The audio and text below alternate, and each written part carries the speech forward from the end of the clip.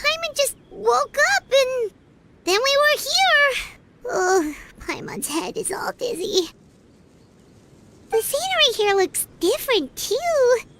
What should we do, Traveler? Please don't tell Paimon someone abducted us and brought us to some strange place that we could never leave.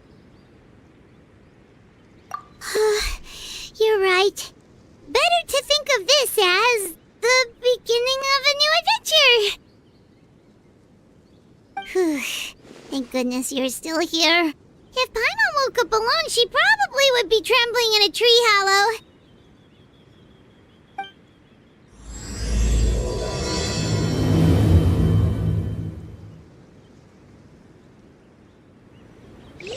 Let's follow this path for now. We might be able to meet someone and figure out what this place is all about.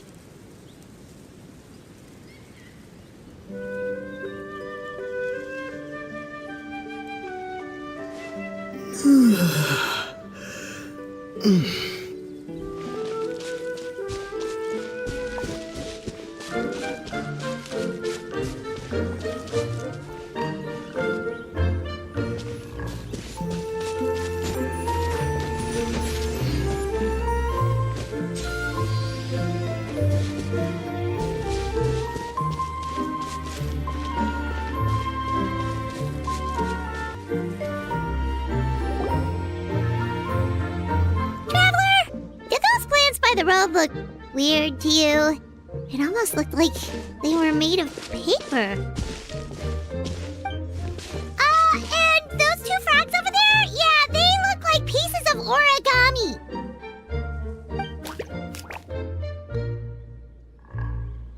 Oh, by the shade of a lotus leaf stream, don't tell me you forgot how to jump!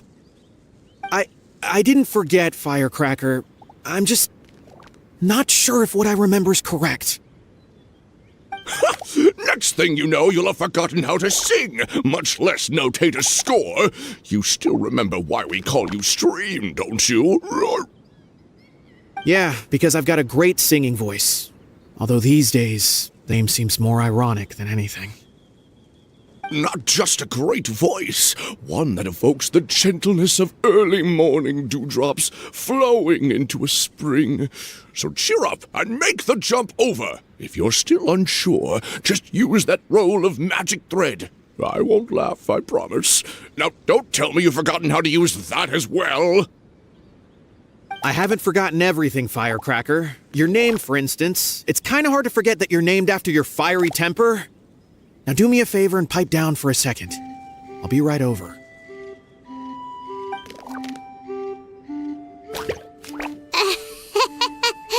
You saw that too, right? Paimon's not seeing things, is she? This place is getting more confusing by the second. Anyway, why don't we go after those two frogs? They didn't look evil or anything. Plus, they might be able to help us out.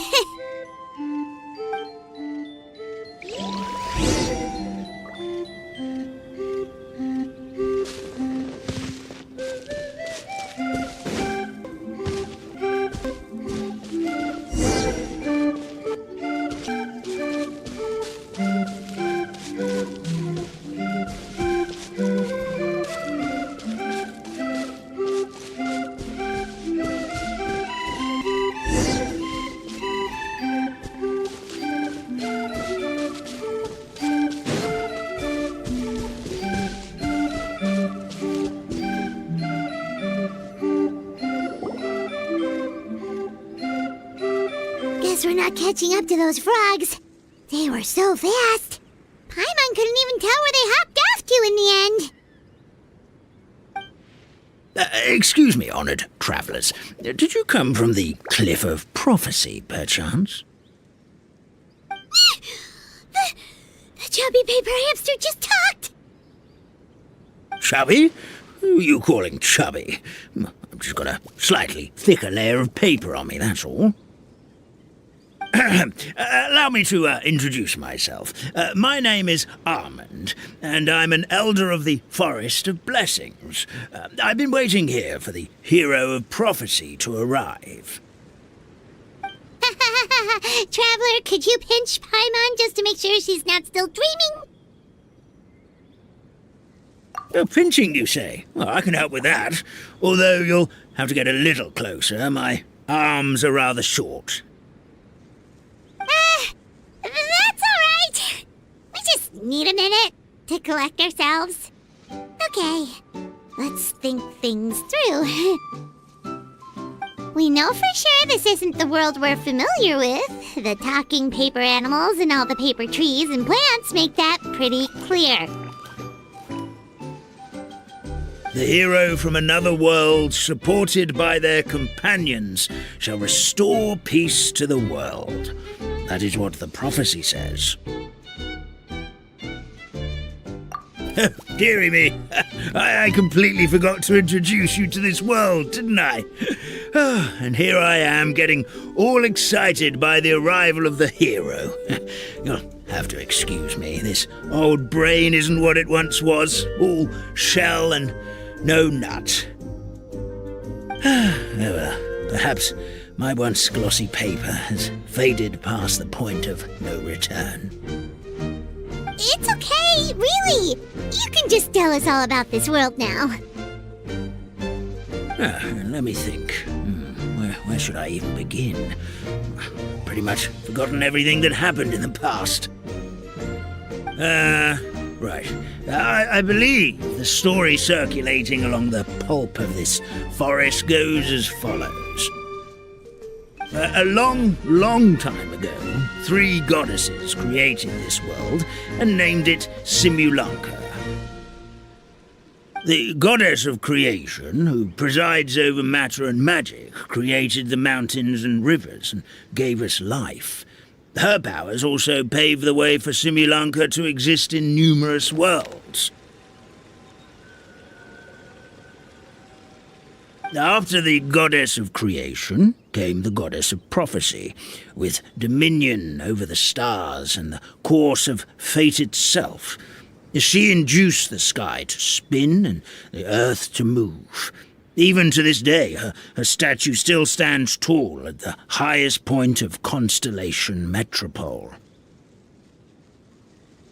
The final goddess was the goddess of fate, she who reigns over all treasured tales and dearest wishes.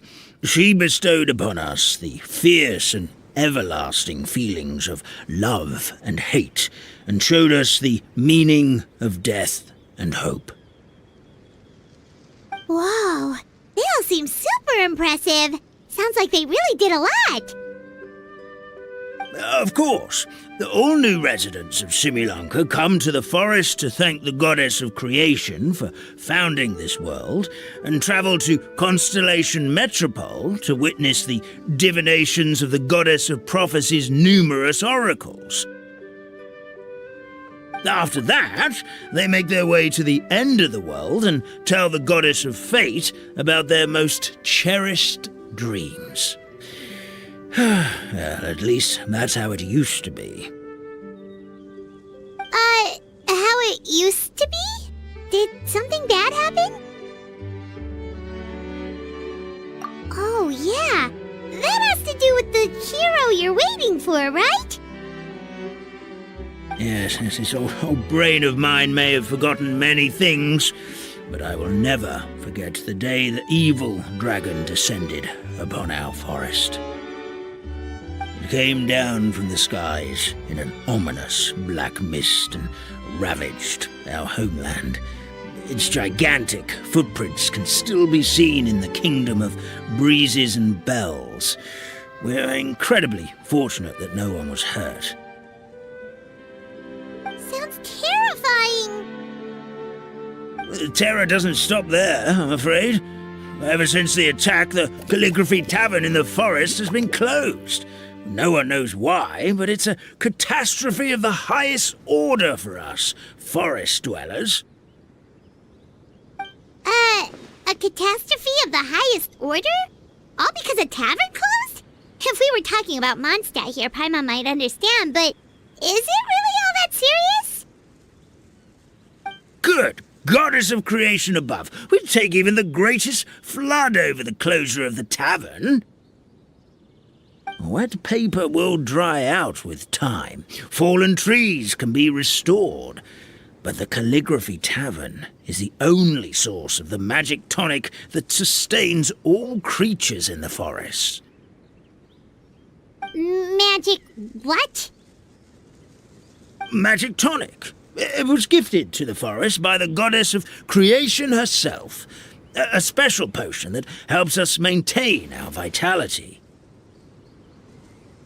Well, our bodies will gradually crumple and become brittle until they eventually disintegrate entirely. Our colours will fade and we'll start to lose our memory until we can't even remember our own names.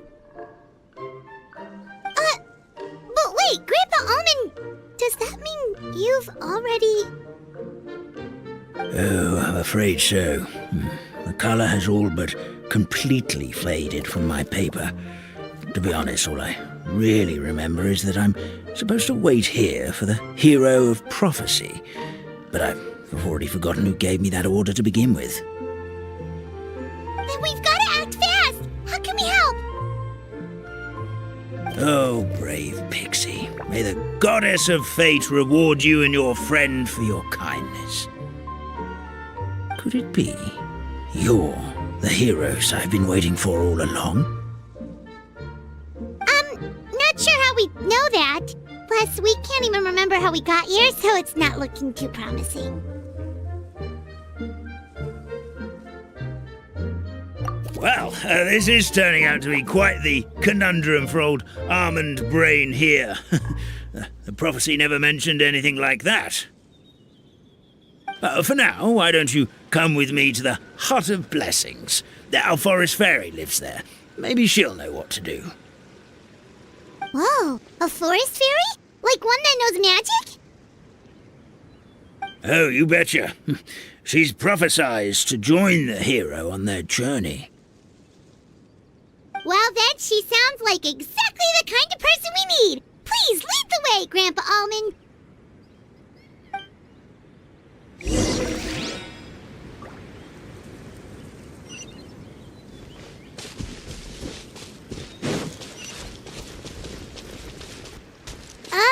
That meadow over there looks pretty strange.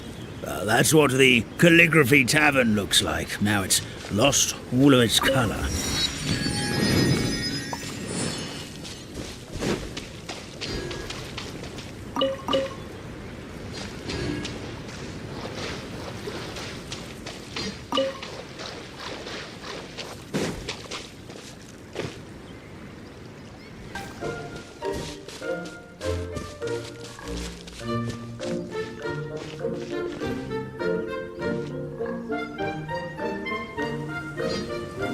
This is the place.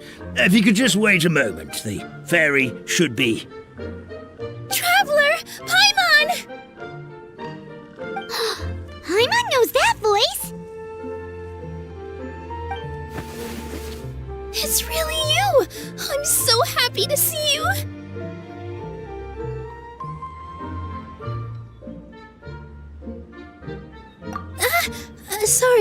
Sorry. So Nilou is the forest fairy? Well, you certainly look the part.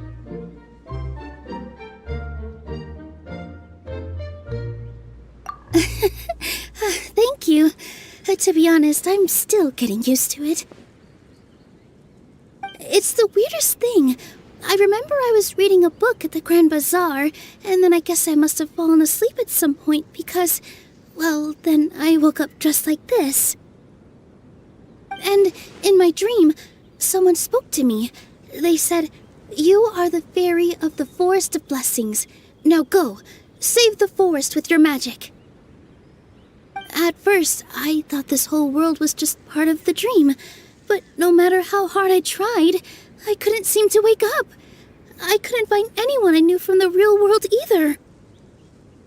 Sounds similar to what happened with us. We also have no idea how we got here.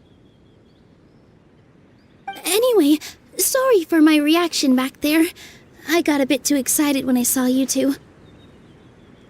It's okay, we totally understand. We were looking for a way out, too. At least we know we're not alone. Oh, blessed be the goddess of fate above. You're already friends with the fairy of the forest. Grandpa Almond, thank you so much for bringing my friends here. Could you let the others know I'm coming? I'll head over right away. Of course, leave it to me. Hey-ho, pistachio. Today truly is a blessed day. Wow, Nilou. Looks like you made short work of getting to know the locals. Well, when I arrived here yesterday, Grandpa Almond told me all about the state of this world.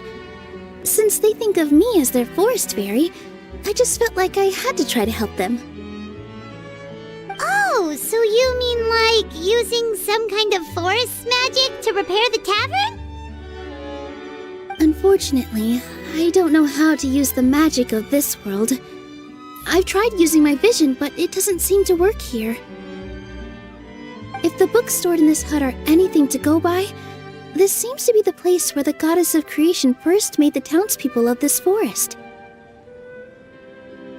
She folded the pages of books into small origami animals, gave them life with her magic, and with time, that's how the Forest of Blessings took shape.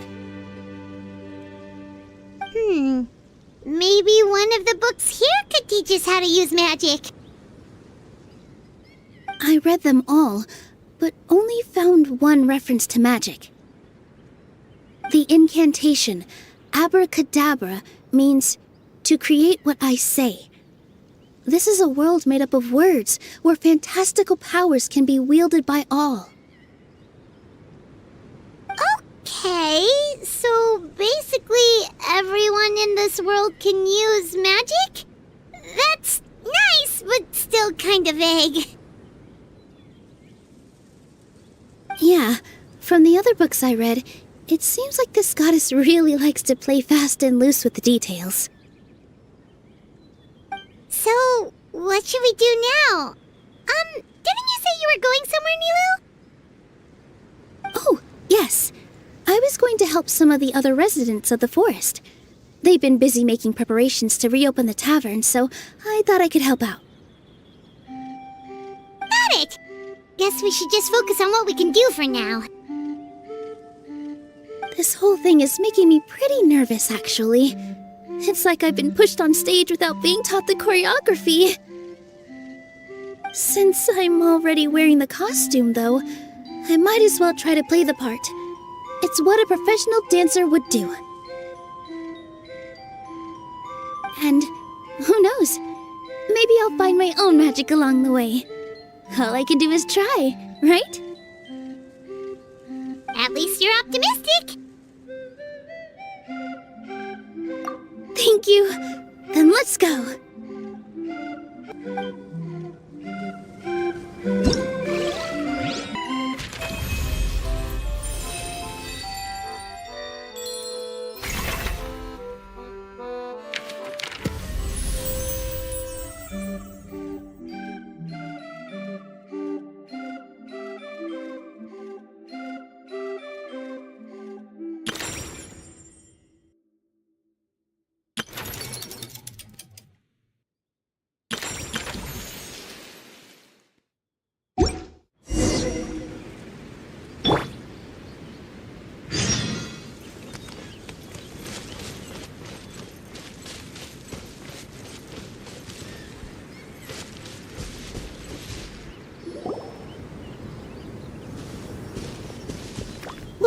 The forest fairy is here, and she brought her companions. Grandpa Almond was right. They do look promising. Hello there, everyone.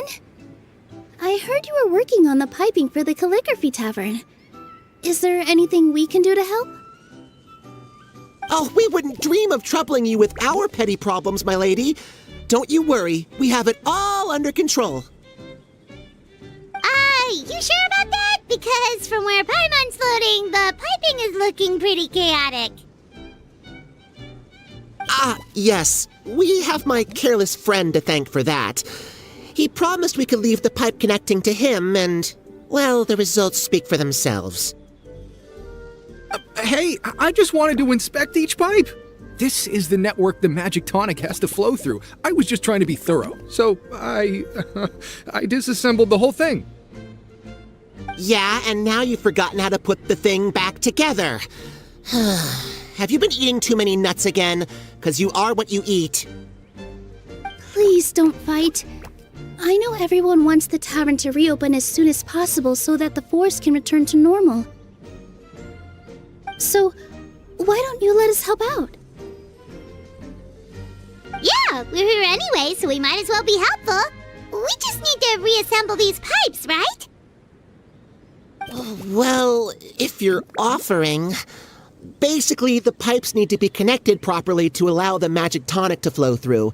If you put the wrong pipe in the wrong place, the tonic will get stuck halfway. Attention to detail is key. Says the guy who messed up the whole thing in the first place.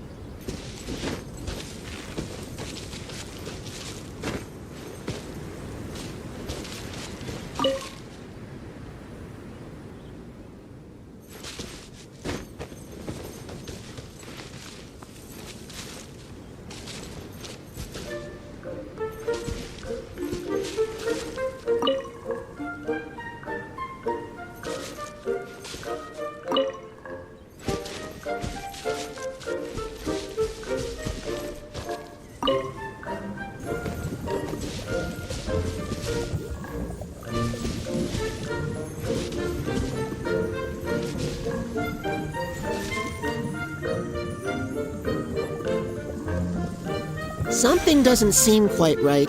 The tonic is stuck.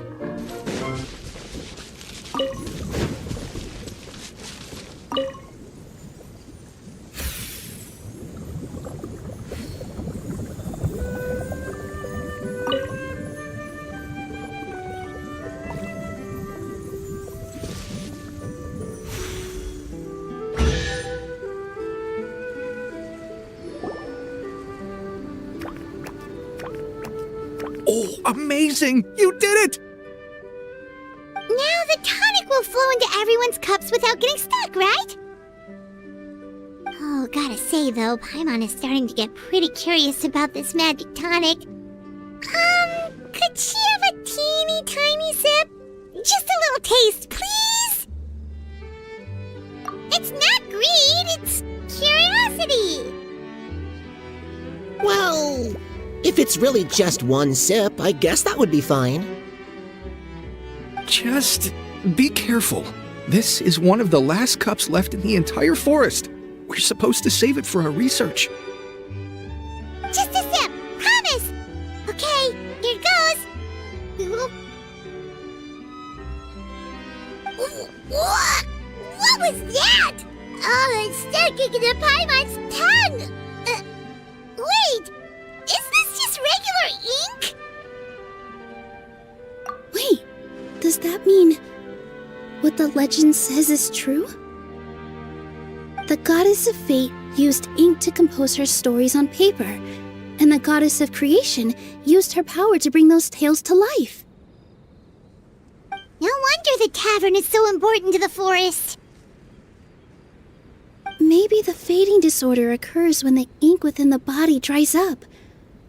That would explain why the beings here are forgetting their own stories. Oh.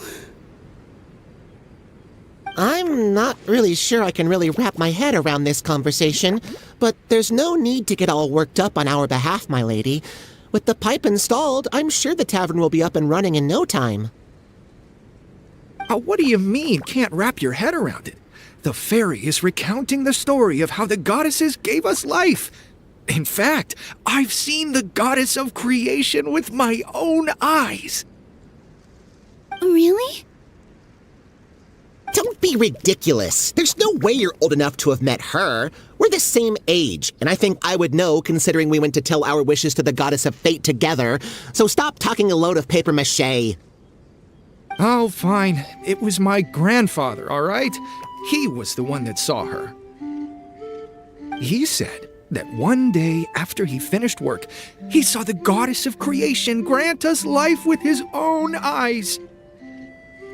In her hands, she held the very paper used to form our bodies. She whispered something into the pages, and then suddenly a paper frog was born, ready to leap into the world. Oh, it was spectacular. Cut the theatrics, will you? You weren't even there. Wait, so that's it? Paimon thought creation magic would have a little bit more pizzazz.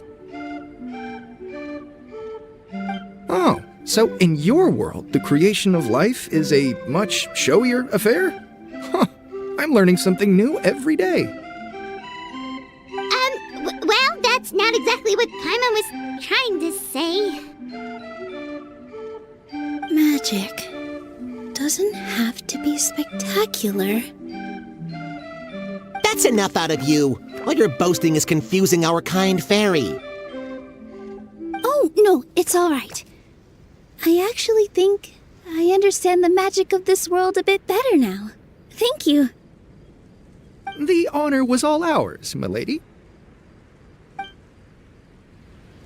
Traveler, Paimon, we should make our way to the next location.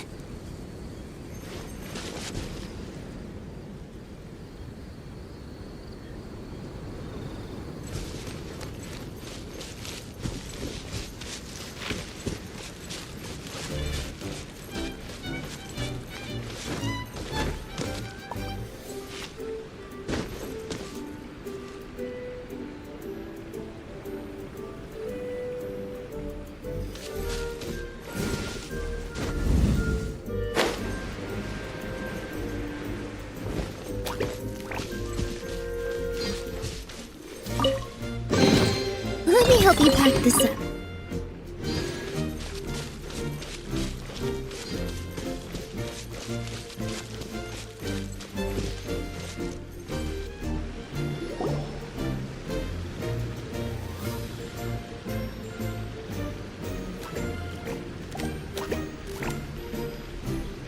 Oh, Stream! Your rhythm is off again! At this rate, it doesn't even matter if the tavern reopens. The band's not even going to get any gigs!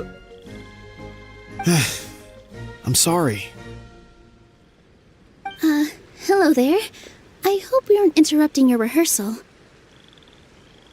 Wait, these are the two frogs we saw on the road a little while ago. Ah, the forest fairy is here! For the love of lotus leaves and dewdrop, Stream, you've really got to put in some effort now. But Oh, don't pressure yourselves on my account. Are you rehearsing for a show? Sure are. You see, our group regularly performs for guests at the tavern. We've been out of work for quite some time, with the closure and all, but after hearing of the fairy's arrival yesterday, we figured we needed to get in performance shape right away. I understand how you feel. Back at the Grand Bazaar, Zubair Theater's always busy with rehearsals too. The Grand Bazaar? Do people there sing on lotus leaves as well? Yeah, they do. And it's a really big one. You're the conductor of your group, aren't you? You remind me of Mr. Zubair. Ah, then he must be an ambitious director. One who would do anything to avoid disappointing a single member of the audience. It's just...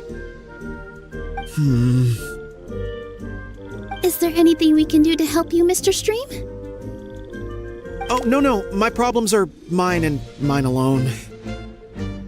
It's just, after the tavern closed, I somehow forgot how to sing.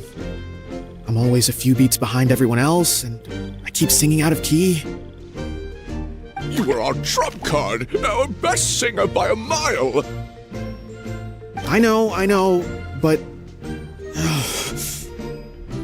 So he is a victim of the fading disorder too? Don't be sad, Mr. Stream. Whenever I've forgotten important dance steps in the past, my friends at the Grand Bazaar always stick by my side to encourage me. They smile and patiently tell me everything's going to be okay. Then they play the melody for me over and over until the steps finally come back to me. Now it's our turn to help you. We just need to help you remember how to sing, right? The Traveler's got a great sense of rhythm. We can help keep you in time. Well, what do you say, Stream? I think it's a great idea. Just focus on the lyrics, and the fairy's friends will help you stay on beat. Are you sure? This is really asking a lot. Don't worry about it, Mr. Stream. It'll all be worth it when the tavern reopens and we finally have the chance to hear your marvelous singing voice.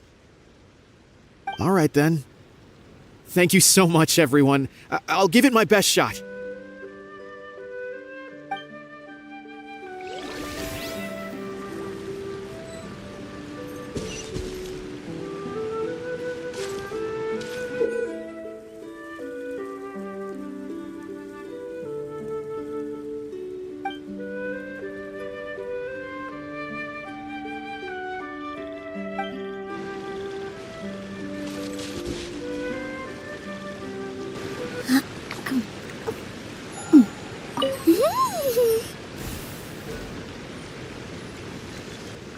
Take a deep breath, as if you're about to blow up a huge balloon.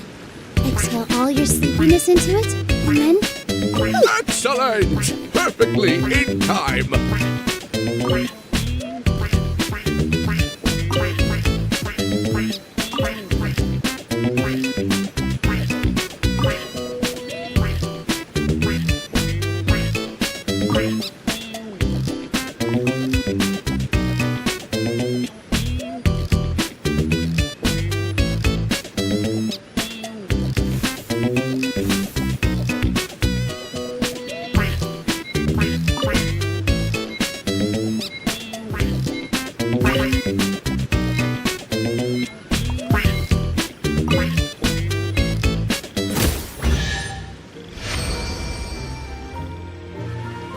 I feel like I'm getting the hang of it again.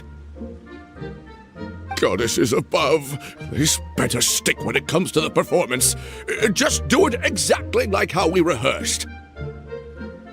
Thank you, everyone. Thanks to you, my voice is once again as clear as a flowing stream. Glad to hear that you're feeling better, Mr. Stream. It's also about time for us to go to our next destination. Mm-hmm. We'll be looking forward to your performance at the tavern. We've got one final stop. Let's go.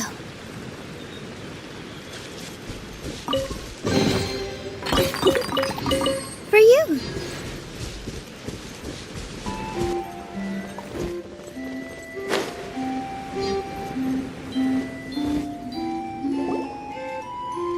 Oh, my dear Citrus, please tell me you're joking.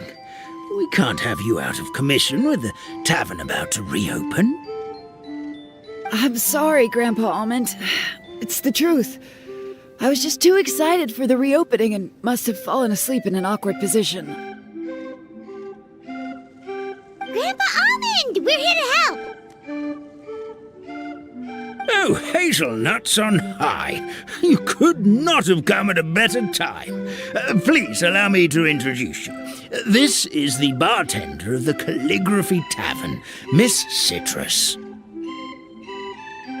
Miss Citrus is supposed to add all kinds of delicious fruits to the magic tonic.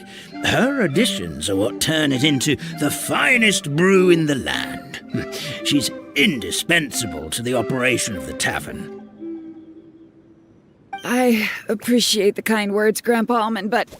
Ow, my neck. Are you all right?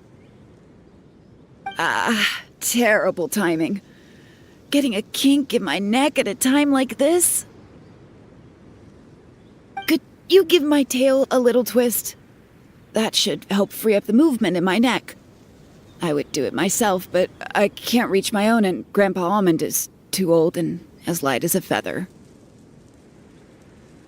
The neck and tail are connected? Of course they're connected. Just like how you can't have a rainbow without rain. Anyway, you just need to position me at the right height to pick the fruits, and then put them in the barrel over there.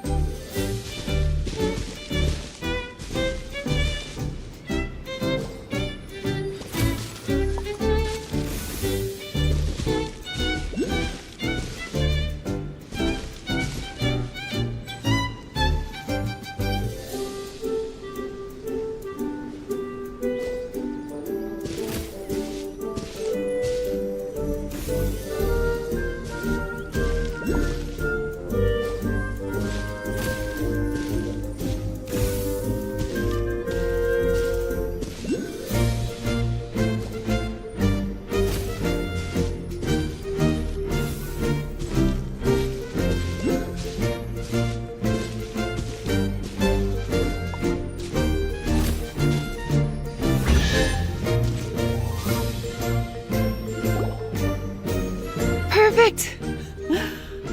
My neck feels much better. So there really is some kind of connection between your neck and tail. Thank you so much, everyone.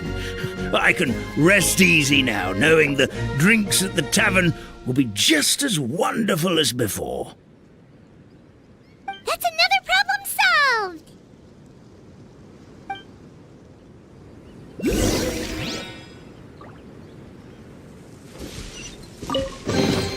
Wow, what a lovely surprise.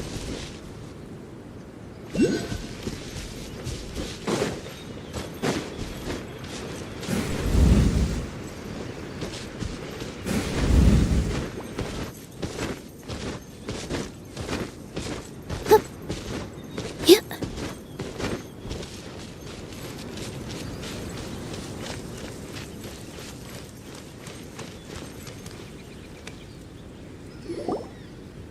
Well, since we've taken care of most of the tasks, all we need to do now is reopen the tavern. But we still don't know how to use the magic of this world. We don't even know why the tavern closed in the first place. Oh, what about the method that one hamster mentioned? You should try it, Nilou. You mean the creation magic his grandfather saw outside the Hut of Blessings? I wonder. How exactly did the goddess of creation give them life? Maybe you don't need to understand it. Just give it a try. Everyone here calls you the forest fairy. Maybe you have the magic powers already and you just don't know it. In other words, this forest is a stage. And all I need to do is step out into the spotlight? Sounds just like a fairy tale. Well, we are surrounded by talking origami animals and magic potions after all. Almost seems like anything's possible in this place. You're right, Paimon. We won't know anything unless we try. In that case, let's see.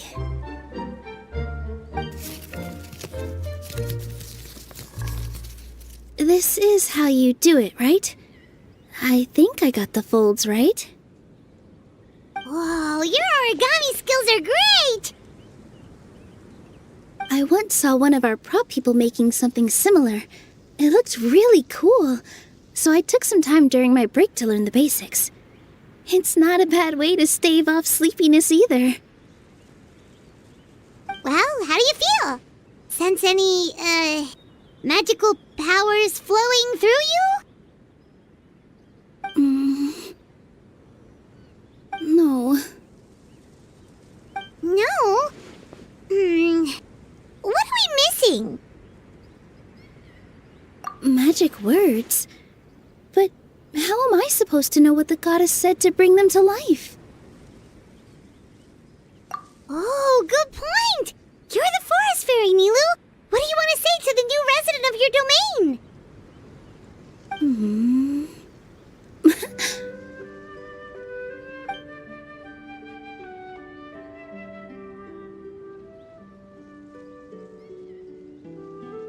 I bestow upon you the blessings of the forest and offer you a home in this land.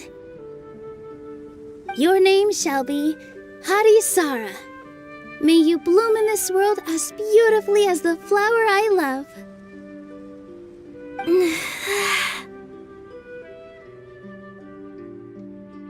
My name is Harisara. It worked! It actually worked!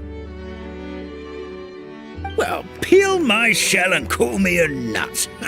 I never imagined I'd witness such a miracle at my age. It's just like what the stories said about the goddess of creation. Shell? Miracle? Nice to meet you, Harisara. I'm Nilou, the fairy of this forest. From this day forward, this place is now your home. Hello, Fairy Nilou. I hope you'll grow up happily in this forest. Grow up. Oh, you can leave the little one with old Almond for now. Oh, this sure brings back memories. It's been such a long time since we last held a welcome ceremony. Here, Harisara. Come to Grandpa Almond. Well, now that Nilou has mastered the goddess's magic, we should be able to reopen the tavern, right? Grandpa Almond, could you send a few people to check the underground space beneath the tavern? Oh, of course. May I ask why? The moment I used magic, I sensed something strange down there. I have a feeling it's connected to why the tavern had to close down. Of course, we'll look into it right away. Make sure you listen to Grandpa Almond, Harisara. Don't go running off on your own. Harisara, listen. Running!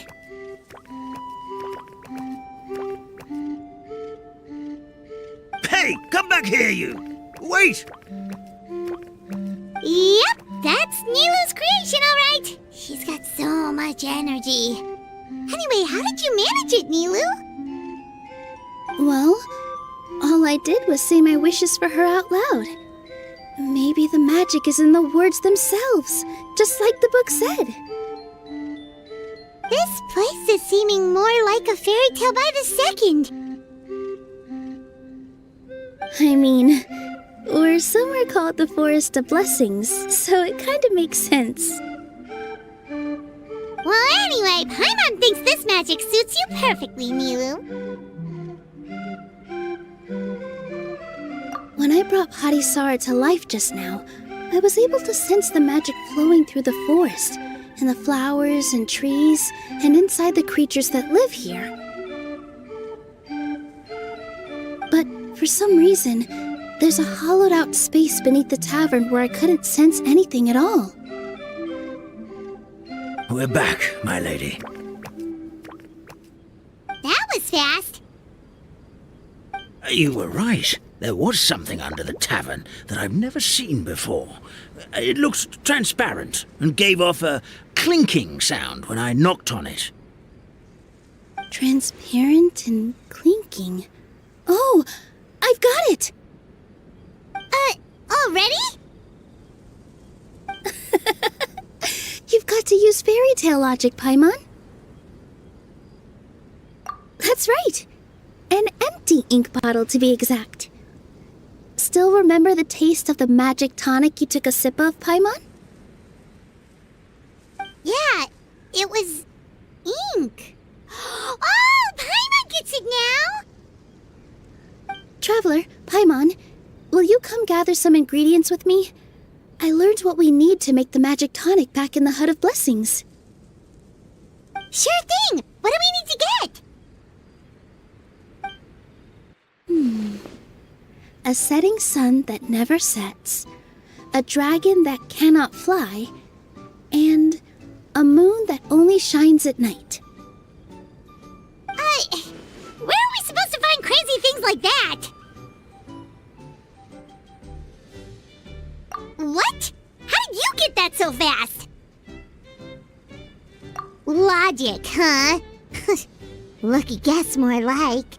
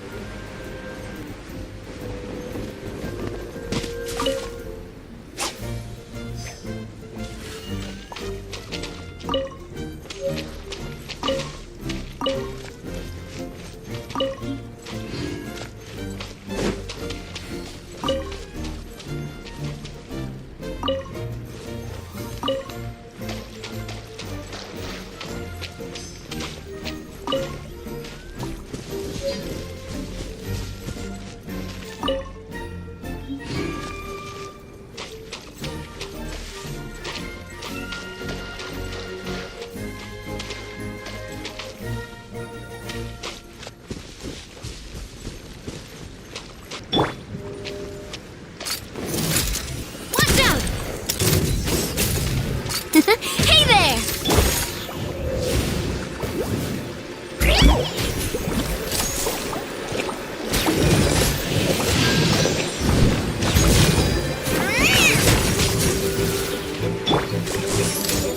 Feeling lucky? Hey there!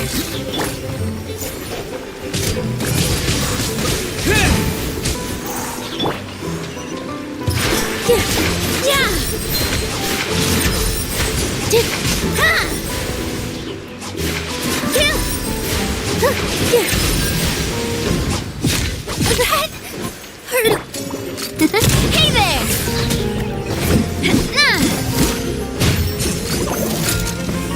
Hey there! That should be everything, right? What should we do now? Let's go back to the Hut of Blessings.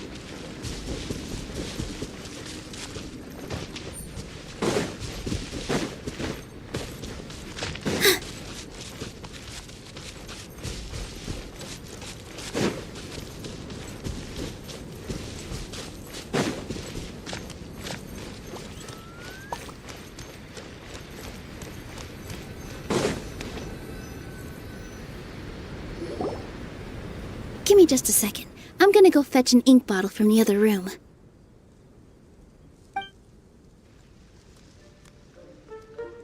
Paimon doesn't get it. All the ingredients are super tasty, but somehow the final product turns into ink. Well, anyway, Paimon's not going anywhere near this stuff this time. Not even if you bribed her. Sorry to keep you waiting. Let's see. According to the book, first you do this, then this, and then...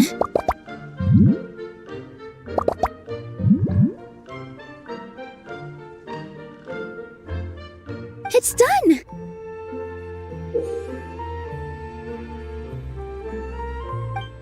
Wow, magic sure makes everything super convenient.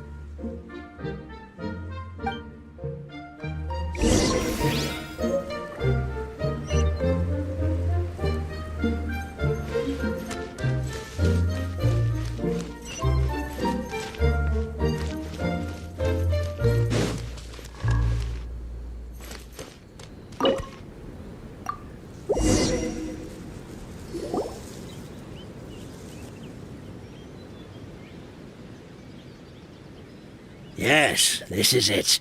This is exactly the magic tonic we need. Grandpa Almond, could you take the concoction to the room underneath the tavern and place it next to the transparent bottle you found? I'll handle the rest. Of course. As you command, so it shall be done. I still get nervous at times like this. It's just like when you step on stage and you can tell that every single person's gaze is fixed right on you. Thanks, you two. I can't tell you how great it is to have you by my side. Almost makes me feel like I've been blessed by the goddess of fate, too. Let's go. We shouldn't keep everyone waiting.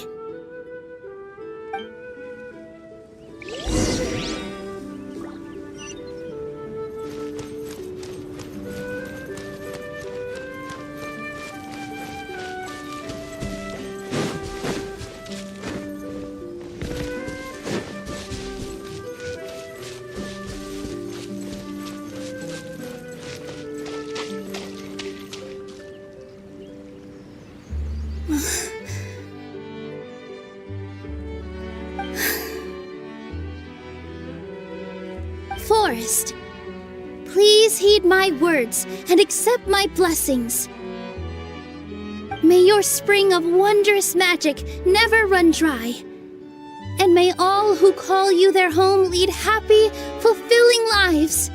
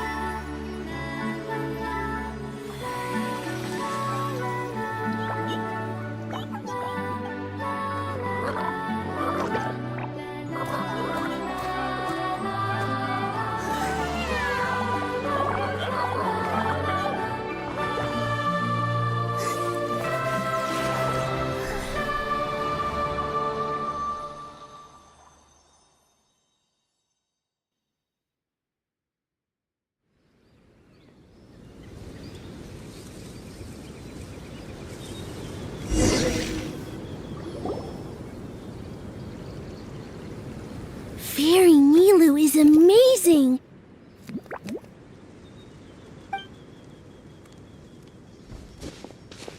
Wow, it's so pretty! What a beautiful tavern!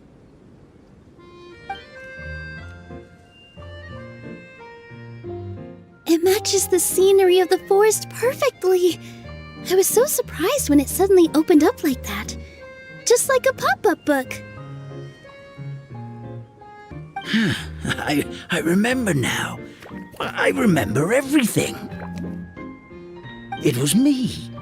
I was the one who went to the top of Constellation Metropole and witnessed the goddess's prophecy. The hero who shall save this world will descend upon the cliff of prophecy. The hero, supported by their companions, shall restore peace to this world. So the prophecy really did have all the answers. You just forgot the first half. That's why I was waiting near the cliff of prophecy. Wonderful. Simply wonderful. There's still some hope left for old Almond after all. Is the Cliff of Prophecy that place with the huge mural? 'Cause that is where we woke up, but we don't remember anything about how we got there. Also, we didn't get a change of clothes like Nilou. Are we definitely the heroes? If not you, then who else? You've already helped the fairy revitalize our forest. To us, that makes you heroes, prophesized or not. All right. Either way, we're going to keep adventuring, even if it's just to figure out how we can get back to our world.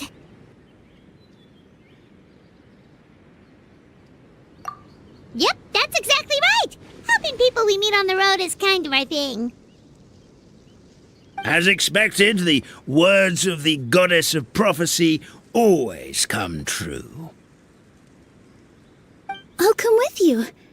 It can't hurt to have a magical fairy tag along, right? Heroes and fairies, dragons and new adventures. This is sounding more and more like a fairy tale by the second.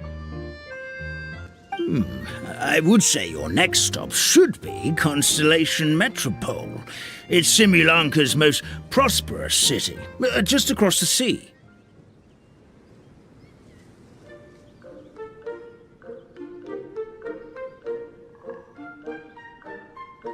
Once you've arrived at the Astral Garden at the highest point in the city, maybe you can try seeking divine counsel from the goddess of prophecy herself. Are you leaving, Fairy Nilou? I'm afraid so. There are still other people who need my help. I won't go far, though, and I'll come back to visit the minute I have time to spare. So be a good girl, Patisara, and help out Grandpa Almond whenever you can, alright? Got it! Patisara will wait here for you. That's a good girl, Patisara. I almost forgot. If Constellation Metropole is where you're heading, you'll need to take the Maritime Express. I'll head to the station first thing tomorrow morning and wake up that lazy station master for you. Why don't you take a break for the rest of the day? You should savor the beautiful scenery of the forest before you go. Sounds great! Paimon definitely feels tired after being on the go for so long. There's a spot in the tavern with Paimon's name on it. Oh, sounds like someone's ready to order. Oh, well, if you're offering, Paimon will take a glass of Buell fruit tonic. But hold the tonic.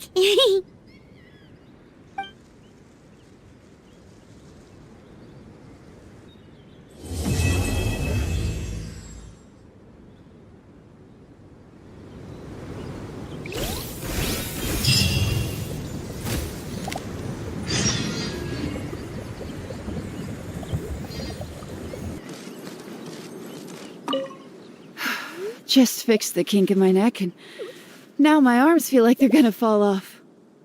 But seeing the tavern full and lively again makes it all worth it.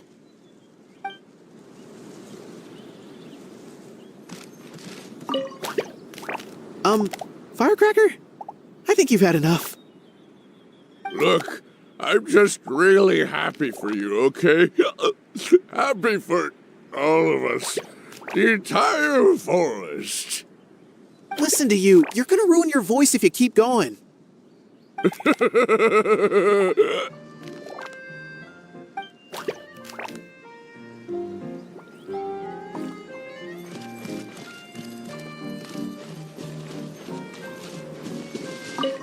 Our kind fairy dances just as beautifully as the goddess of creation.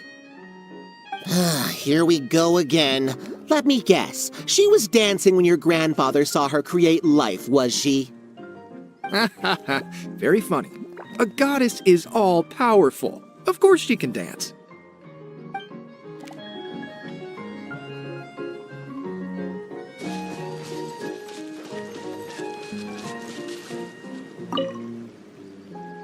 Fairy Nilou, can you teach Patisara how to dance? Oh, of course! How about we start up with the most basic steps? Okay. What about you, Grandpa Almond? Would you like to join? This old nutcracker? I'm not quite as limber as I used to be. Come on, Grandpa Almond! Join us! All right, all right. Grandpa can't say no to you, can he?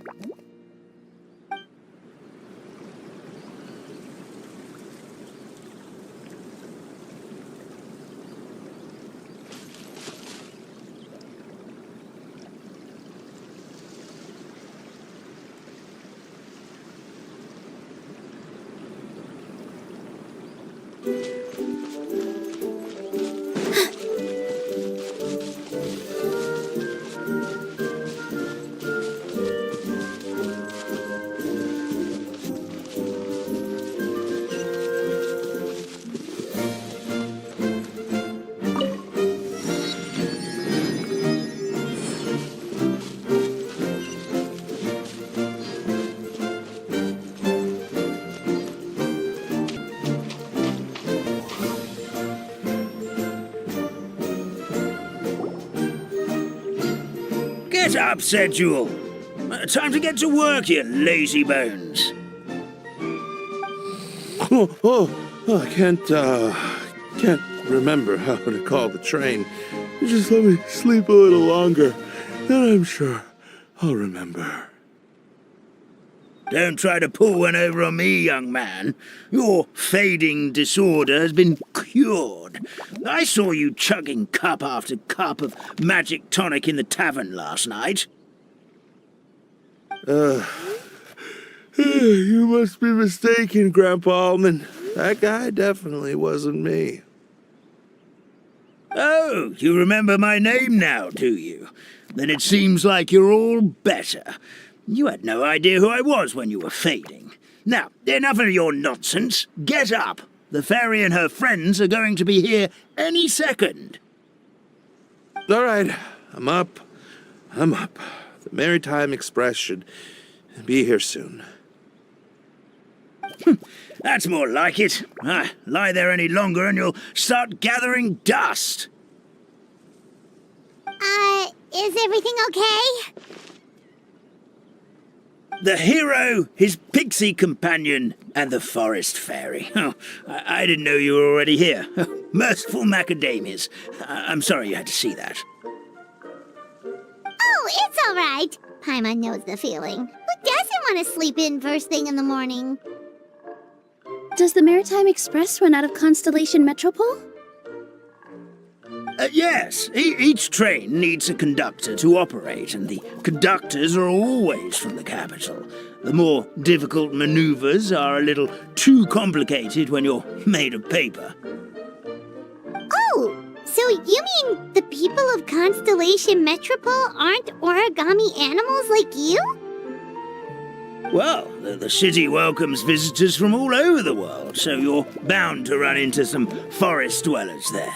But yes, generally speaking, the residents of Constellation Metropole look quite different from us. You'll see for yourself soon enough. Here comes the train.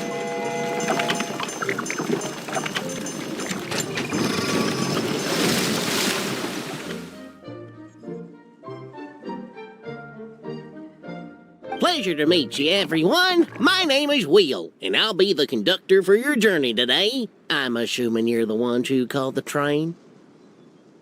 Whoa, it's a little toy man! Yes, we called the train. The hero and the forest fairy need a ride to Constellation Metropole. The hero and the forest fairy, the ones from the prophecy. Oh, why didn't you say so earlier? We could have prepared a far more luxurious train. I'll just go back and get a better one. That's okay, Mr. Wheel. We're trying to get to the city as fast as possible. We just need you to get us across the sea. In your capable hands, I'm sure we'll get there in no time. Of course, my lady. It would be an honor. Well then, all aboard, sit anywhere you like. We'll get a stunning view of Simulanka no matter where you're seated.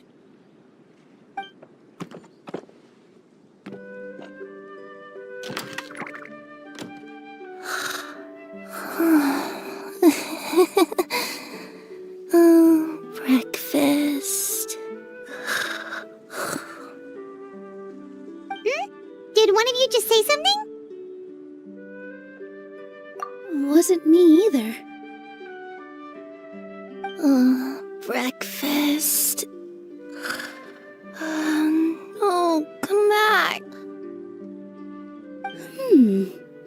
Sounds like the voice is coming from inside the train.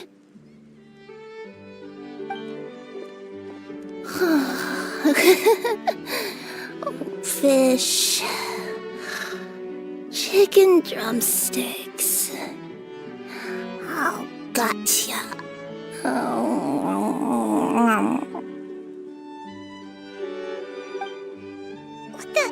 What's Kirara doing here?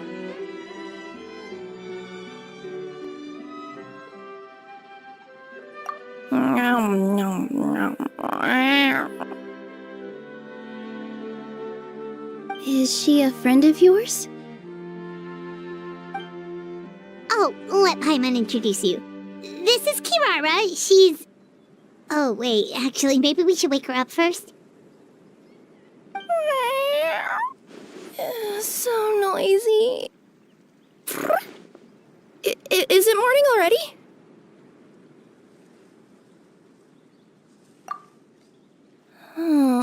Morning.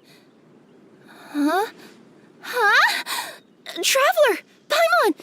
It's you? Which means... Oh, thank goodness. It was all a dream after all. Oh, gotta hand it to my imagination. It all felt super real. There were these toy people, but they were alive and they could talk. Madam, sleeping overnight in the train car is prohibited.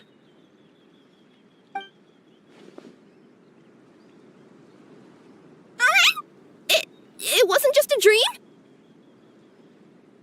It's all right, Kirara. Apparently we're in a world called Simulanka. We got here yesterday, too. Simulanka? So, that's what it's called. I spent all day yesterday wandering around this one city. The toy people called it Constellation Metropole. I was trying to find a way to get back home. I was seriously starting to think I'd gotten on the bad side of some great yokai and gotten swallowed whole. I take it you're Inazuman then, Miss Kirara? She sure is. But, Kirara here is kinda special. Let Paimon introduce you for real this time. Kirara is a nekomata from Inazuma. She works as a courier for Komanie Express. Nice to meet you. I'm Nilou, a member of Zubair Theater. You can usually find us performing in Sumeru City's Grand Bazaar. Right now, though, I suppose I should introduce myself as the Fairy of the Forest of Blessings.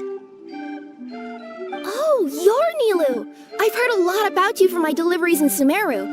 I even saw one of your performances back in the day. You're an amazing dancer. But, did you say you were a forest fairy? Oh, yeah, that's her new identity here in Simulanka. Oh, speaking of new identities, looks like you got a new outfit yourself, Kirara! Yeah, I know! It confused the heck out of me yesterday. I just woke up in a set of brand new clothes I'd never seen before. That must mean you have a big part to play here, too!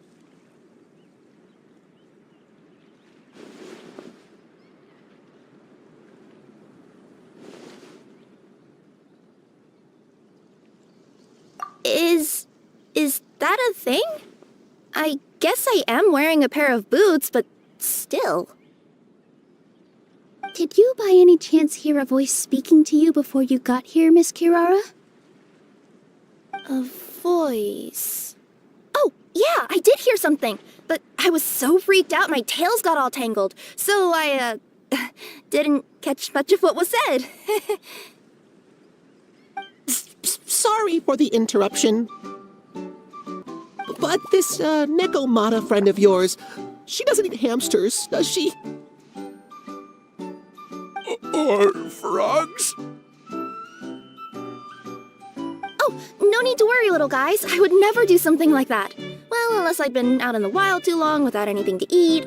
Oh, speaking of eating, I am getting a little hungry.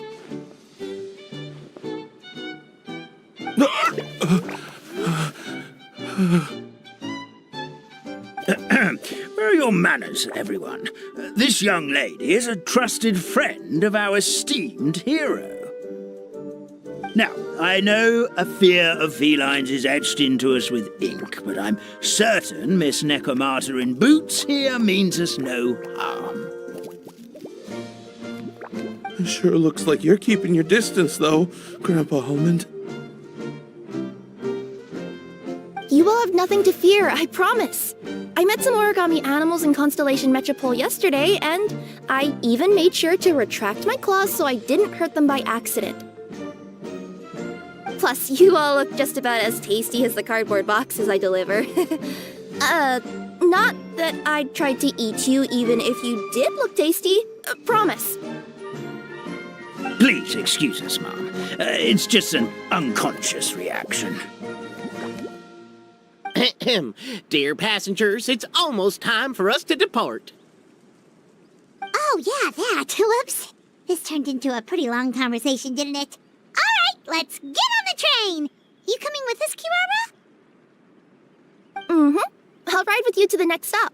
There's a place near the Metropole that caught my eye yesterday, so I want to go explore it today. Then all that remains for me to say is, on behalf of the Forest of Blessings, thank you once again for all you've done for us. May the Goddess of Fate be with you and bless your journey, Madam Fairy, Miss Necomata in boots, and our brave heroes. Please do visit us in the Forest of Blessings again, once peace has returned to this land. We will. We'll definitely meet again. Take care, Grandpa Almond.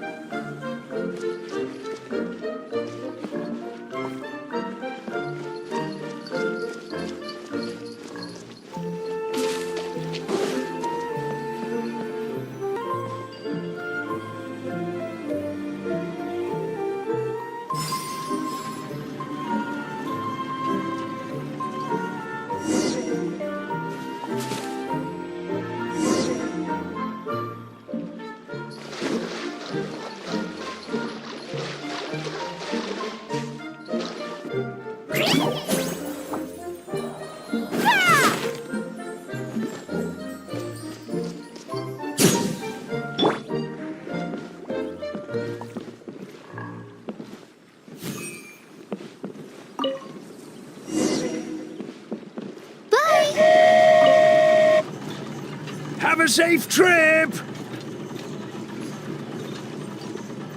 Wow, a train ride over the sea? What an incredible view!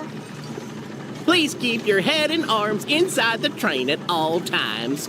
We don't want anyone falling into the sea. There's a train coming the other way, too! Hey! And now that the fading disorder is cured, I'm sure the forest will be a lively place again in no time. I gotta go explore that forest at some point. It looked so pretty from the train. I just hope they, won't be too scared of me.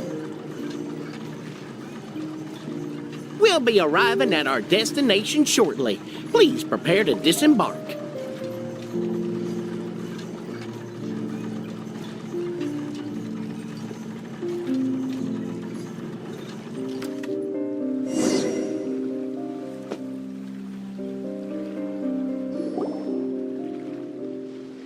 Here we are! Constellation Metropole is right over there. It's a short walk from here to the Gear Sky Ladder, which will take you right to Metropole Square. And thank you again for choosing Maritime Express. Great! And thanks to you for a smooth and pleasant journey, Mr. Wheel. The train cars were comfortable and spacious, and I had a great night's sleep. I'll definitely be back. As you wish, ma'am.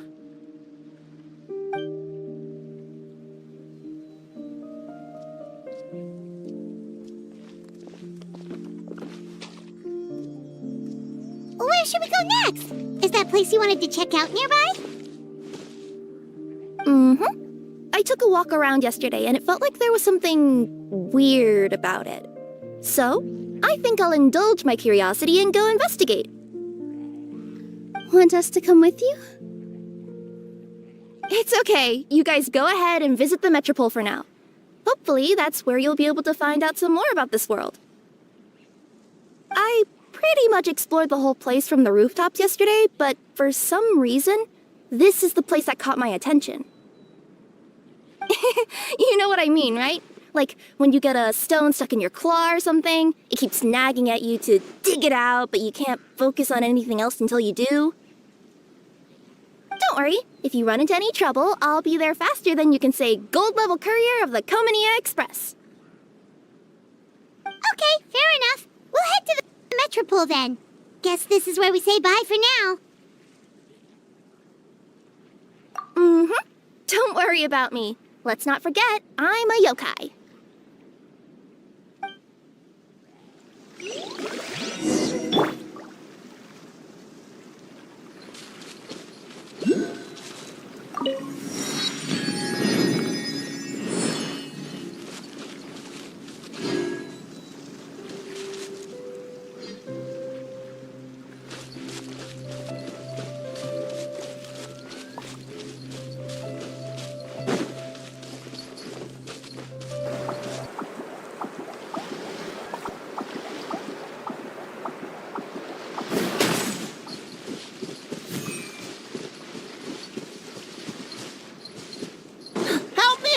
Somebody!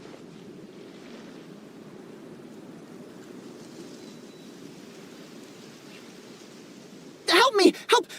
Oh, goddess of prophecy above, would you kind souls please help us? What happened here? Why are you all suspended in midair? I mean, being stuck in midair still beats falling to the ground and being smashed into a pile of blocks, but... I told him to be careful, but... No. Never mind. Now's not the time for that. My good friends, could I trouble you to turn the clockwork key over there? I'll explain everything in a bit.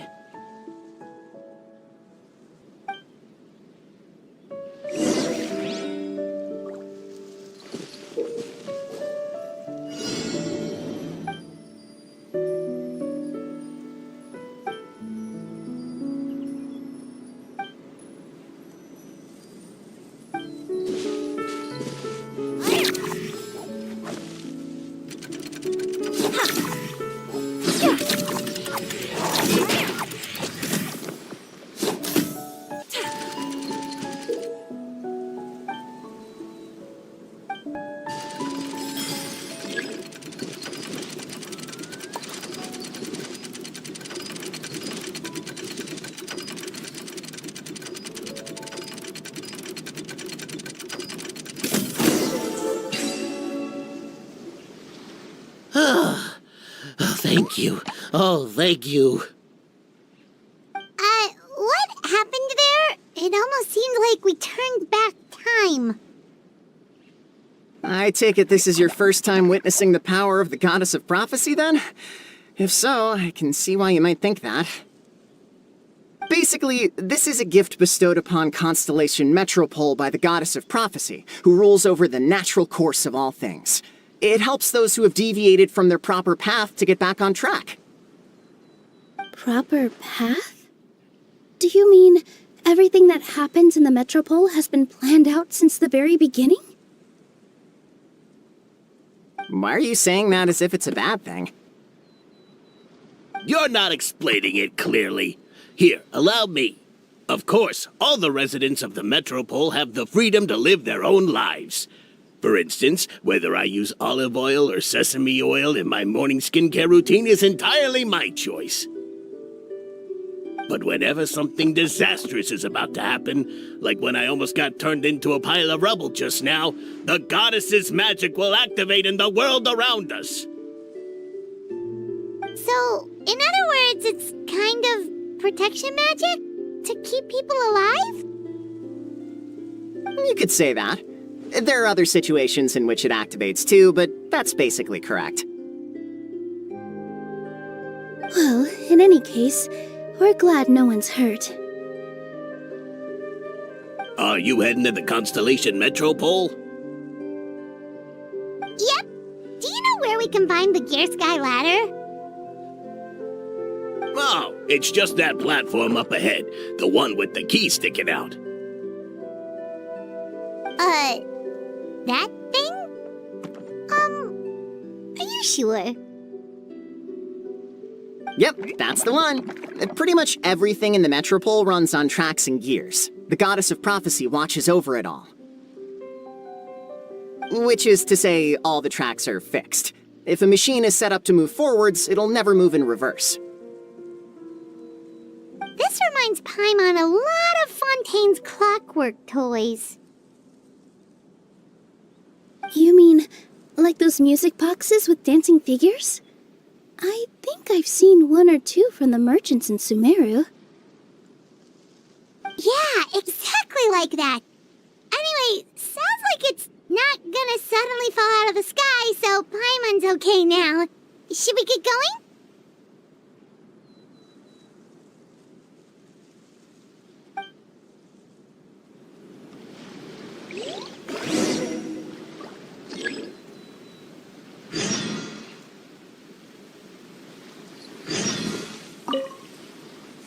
Ooh, maybe I could curl up inside this box.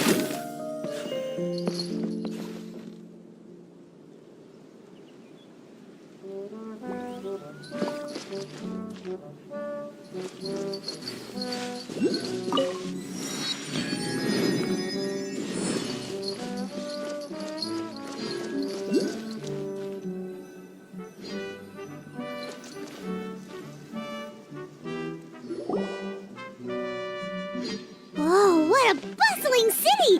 This place is fit for a king!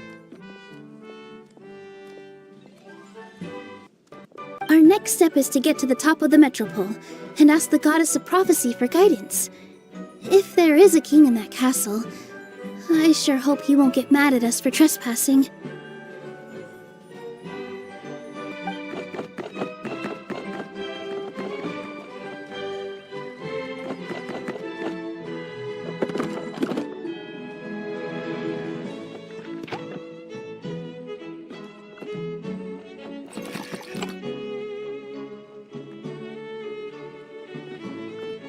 Make way for the king! Oh, darn, we jinxed it. Oh, no. Did he overhear us talking about us sneaking into his castle? Paimon hopes he's not mad. Silence! The one who shall soon stand before you is the ruler of Constellation Metropole, the one who descended after a meteor shower, and the protector of order and all the stars in the sky.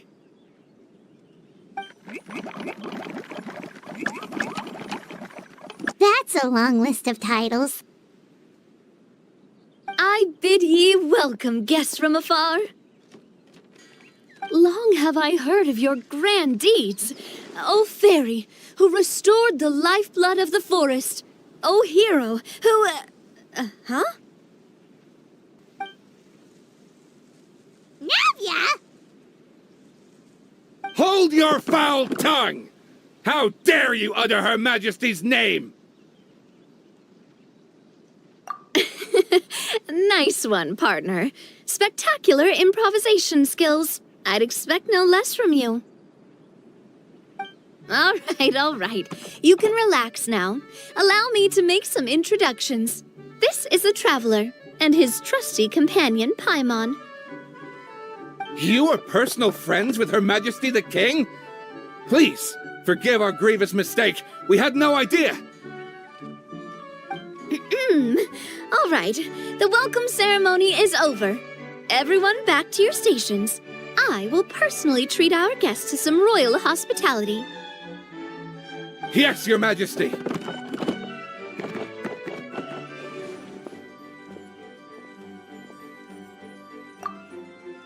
Oh, come on, I've already sent them off.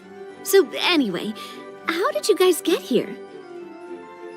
We were gonna ask you the same thing! Also, how are you already king of this nation? And where did you get a crown? Oh, wait, don't say it! You just woke up like this, right?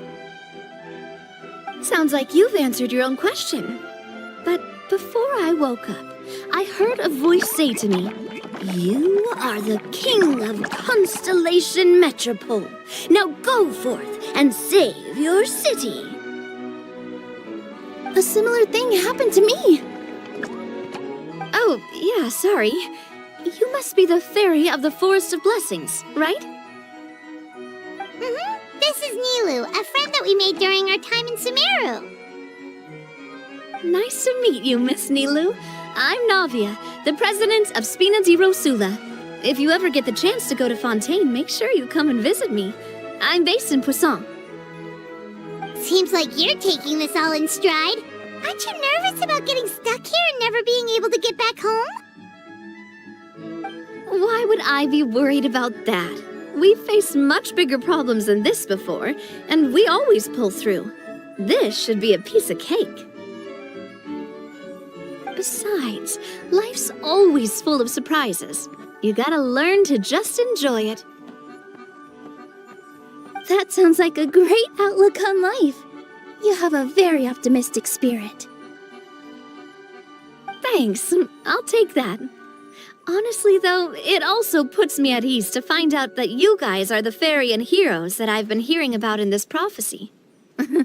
We're kind of veterans at dealing with prophecies by now, aren't we? About that, has anything bad happened in the Metropole? We heard about an evil dragon. Did it make a mess here too? It sure did. Apparently, for whatever reason, he went for the stars above the city recently. Literally just flew up and started snatching them out of the sky. Luckily, the guards responded quickly and stopped the dragon from taking them back to his lair. Unfortunately, though, he dropped them before he flew off. Now they're scattered all around the Metropole. I've been out trying to retrieve them, but I only managed to get one of them before you showed up. Oh, I didn't ask yet. What brings you to the Metropole anyway? Oh, Paimon can explain.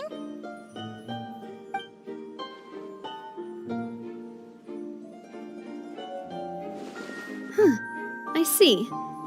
So, you want to consult the oracle of the goddess of prophecy. Do you know how we can do that, Miss Navia? Well, the goddess's statue is indeed at the top of the castle. I can take you up there.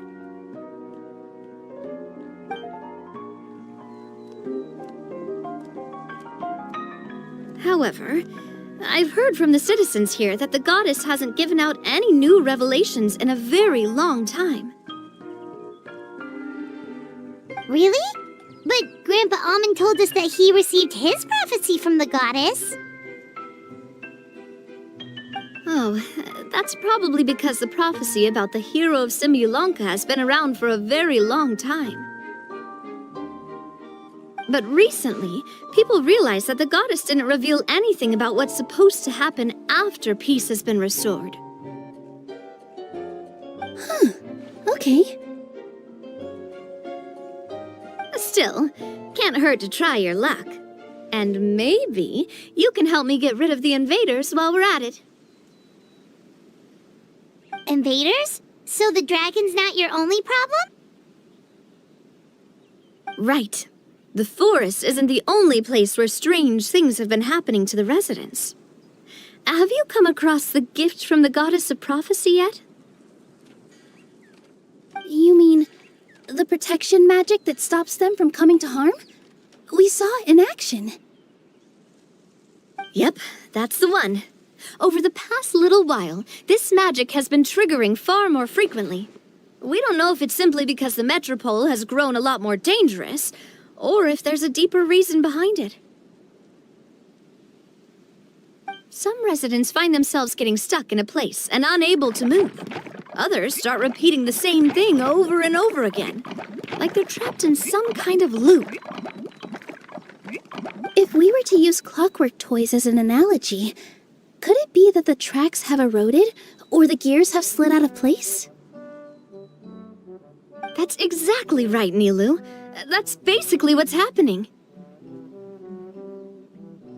Anyway, some of the monsters outside the city saw this as an opportunity to launch an invasion. But we didn't see a single monster on our way here. That's because I already took care of most of them over the past couple of days. Of the remaining few, we trapped some of them inside the castle and chased the rest back out of the city. Okay, so to summarize, not only has the magic here gotten all messed up, but the dragons also knocked some of the stars out of the sky, plus there's a bunch of monsters in the city! Sounds like there's a lot more to fix here than in the Forest of Blessings. Well, defeating the dragon and the monsters should be straightforward enough. But how do we fix the magic? Supposedly, the goddess has had it all planned out for ages. One of her oldest prophecies says this: "Go and push the gear that connects up to the starry sky. When that time comes, I shall dance and return the tracks beneath my people's feet back to the stars in the sky." Huh? But weren't the tracks the gift that she gave to her people in the first place? Does that mean she plans to take the gift back? That's what the prophecy seems to be saying, yes. So, as a result, some people are against turning the gear, despite what the prophecy says, since they fear a future where they no longer enjoy the goddess's protection. But letting this drag on isn't the answer either, is it? No, and I think they know that. But they're just too afraid to take that final, terrifying step. They're still hoping there might be an alternative solution. Now, we could ignore their objections and go turn the gear ourselves, but...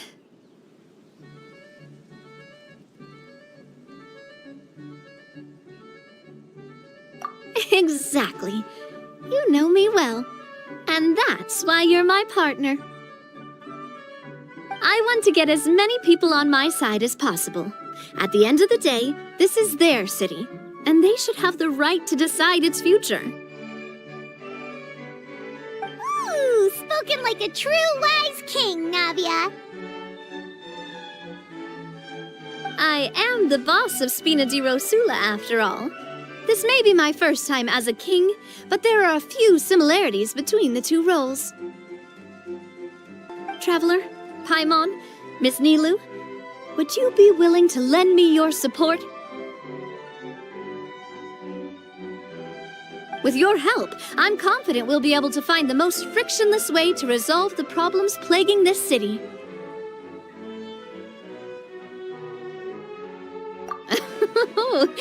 Not gonna lie, Your Majesty is definitely growing on me. Seriously, like we'd ever say no? We're your friends! No need to ask us so formally in the future. I'm happy to help too. This is a beautiful city, and just like the Forest of Blessings, I would love to see it return to normal as soon as possible. Ah, great. As the King of Constellation Metropole, I extend to you my gratitude. All right, everyone, follow me. I'll show you the way to the goddess statue at the top of the metropole. And stay close. You don't want to get lost in my castle. It's huge.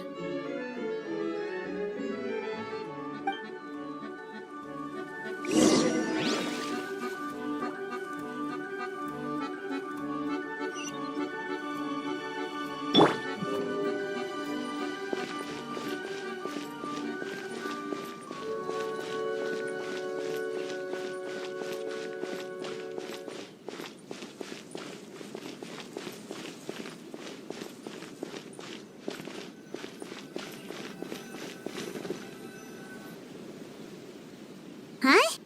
What's this? Wait. This looks like the star I found earlier. I told the guards to place it near the goddess statue. Maybe they ran into some trouble up there. Guess we'd better hurry.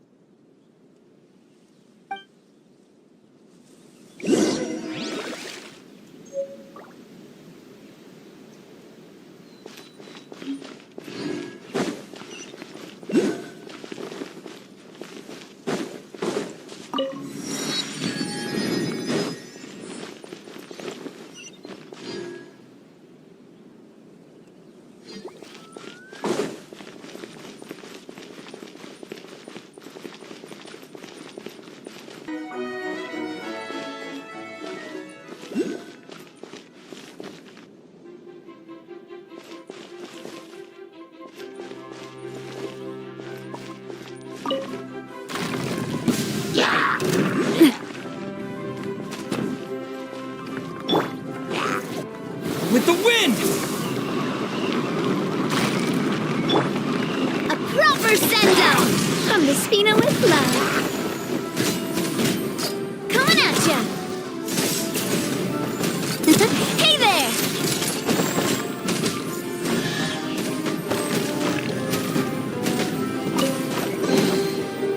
I'm loving this treasure hunt.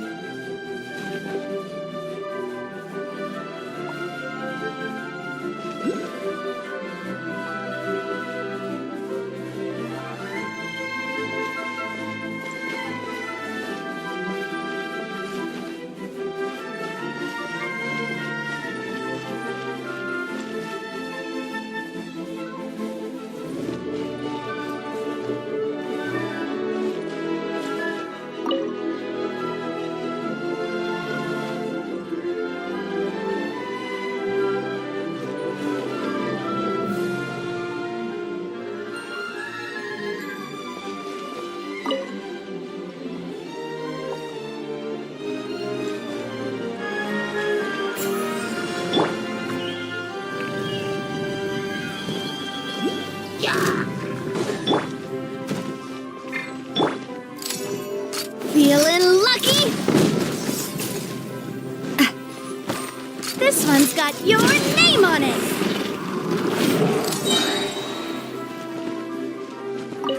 Fire! Well, with rocks.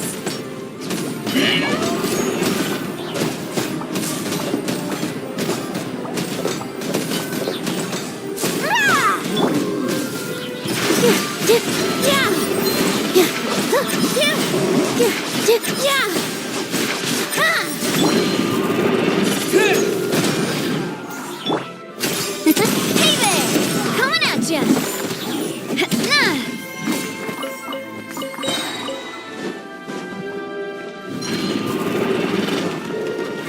Watch out!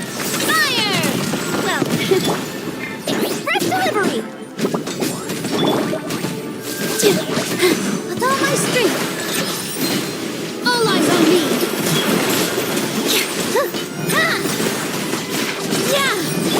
Disappear! Windblade! Watch out! Watch out!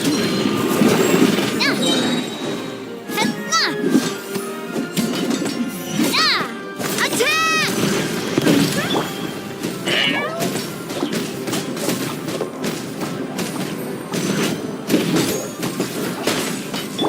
Positions!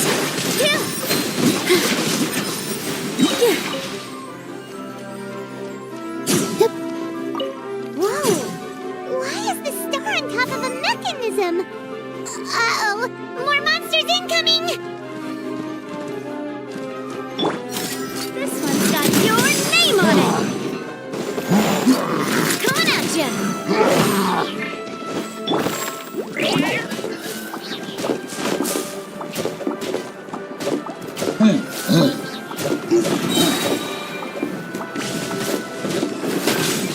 Service with a smile! This dance is for you! Yeah!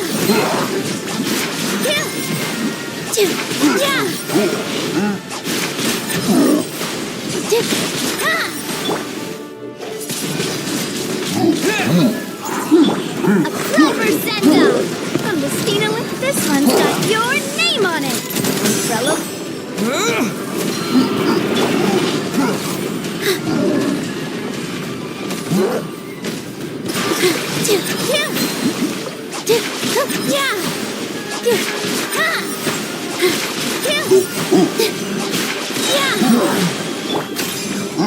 Umbrella warfare, I guess!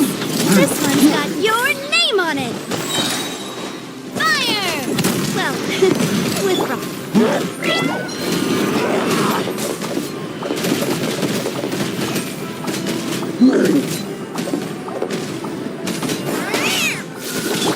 All my strength! Yeah!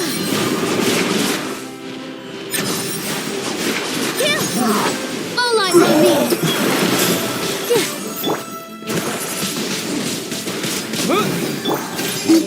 Watch out!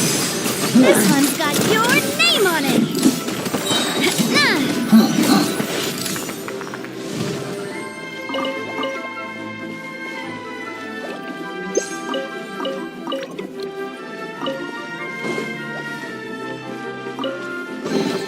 Quick, let's pack it up.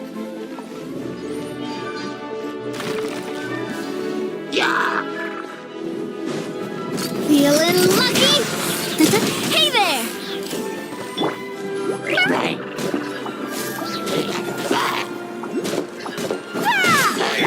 Positions!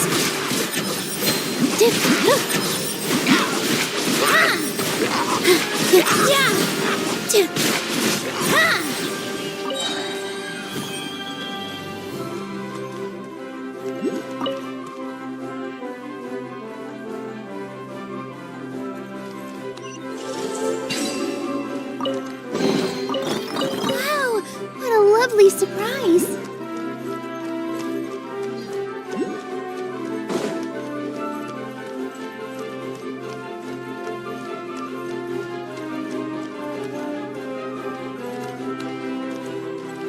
Position like this, then move like that. Yep, that's it.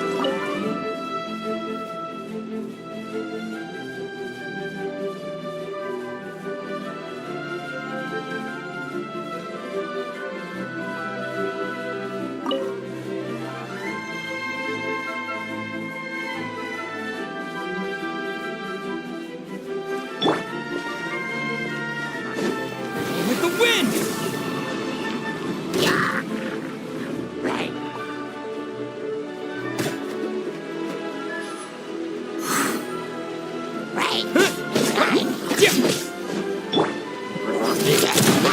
Watch out! That's that!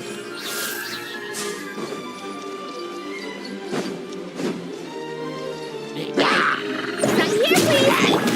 Dance with the waves!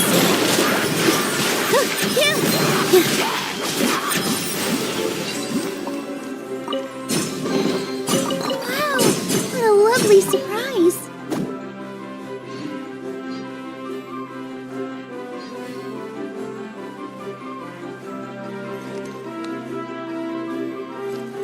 Feels like they really didn't want to give that to us.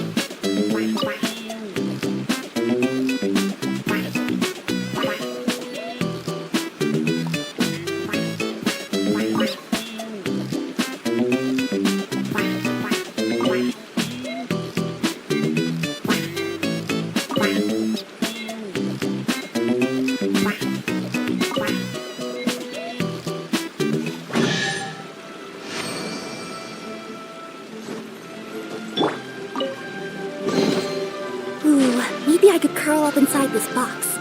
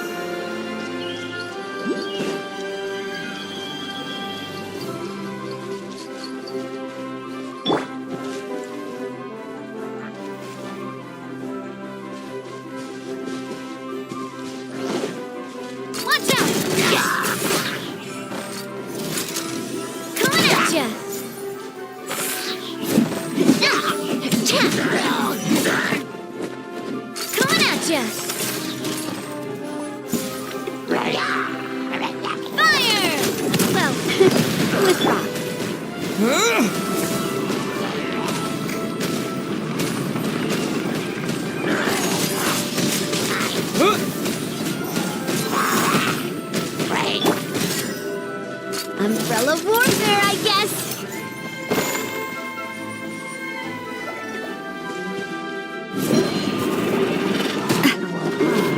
Coming at ya.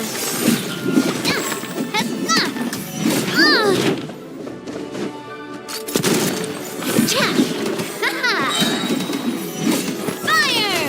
Well, with rocks.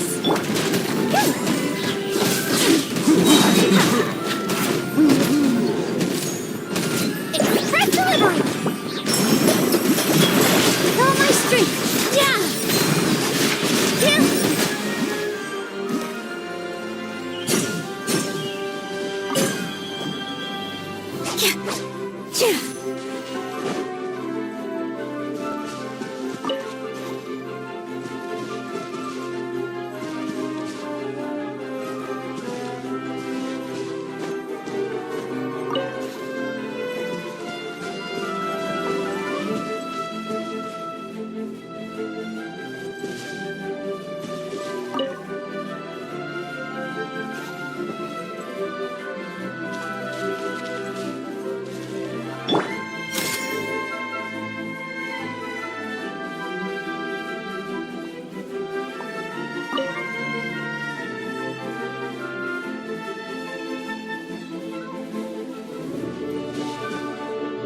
Another one in the bag! That sure was rough. Oh, what a stroke of good luck!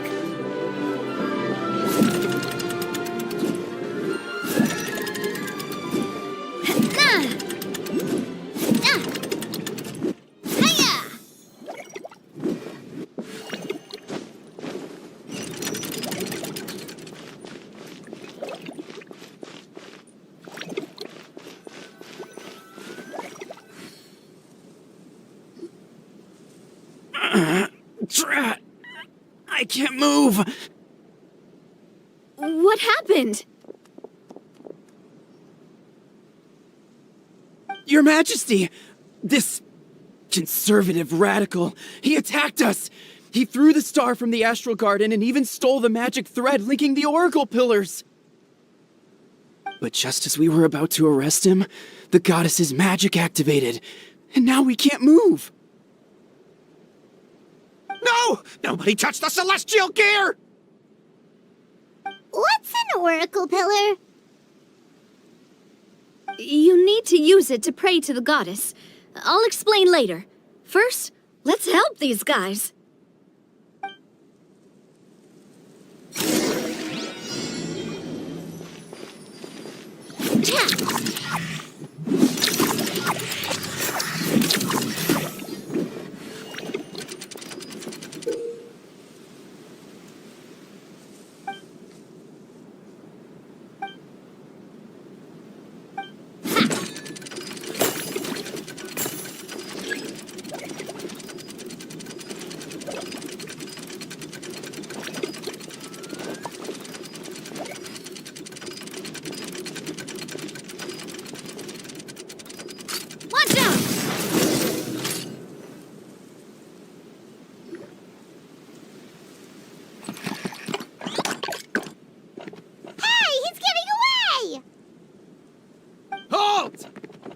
It's okay. Let him go. But, Your Majesty!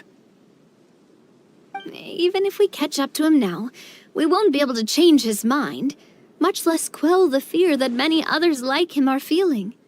All it would do is turn him further against us. Understood, Your Majesty. Also, this is the magic thread he was holding from the oracle pillars. Your Majesty, what should we... Please give that to the traveler over there. I believe they have some questions for the goddess. Yes, Your Majesty.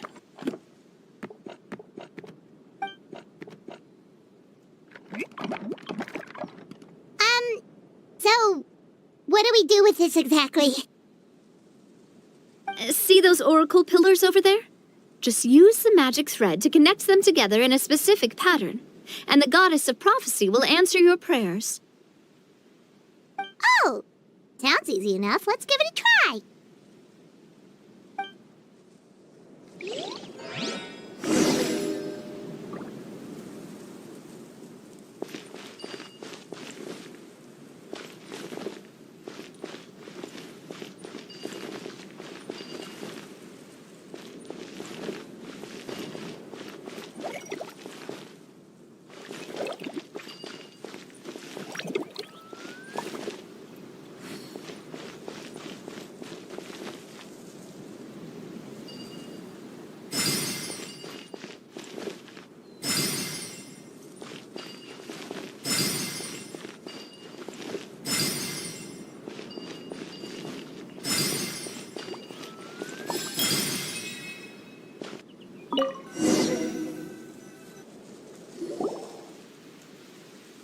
It worked!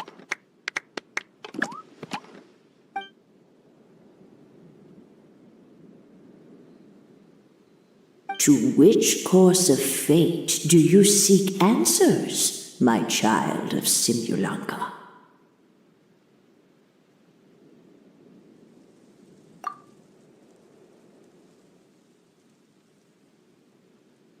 The hero from another world, supported by their companions, shall restore peace to this world. Go and push the gear that connects up to the starry sky. When that time comes, I shall dance and return the tracks beneath my people's feet back to the stars in the sky.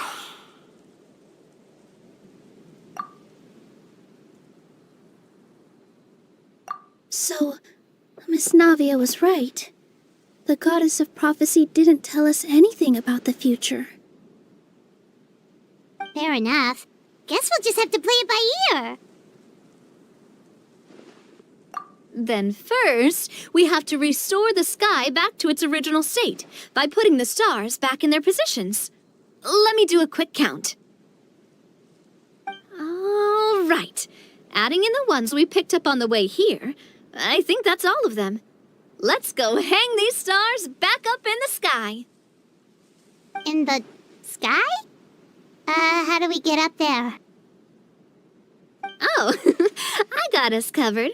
We will, of course, be taking the Aerial Express.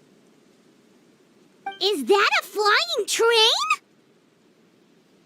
Hey, you already took a train that runs on water. Is a flying train really that much weirder? Well, at least the Maritime Express still runs on a track. Oh, come on, don't worry about it. This train has been blessed by the goddess of prophecy. Its whole purpose is to protect the metropole skies. It took me a lot of effort to find it, you know. I don't think anyone's used it in, like, 100 years. 100 years? Are you sure it's safe? Let's not forget that the goddess of prophecy's magic has been going haywire recently. Well, it's not like we have any other options. Unless you want to do the honors, Paimon. Fancy flying up there on your own? No, thank you. It's way too high up. Oh, wait, Nilou! You've got a feel for how magic works here. Can you do your thing and sense if this train is a real deal? I can try. Yes, I can sense traces of magic, but it's different from the kind I felt in the forest, so I don't know. Okay, fine. Guess there's only one way to find out. That's the spirit. I'll come with you. Miss Nilou, will you be joining us? I think I'll stay behind. That way, if something does go wrong, you'll have someone on the ground to get you some help. That makes sense. If the train does break down, you can make us a giant origami crane to come bail us out. Or if a crane's too difficult, a finch could work.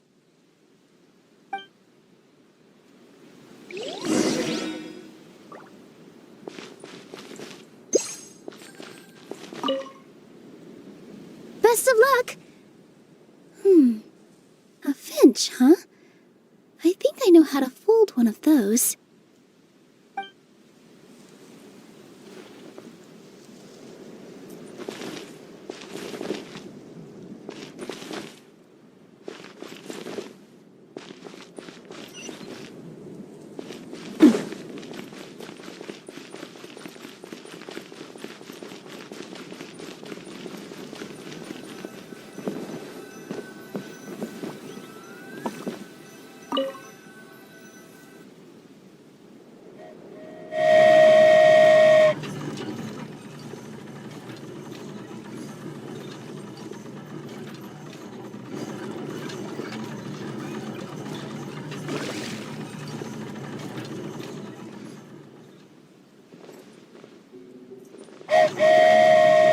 Choo-choo! Aerial Express moving out!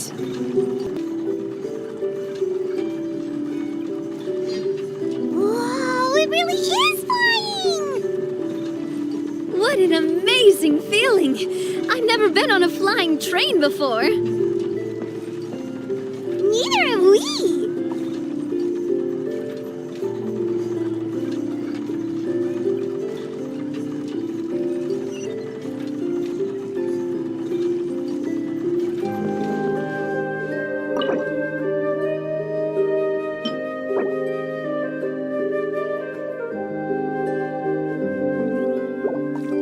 That should do it. On to the next location.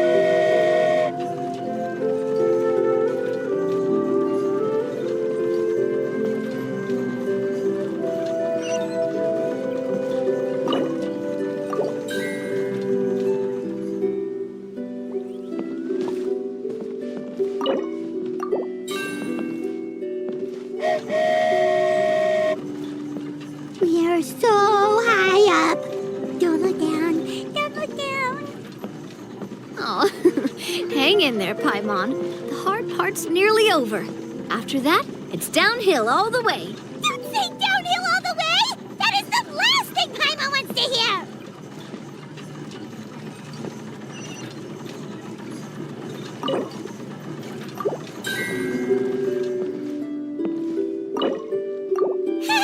We're finally done. Okay, let's get back down while this train is still working.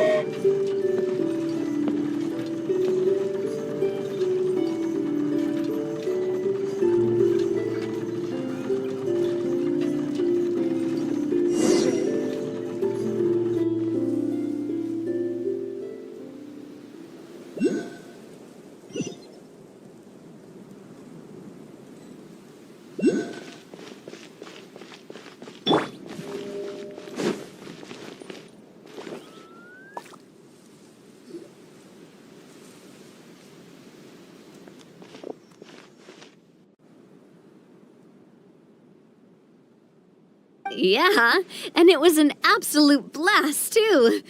You gotta ride with us next time, Miss Nilou. Huh? I'm okay. Thanks for...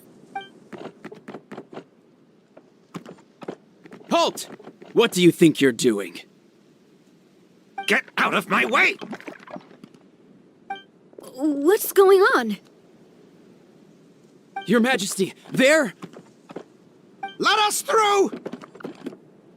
Stay back! It's okay. Let them through.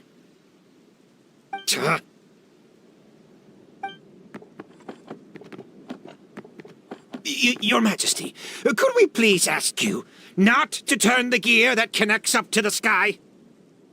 And why is that? As you have seen, the goddess's gift is very important to us. It keeps us from harm and protects our very lives. Some of us, we just aren't ready to lose that protection. I see. I understand. Huh? Your Majesty, do you mean... I won't turn that gear. Not until you're ready. What? I've said before that the metropole belongs to the people, and they should have the right to decide its future. But let me ask you this. How do you plan to solve the issues we are currently facing? Well, we'll start by rescuing the people that have gotten stuck. And then we'll find a way to figure out the true cause of this crisis. And have you made any headway on that? The true cause, I mean. Unfortunately not. Hey, you little... I'm sorry, my friend, but it's the truth. You have friends and family that have been affected, don't you? That have gotten stuck? Duh. I understand your concerns. But if we let this drag on for much longer, the situation may well get worse. More and more people will be frozen by the goddess's magic. Yes, but if we turn that gear now, all the tracks in this city will disappear. I know this is a hard decision to make. But have you ever thought about why the goddess might have made things this way in the first place? Huh? Why do you think she might decide to take back her gift and stop revealing further prophecies about the future? Are you saying she has abandoned us? No. Quite the opposite, in fact. What do you mean? The goddess dearly loves this world and all the people of Simulanka. And because she loves you so much, she wants you to be able to choose your own path. Every parent hopes their child will have a happy and carefree life. But if they're overprotective, then all they'll manage to do is keep their child trapped. If a mother bird lets her baby ride on her wings for too long, her child will never learn how to fly. Perhaps the goddess of prophecy has always known that one day she'll have to let go. Children can only become independent if they're allowed to form their own opinions, make their own decisions, and deal with the consequences on their own. Only then will they be able to continue their journey alone, even after their parents are gone. But we've relied on the goddess's protection for so long. We don't know what it's like to go it alone. We don't know if we have what it takes. Are you kidding me? I think you've proven yourselves more than capable of that. What do you mean? You made a call in a time of crisis, and you've come all this way to talk to me. Even the guards couldn't stop you. That must have taken a lot of courage. But we only did it because we were scared. Why you set out on the journey doesn't matter.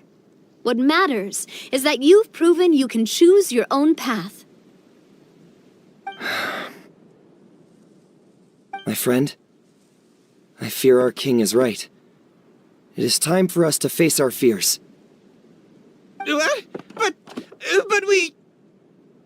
We can't go on living like this. Living in fear. Look at what it's driven you to do.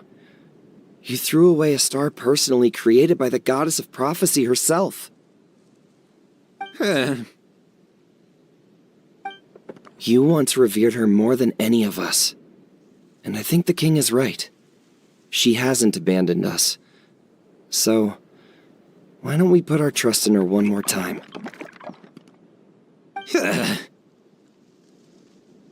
I don't care anymore.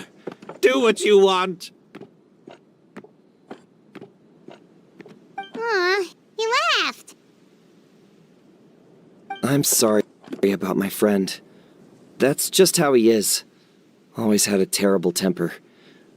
Please accept my apology for his impudent behavior. Is it just me, or has he accepted the goddess's prophecy? I think so. Not that you'll ever hear him admit it out loud. Your Majesty, please turn the gear that connects up to the sky. So, you've made up your mind? About giving up the goddess's gift? Yes, I've made up my mind. But maybe losing the gift isn't what this is about anymore. Because we've gained something too. You have given us courage. Well said. I am proud of your decision. Now, gather around, everyone, and join me as we make the night sky of this wonderful city turn once more.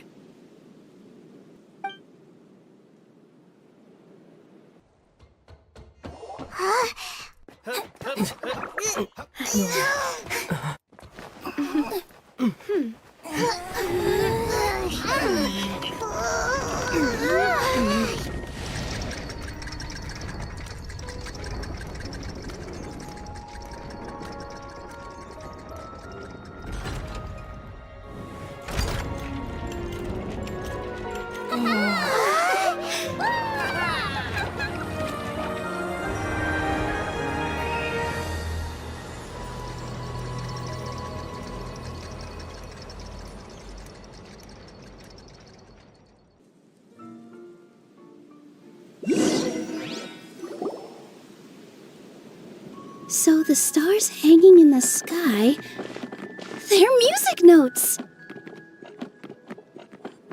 This entire metropole is a huge music box! That's incredible!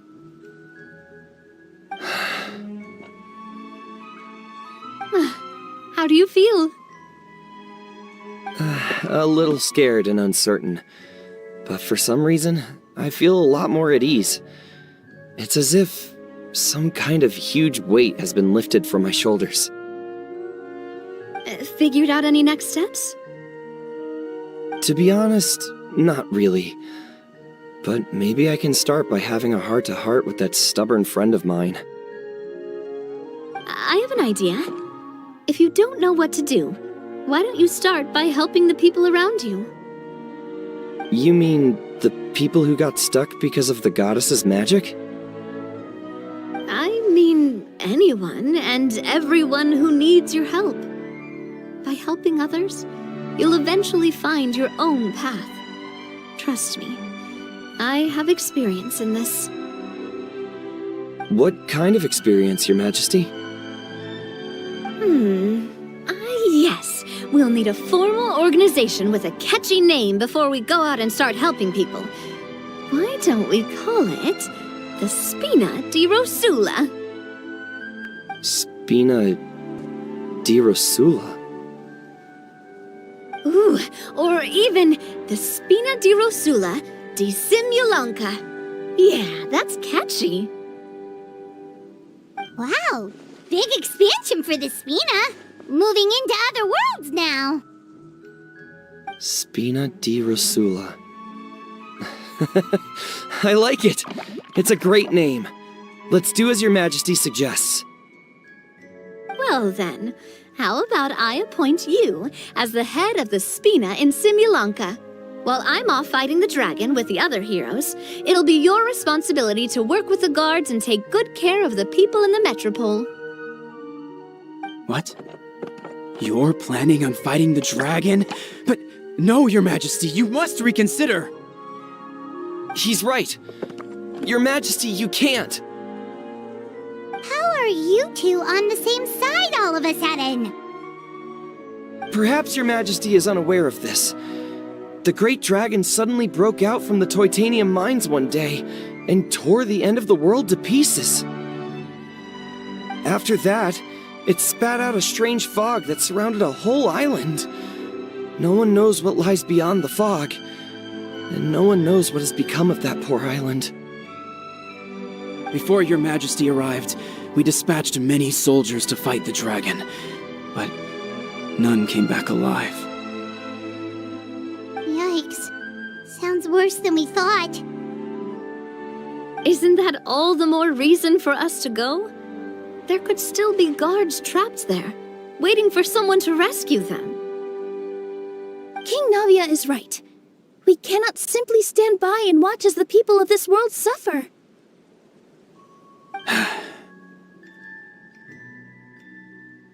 Very well. Though I have not served by your side for very long, your majesty. 2 days is enough for me to have learned that once your mind is set, any attempts to change it are futile.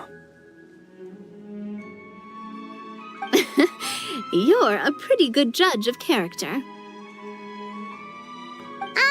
He probably didn't mean that as a compliment. Since you're serious about this, I won't try and stop you. There's only one way to reach the end of the world, and that's by taking the Maritime Express. Oh, right!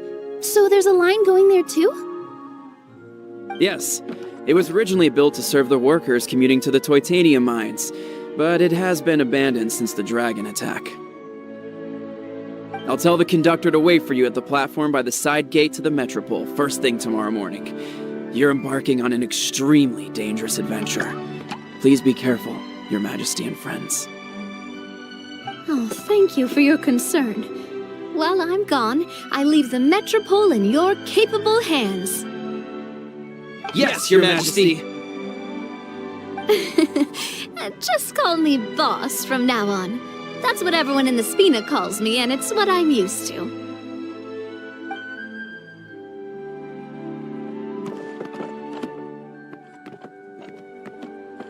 So, the plan for tomorrow is journey across the ocean, make it to the end of the world, and defeat a dragon. Whew, that's an adventure and a half. Do all storybook heroes have to work this hard? At least we'll get to see some amazing scenery along the way, right? Besides, we'll have each other. It'll be a shared experience that we'll never forget. Plus, we're pretty well equipped for a classic heroes versus dragon story. We got Miss Nilou as our magic caster, and I guess I'm the melee warrior who leads the charge? Paimon can definitely see that. Anyway, those are tomorrow's problems. Right now, all Paimon wants is to eat a proper meal, because worst case scenario, if Paimon ends up getting eaten by a dragon, she wants to do it on a full stomach. And something about the end of the world doesn't sound like a great place for food options. Well, the origami animals in the forest only drink magic tonic. What do the toy people here in Constellation Metropole eat? Vegetable oil and sawdust, I think.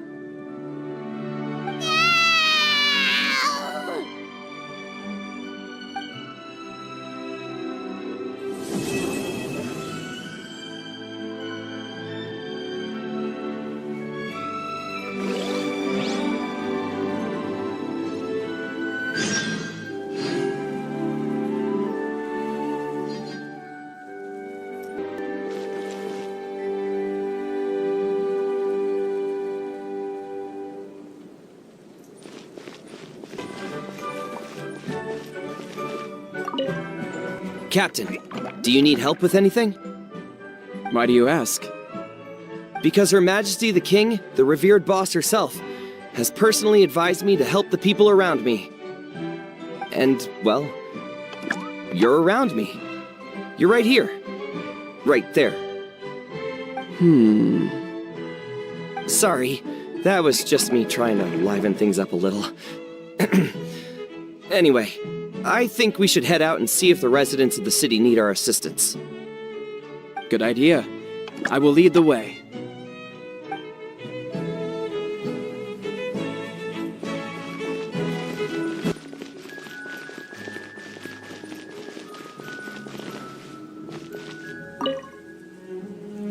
This way, Miss Nilou. After you. Thank you, Miss Navia, but it's fine. I don't mind not riding the aerial express. Oh, what is it? Are you scared of heights? Huh? No, it's not that. It's just... Then you'll be fine. If you feel scared, just hold on to my hand. And if you feel really scared, hold on to both of them. You're never gonna see something like this again. Why not just go for it? Live in the moment, have some fun. Yeah, you're right. Big circle and exhale. All right, I'm ready. Let's go.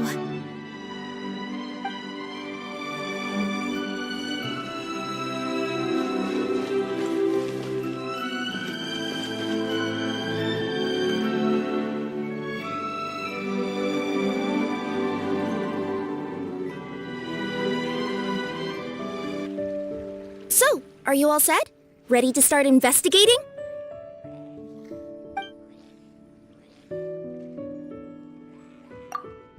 Great! Then let's go!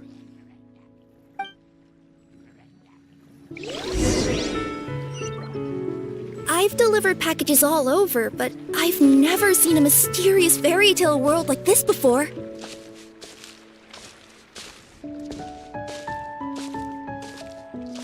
Looks like nobody has gotten around to repairing this house yet. Ugh, even I wouldn't dare to sleep in there. It might suddenly collapse in on you.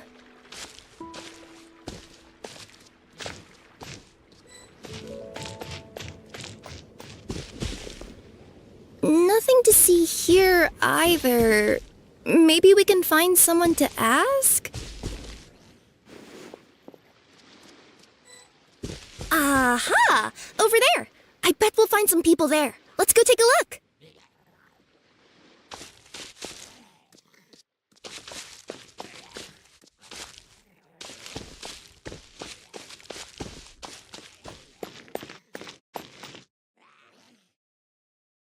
Uh-huh.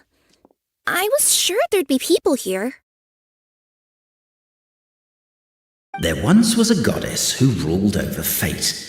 Before she died, she left 3 riddles for the kingdom she had created. What? Who said that? Long story short, on this day, a sentient feline, an outlander, and a diminutive pixie arrived on the scene. They saw a narrow path off to the side. Okay, but which side? Yeah, if you gave ambiguous instructions like that to a Komania Express courier, they'd give you the parcel right back and tell you to write the delivery address more clearly. Despite how obvious the answer was, the perplexed pixie and the flummoxed feline struggled to work it out. Although, perhaps a small part of the blame could be attributed to my dull narration. All right, let's try this again. The path on the left-hand side seemed to give off an enticing fragrance, as if to say, this is the way to wealth and glory. Ooh, that sounds like the start of a good story. Then what? Then what?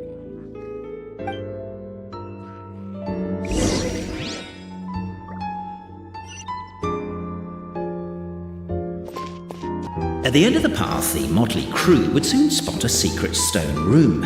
A prophecy had once foretold of a marquis who shall one day venture inside, and thus it is named the Future Marquis's Abode to Be. You like it? The Future Marquis's Abode to Be? Got a nice ring to it, doesn't it? Are you sure you don't want to hear the rest? I'll keep this brief.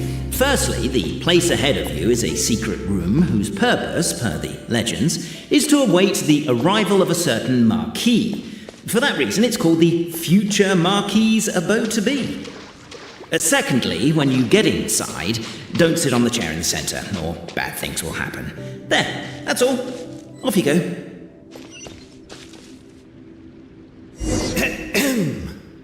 So many summers, winters, springs, and falls, and now at last a hero hither strides.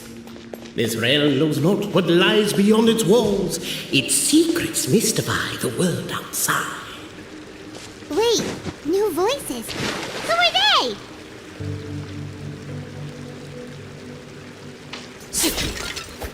With wood and earthenware strewn all around, the demon feline's fury can't be quelled. Reducing them to rubble on the ground, she finds the vessels vacant save for... air? She finds long gone the gems that once they held. Are they describing how we broke the boxes and jars? Who are you calling demon feline?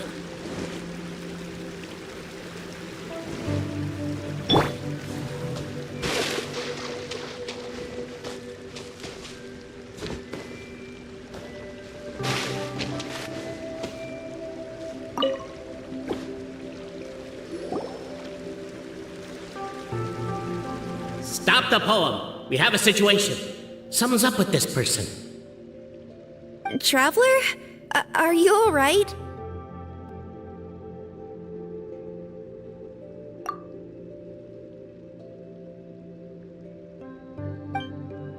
Come on, you can do it! This can't be how our story ends!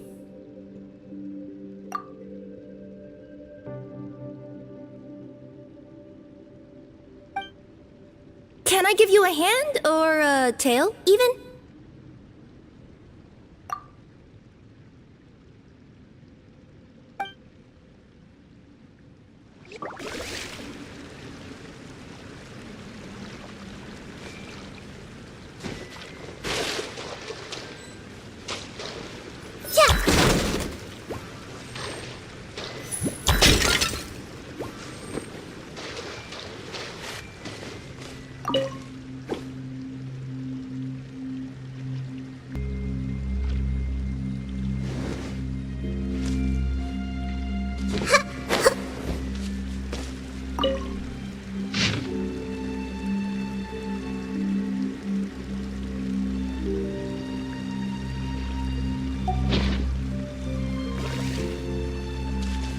Captivated by the epic poetry and enthralled by the outstanding storytelling, the Outlanders knew what their next objective was.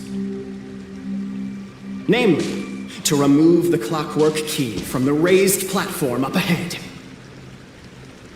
Cape, I just realized you said we all had to speak like bards, but every time you open up your mouth, I don't hear any rhymes. Yeah, I noticed that too. It's one standard for us and another for you. That's not fair, Cape. With wood and earthenware strewn all around, the demon feline's fury can't be quelled, reducing them to rubble on the ground.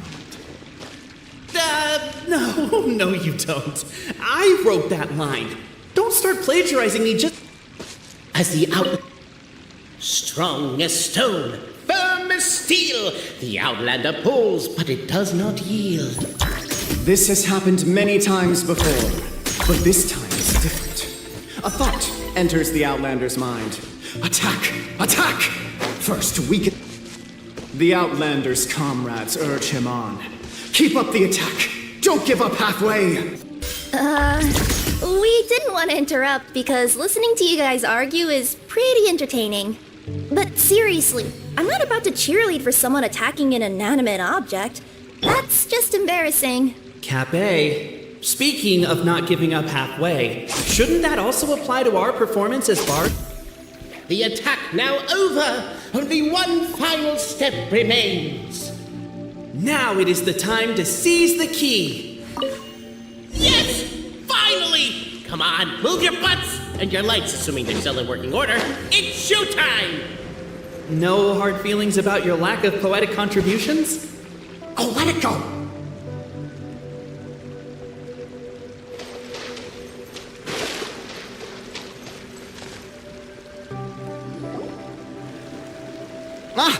Welcome, esteemed and noble Outlander.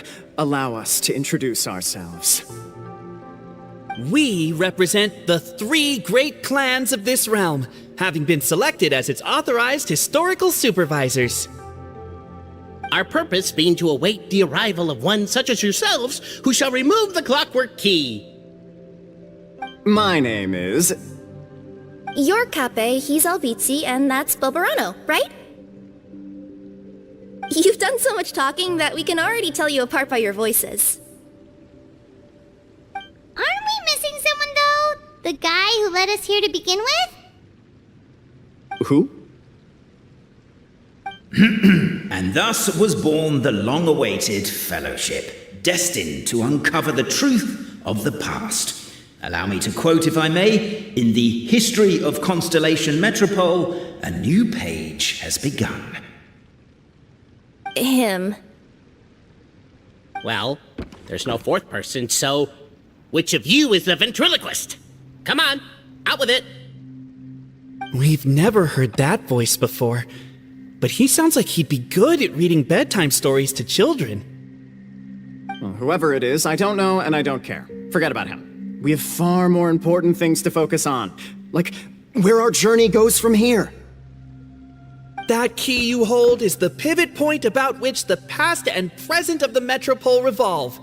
However, between our three clans, there is some dispute over the historical record. Each clan has its own version of history, detailing the clan's origins and the tale of the dragon of old, and unfortunately, we don't know which one is the truth. Dragon? You mean the one that's been acting up recently? Oh, no, not that one, you adorable little pixie. When I say dragon of old... He means a dragon that would be really, really old if it was still with us today, but it was defeated in ancient times.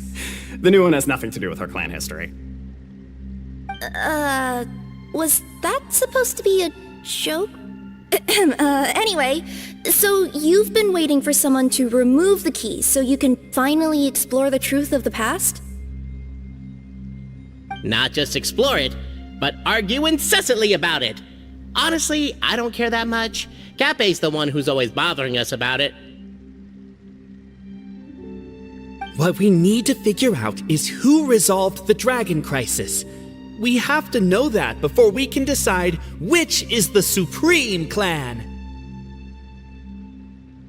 The moment you removed the key from where it was lodged, you became the honorary Marquis.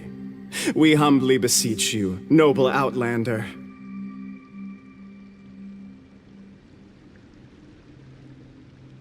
Noble traveler Marquis, we ask you to help us. You and your talking Puss in Boots and the pale floating pixie. Puss in Boots? Are you serious? It's better than demon feline, but still. Embrace it, my friend, embrace it. Most cats don't wear boots or speak, do they? I'm not even a cat, I'm a nekomata. Now that you know the word, I expect you to use it. Please allow me to lead you all to a sacred memorial site. It will be much easier to explain what needs to be done once we are there.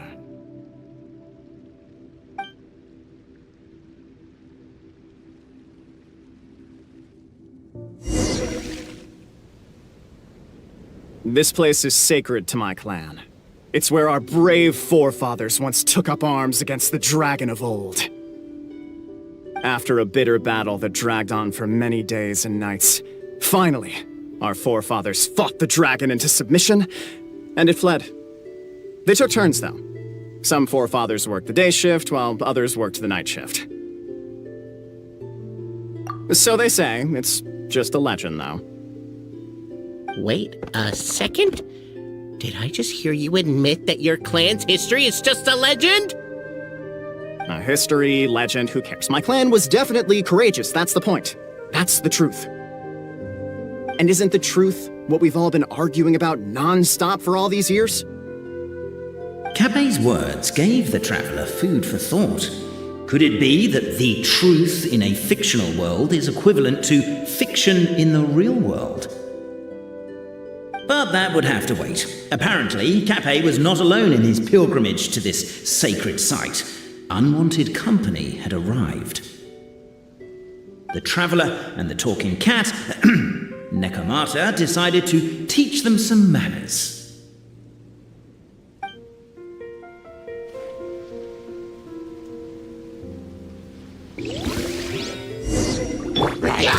I see everything. Sharing my knowledge. Rest and rebuild.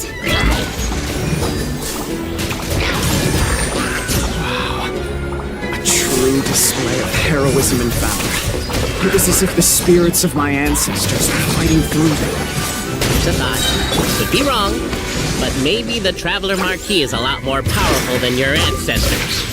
Technically, by saying that, aren't you... Your martial prowess and show of courage are a more vivid reenactment of my ancestors' feats that suit the modern aesthetic. Now, let's get down to business.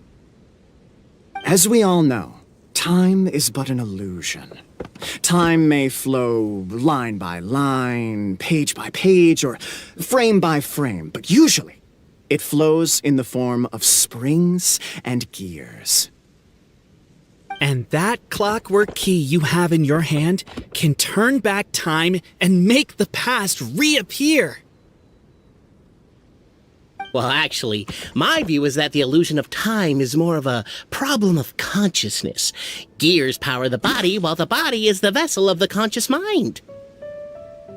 But the mind cannot understand the dimension of time, so we experience instead an endless continuum of moments as the pinion of now turns along the rack of ages.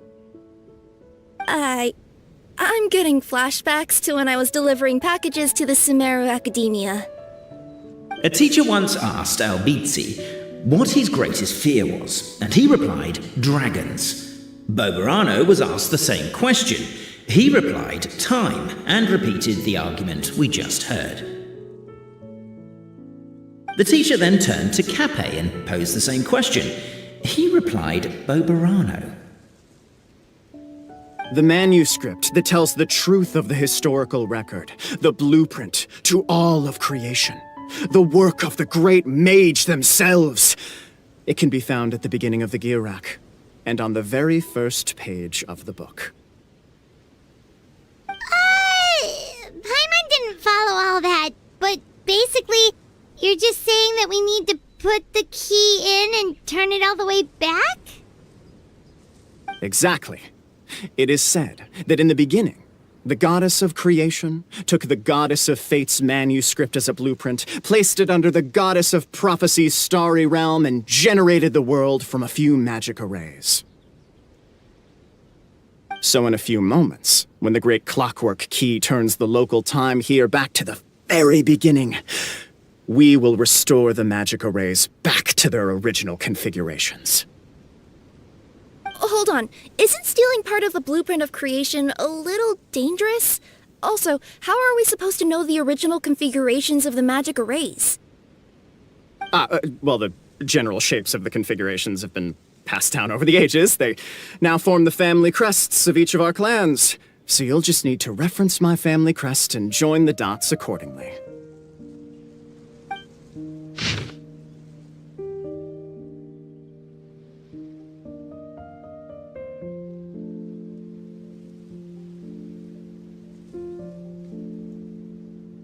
To address your other concern, when the house has already been built, do you really think that taking away the construction crew and blueprint will cause it to collapse? The Traveller Marquis prepares to insert the great clockwork key into the nearby keyhole.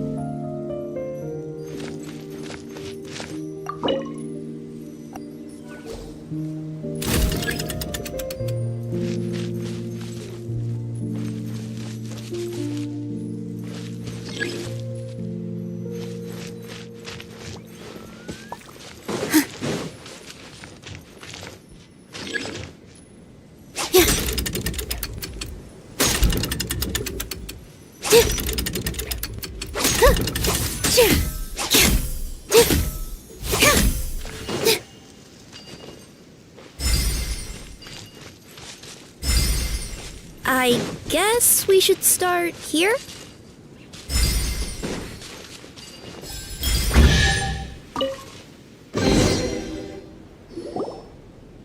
Behold, the sacred writings that record the truth of... No, wait. That have shaped the truth of history. Gather round and let us bear witness.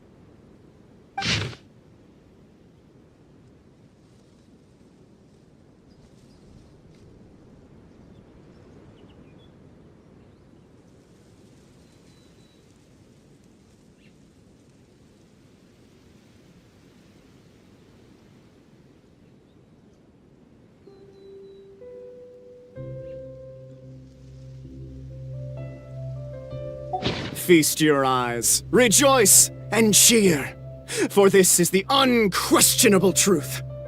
Look at the signature. Nobody is capable of forging that. I don't believe it. So, all along, our histories have been false? Don't lose heart, Albizzi.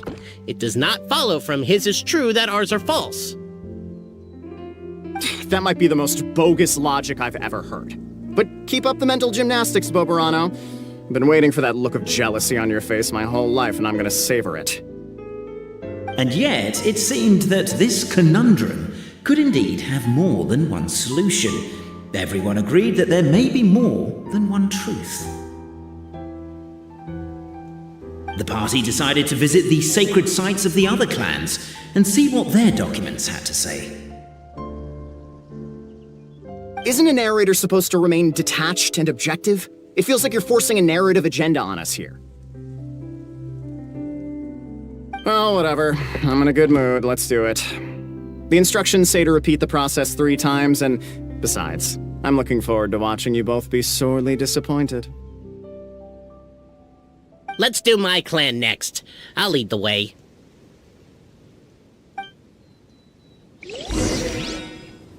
We'll need the key again, right? Let me see if I can pull it out. Yoink!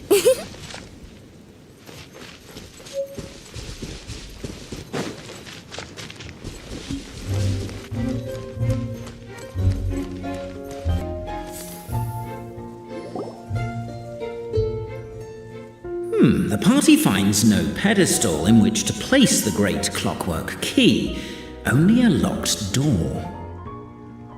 Where's your clan's pedestal? Oh, let me guess, you hid it away in advance to save yourself the embarrassment of having it exposed as a fake? You done? Okay. Now, since my clan's main claim to fame is... Misinformation, half-truths, and fabrication. Ah, shut up, Cape. Shut up, Cape. I swear, if I wind up dead one day, the murderer was Boberano. Let those be my last words. My clan's claim to fame is that we outwitted the dragon of old and stole its treasure. Ergo, all articles of value that we own, including the pedestal for the clockwork key, lie behind that door. So, next step is open the door? Almost. There's one step before that. The door is protected by a smart interrogation system. We have to answer its questions, and if we get them wrong, we will alert law enforcement. Jeez. Well, do you at least know the answers? The correction fluid of time has dyed white the pages of the Book of Wisdom. No, I don't know the answers. But worry not, I had a quick word with the constabulary in advance. They'll ignore the alarm if we get the questions wrong, so answer without fear.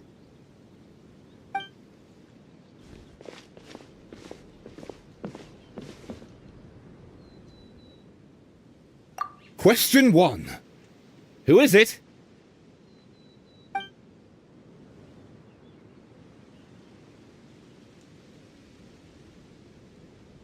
That's actually quite an amusing approach. It's probably not going to get us anywhere, but I do admire your sense of humor and your commitment to it. Question 1. Who is it?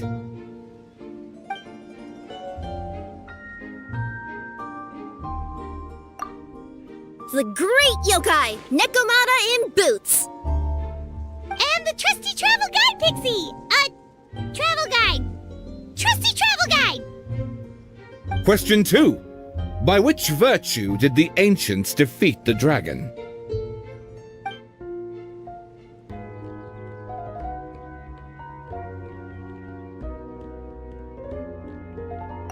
If this is the right answer, I swear I'll... Correct! What? A barefaced lie. So low. Question 3. Which is more real? The fiction of the outside world, or the truth of this world?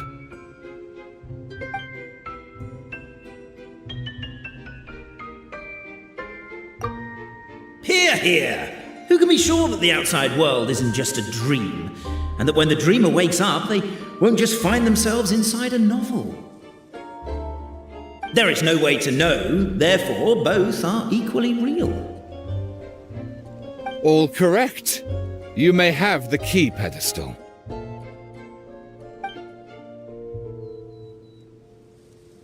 Traveler Marquis, you know what must be done. Please insert the great clockwork key. Oh, and this is my family crest.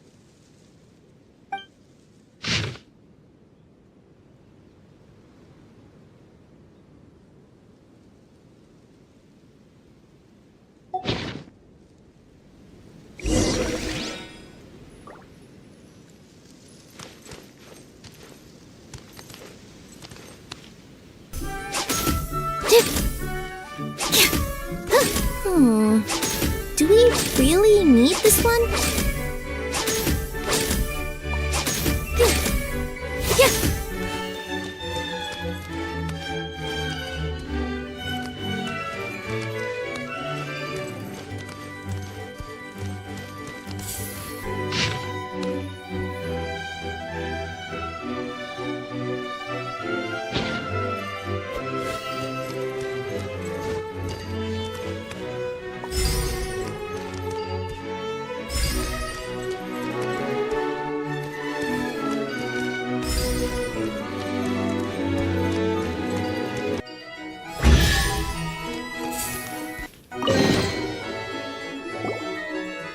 Now, let me see what elaborate fiction the Clan of Wisdom was able to conjure up. If anyone's listening, I would like to submit these as my last words. I surrender. I'm the one who murdered Tappy.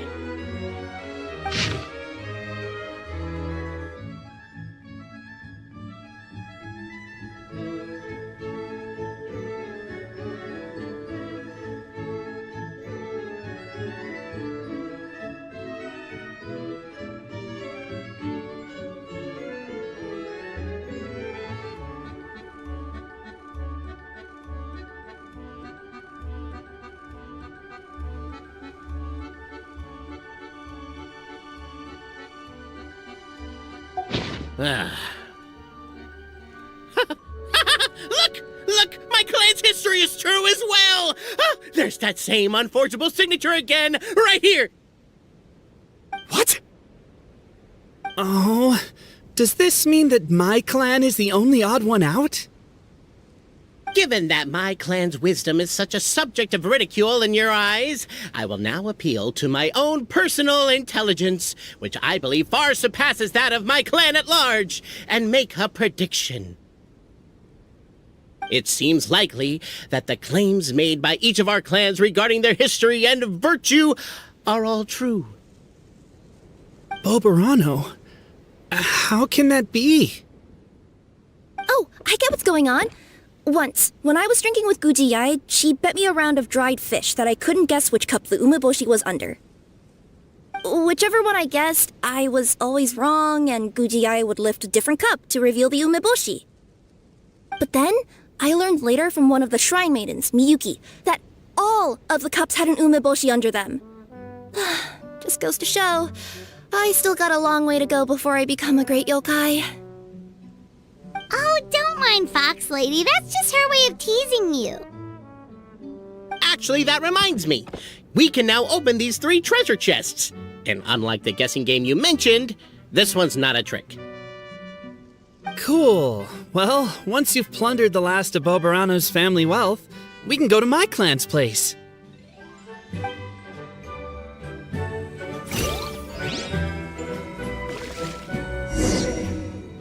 Guess I'll take the clockwork key again then. Yoink! A lovely surprise.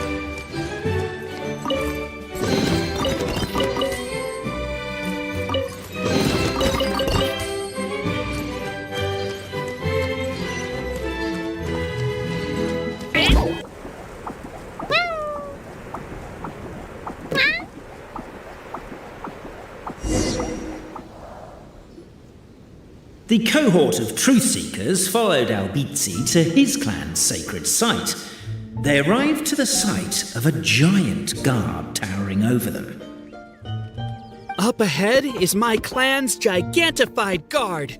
He can be a little pig-headed, and he's incredibly strong. Your weapons won't even scratch him. Wait, but wasn't Kappei's clan the one that's all about strength? So, what do you guys believe in then? Oh, the guard is one of Kappei's people. Size is a coveted trait in the clan of strength, after all. Mine is the clan of empathy, and our key contribution is growth serum. What's empathetic about that? Our ancestors believed that, just maybe, the dragon of old didn't mean us any harm at all. Perhaps the dragon simply didn't notice us, since we are so very tiny. So, they drank the growth serum and grew even larger than the dragon. Then, they set the dragon down, calmly explained their perspective, and eventually taught it how to empathize.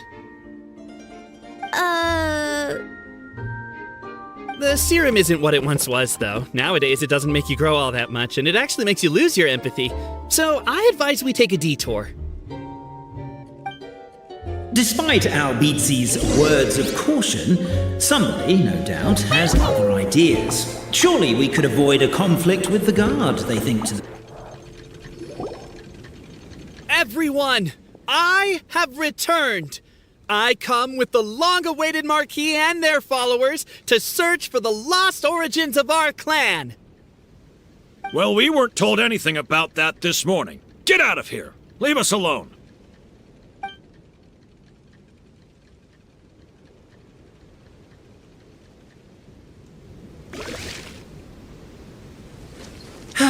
You and Albizzi only wanted to strike up a conversation with the guard.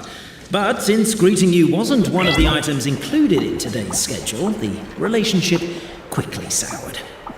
If you're just looking for a way in, why not consider taking the path on your left?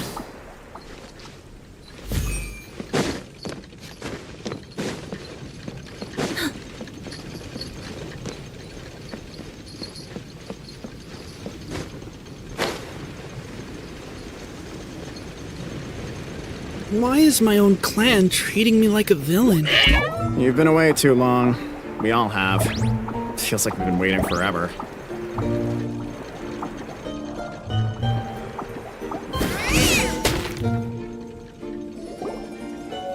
We should be getting close. Why is this place so full of junk? Are you the kind of people who never throw away the box when you buy something because you're worried you won't be able to return it without the original packaging? We'll never find the oracle pillars in all this mess. Never mind that. We have a more pressing issue. It seems there's a slight problem with my clan's family crest. The Marquis may need to utilize their wisdom to solve the issue.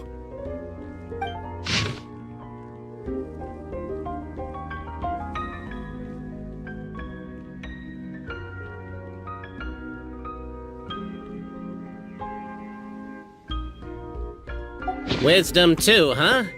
Well, you guys have a bit of everything, don't you? Except empathy.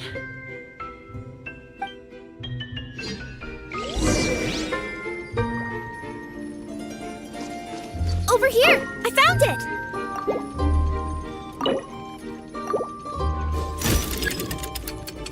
Yes! Keep the noise down! We don't want to alert the guard.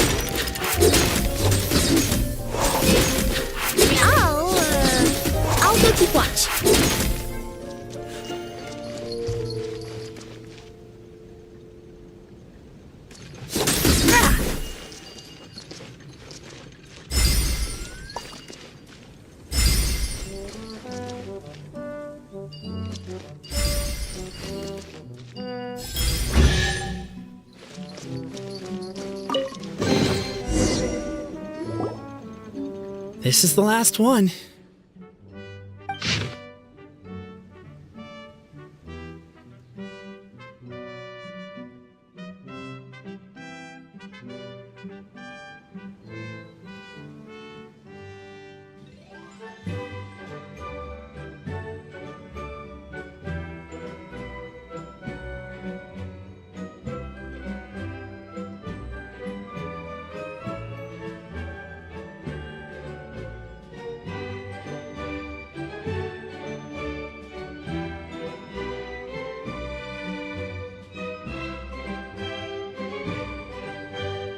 The signature.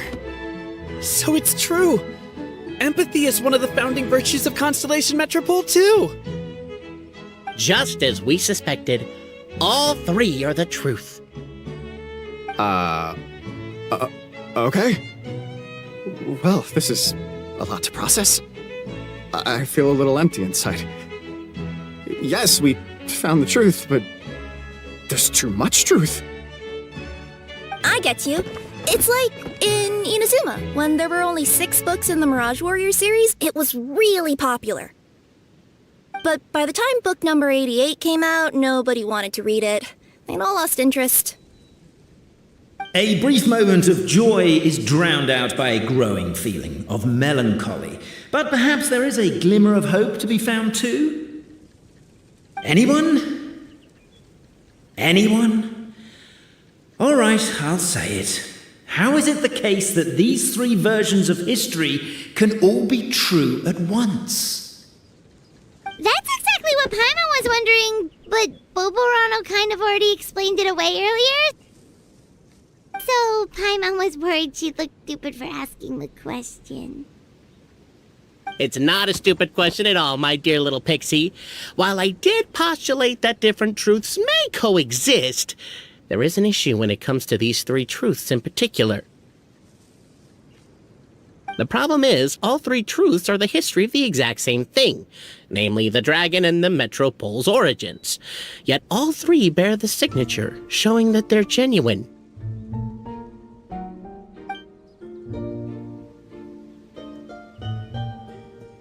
Suddenly, the sound of a bell rings out.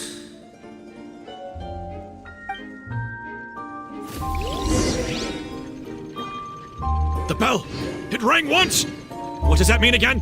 Ah, yes! Highest level of emergency! Everyone, to the main entrance! Stat! Bring all the glue traps and place them outside the gates!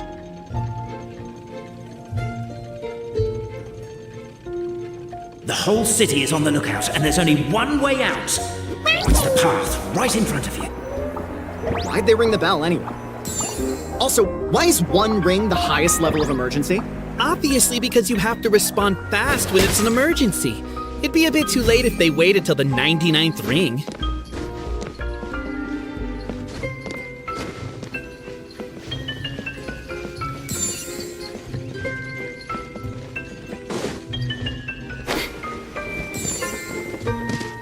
They're outside! After them!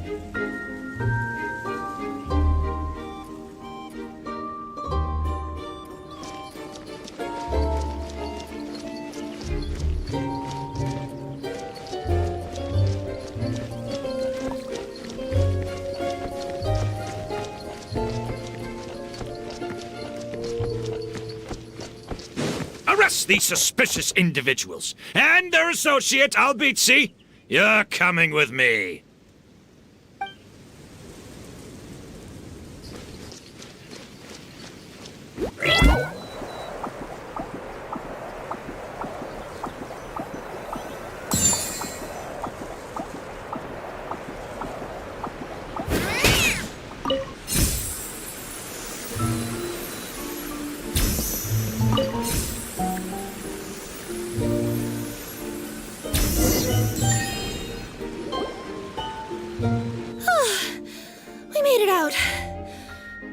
still be needing this clockwork key, but I yoinked it out before we ran, just in case. Okay, but back to the truth problem. There are 3 conflicting versions of the truth, and somehow they're all still true. What is that supposed to mean? I don't know. I doubt anyone here in Simulanka can make sense of it. All we do know is that any manuscript bearing her signature has to be valid. Well, she is the goddess of fate, the creator of all this. And all these manuscripts are her grand design. The reason we argued about who was right was that we didn't know enough about the truth of the past. But now we have the truth, so we just have to accept it. As surely as we will follow the clockwork path designed for us, so is this the course that history has taken. It is clear and incontrovertible. We will never argue again. Thank you all. Is that all there is to it? Is this where the decision made at the first crossroads of destiny has led us to? A pointlessly happy ending? Overthinking it would be equally pointless? Well, that's enough for one day. Time to take a break. Could you be any more cryptic? You're planning something. Paimon knows it. Whatever happens, today was a breakthrough in my journey of discovery. I will go back and share it with my clan. Me too. And me. Let's leave it there for today, then. I'm sure we'll find out what else Mr. Narrator has planned for us tomorrow.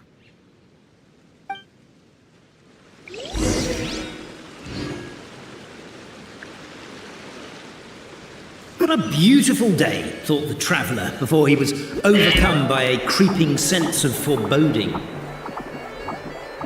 The voice in his head grew louder. Must go to Pendulum Lane. Pendulum Lane is just up ahead. Something must have happened here after all. Everyone's crowded around.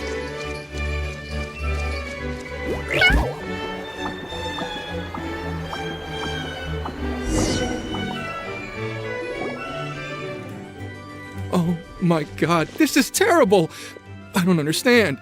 The 3 great clans of Constellation Metropole have finally made peace with each other. Who could have done this? What happened? Oh no, someone's lying on the ground! Kappei! How did this happen? Kappei, you idiot! Wake up! You need to revise your last words or everyone's gonna start suspecting me! Last words? What did he say? If I wind up dead one day, the murderer was Boberano. You could have at least pretended to not remember it. I'm sorry, Boberano, but this is an interrogation. I have to give the detective straight answers. Don't worry, Boberano. I don't consider you a suspect, nor do I have the authority to charge anyone with a crime. So, are you the last people to have had contact with him? My sincere condolences. You were travel companions, right? It's a real tragedy. I'm afraid he'll be out cold for another hour and a half, at least. Huh? Yeah, I know. It's despicable. Hitting someone in the back of the head is the second worst act of cruelty there is. The first being replacing their gear oil with extra strong glue. So, Kappei's not dead? His gears, metal frame and shell are all still in excellent condition. It's just his energy supply that's been all messed up. Wait. But surely you can't be suggesting that just because Kappei isn't broken, there's no need to go looking for the culprit. No! There's a need! Huge need! Unfortunately, this is rapidly turning into a cold case. There's no evidence and no witnesses. Unless there's an official clockwork pedestal or the goddess of prophecy around here somewhere. Excuse me. Then suddenly the long-lost dragon of old flew across the sky. Where?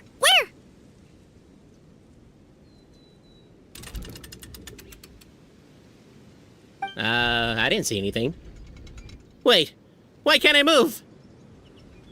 No, my mistake. It was just a cloud. Or a bird. Or something. If only we could turn time backwards and replay the crime. Isn't that one of those, clockwork socket things right behind you? Ah, so it is. No wonder everyone here is suddenly struggling to move. Traveller, if you please, let's recreate the crime scene.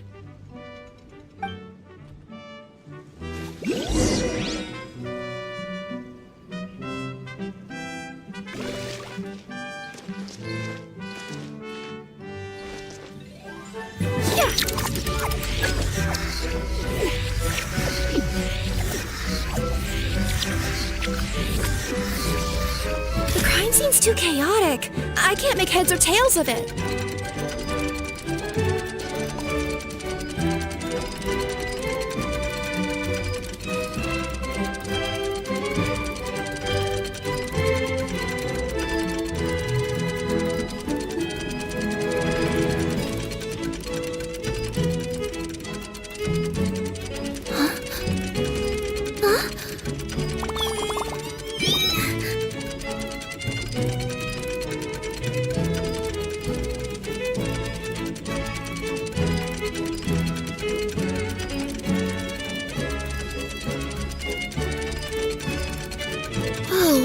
The scenery here is wonderful. Well, that clears it up. Cape was walking along the street, and he suddenly collapsed. He was faking it. What? So case closed? Aren't you supposed to investigate a little more first? Well, we literally replayed the crime scene and saw it with our own eyes. There's no need for any evidence gathering or powers of deduction now. And besides, maybe the truth is inherently strange by nature. Like how Constellation Metropole has 3 histories, each of which is the truth. But didn't you say Cape was struck in the back of the head and knocked unconscious? For all I know, he could have bashed his head against a toilet bowl before leaving the house, then walked here in a daze before finally passing out. As for why he might have done that, my guess is...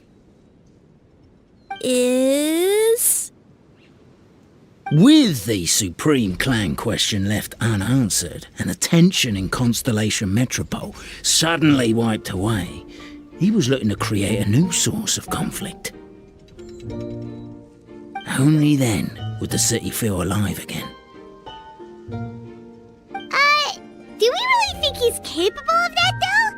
Sounds like a pretty complicated conspiracy for the average Simulanka resident. Traveler, something about the crime scene isn't sitting right with me. It just seems unnatural. Also, anything outside of the immediate area won't have appeared in the replay. Is it possible that something was missing from the scene? Why don't we search the area? Wait, what are you doing? Oh, we're gonna head to Cape's house to check the toilet bowl for signs of an impact.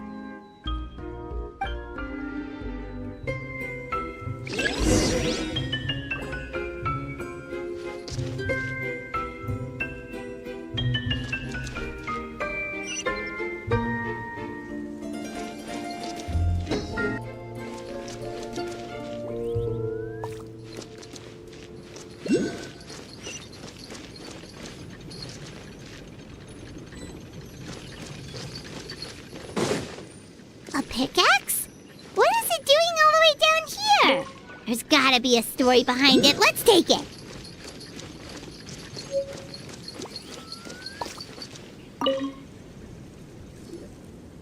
Hello there. Have you seen my spear by any chance? Someone was shouting about a dragon a minute ago, and I instinctively threw it into the sky. Yeah.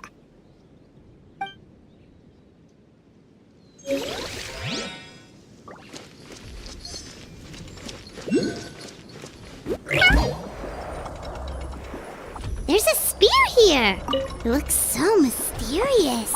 Let's take it.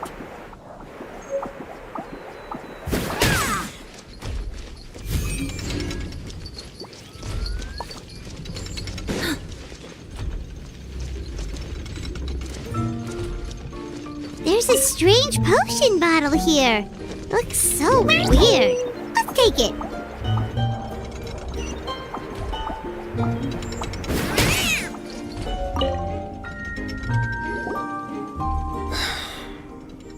Come here.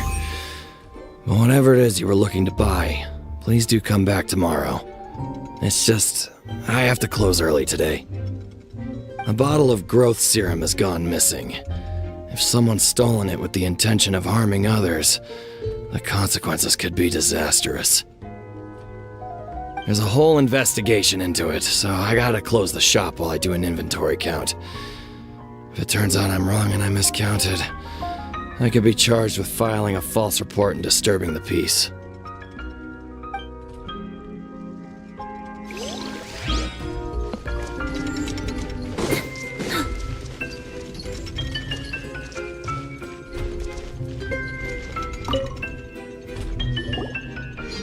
You're not from these parts, are you?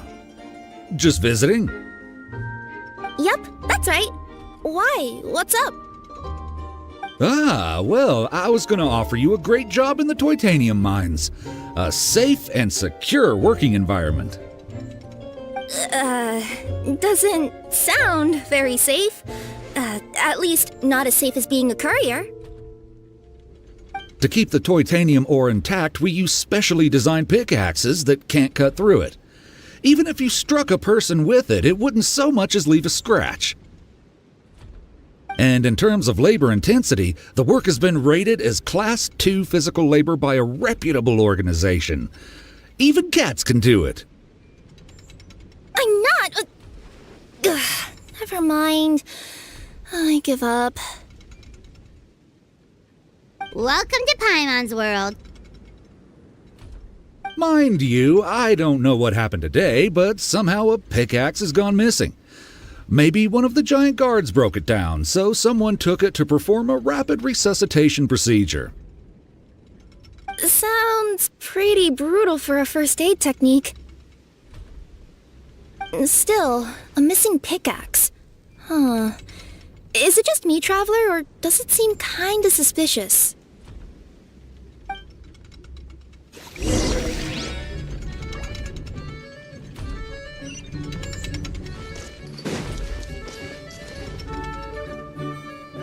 Let's say one of these was the weapon used in the assault. Which one do you think it is?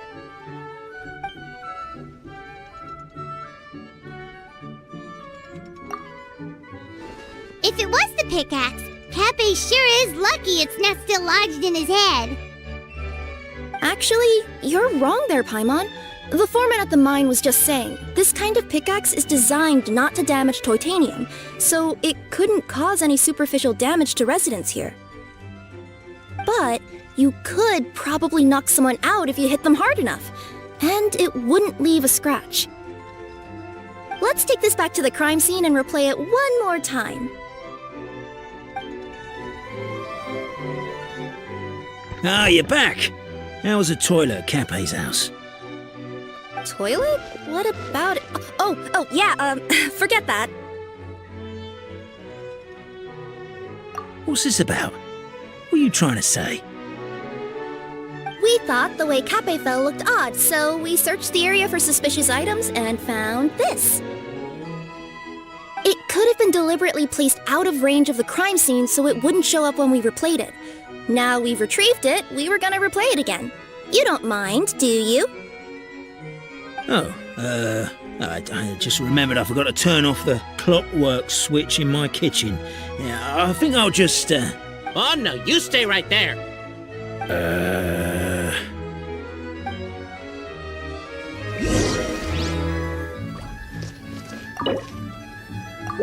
We should be good now.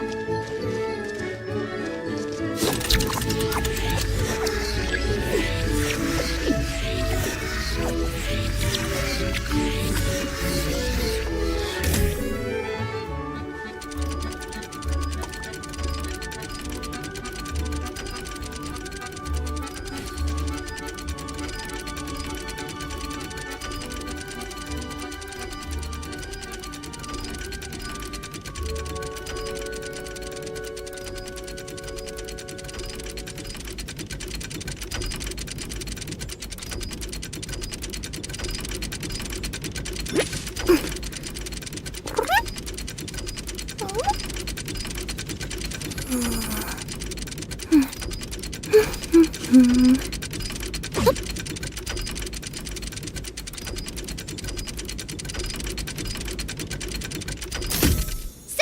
the attacker!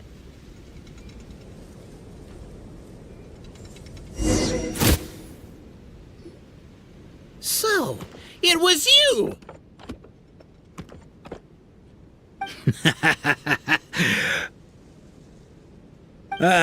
I would congratulate you for cracking the case, but since I did such an abysmal job of covering my tracks, it didn't exactly have your work cut out for you. So, all I can say is... Catch me if you can!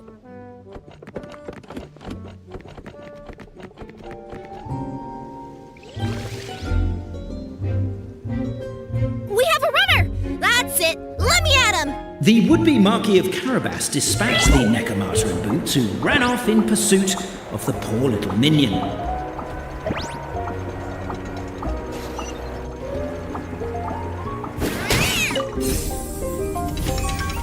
The minion's poor little lower back was protesting painfully against the intense physical activity. He decided to take the elevator, giving him a moment to catch his breath. Yep. Really? His lower back asked. But the minion had no other choice. He resolved to make the jump down. By this point, the Necromata in boots was gasping for air. The minion was huffing and puffing, even more loudly. But we'll ignore that. I'm not! Don't underestimate the gold-level courier of the Komania Express!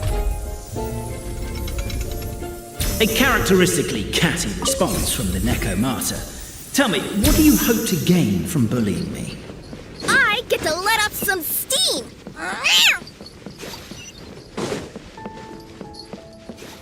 Ha-ha! You fell into my trap! Oh, and by the way, remember the glue you got stuck on when you first entered the future Marquis's abode-to-be? That was also me. I did it using my powers. Rats! Oh, I'm so jealous of you guys right now. You can just jump out of your shoes and keep running, but Wait. The unnamed minion made a last-ditch escape attempt. He began his long climb, up the wall, the tall wall. He began his long climb up the tall wall. Do you call that a tall wall? In urgent Neko parcel mode? I'm beat. I surrender.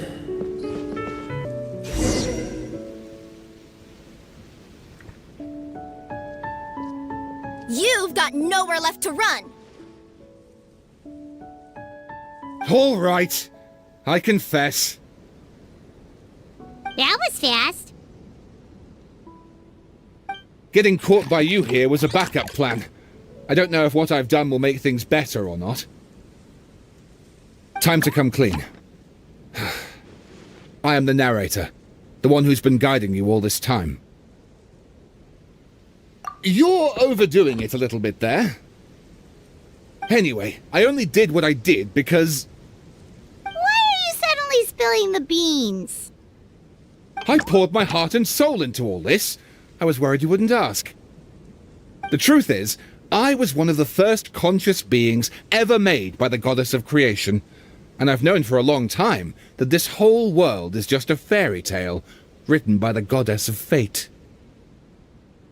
I know they say that fairy tales are just made up for kids to read, but I refuse to believe that fairy tales are just fictional stories and nothing more. The reason why Constellation Metropole has 3 origin stories is that the Goddess of Fate wrote 3 drafts and couldn't decide which one she liked best.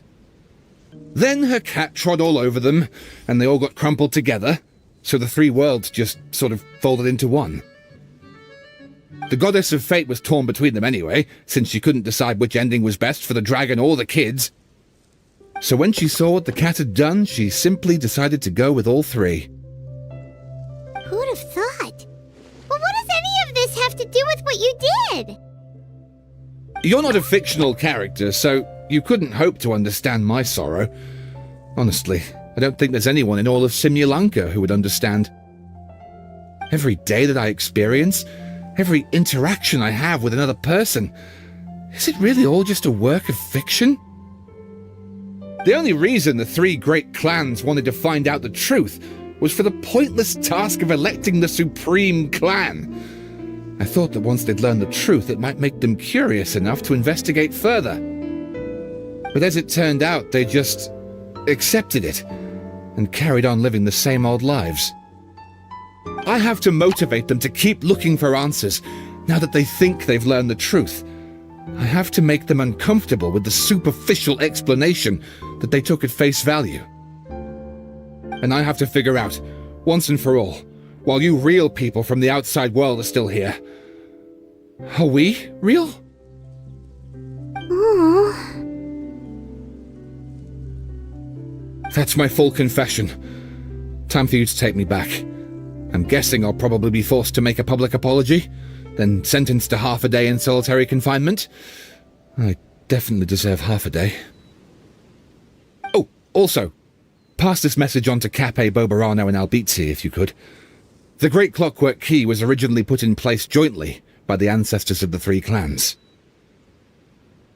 If the 3 of them had any ability to cooperate whatsoever, they'd have been able to remove it by themselves.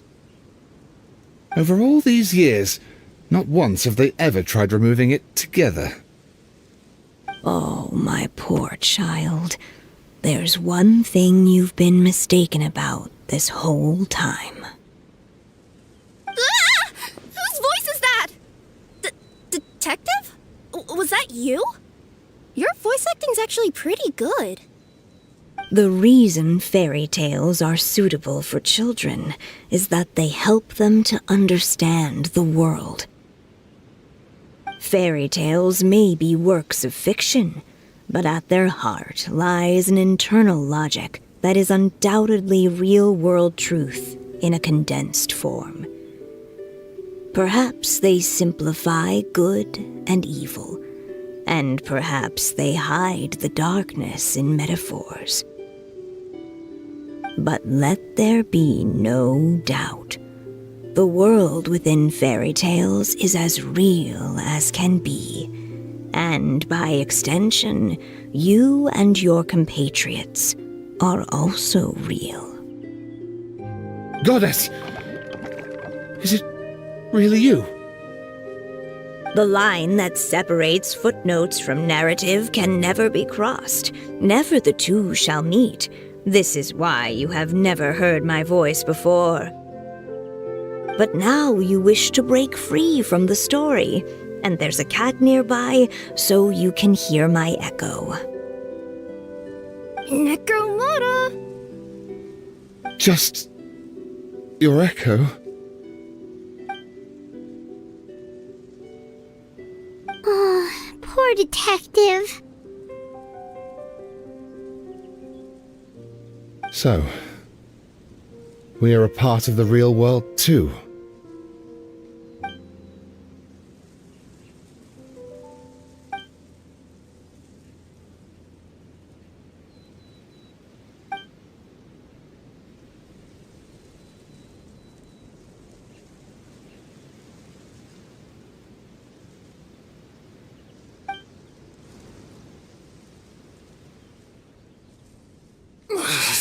My head's spinning.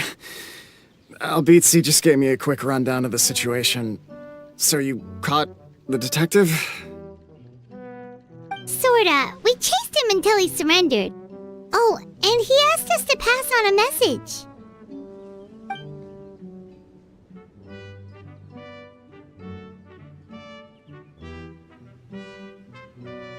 Does he really think we didn't try that? 'Cause we did! After 6 months in that place. Ah, that was my bad. I thought it was a stupid idea at the time, so I didn't really exert myself. I also sort of stopped trying after 3 years. You! Never mind. I'm partly to blame as well. On the second attempt, I just hugged the key and pretended like I was pulling as hard as I could. You guys are so lazy. My granny's neighbor's pet cat has nothing on you, and it spends all day, every day sunbathing. Anyway, you said you heard the voice of the goddess of fate at the end? That's amazing. There is a world beyond our own after all. What would you guys say to taking a trip to the outside world sometime? Otherwise, I got bashed in the back of the head for nothing. Depends. Do either of you know how to get there? But yes, I agree we should go. And not invite the detective, just to annoy him. But maybe the reason we've never worried about whether we're real or not is that, unlike him, we weren't there to witness the creation of this world. We've never had any reason to doubt that we're real. If someone ever convinced me that these delightful dimwits, Kape and Albizzi, weren't real, oh, I'd be devastated.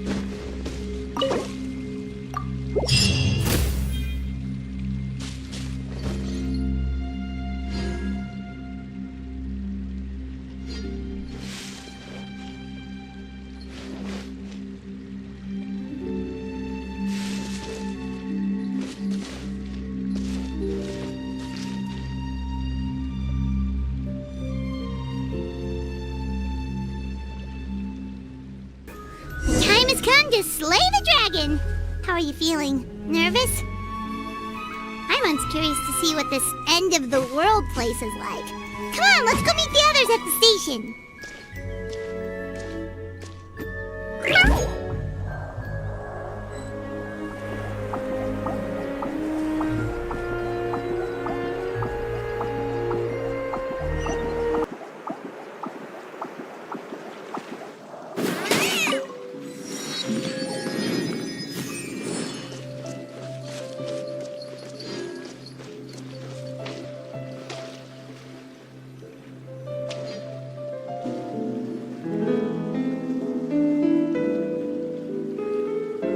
Carriage inspection, check.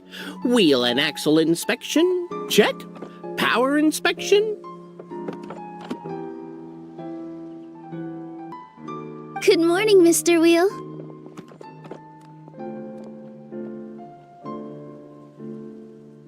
Oh, good morning, heroes of Simulanka. Hey, our old friend Wheel is the driver again. That already puts Paimon at ease. Are you certain you don't want us to accompany you, Your Majesty? I am. You can leave the dragon slaying to us. My partner's a pro. He does it all the time. What remarkable friends Her Majesty has. With such great heroes by your side, I'm sure you'll best the dragon with ease. We won't keep you any longer.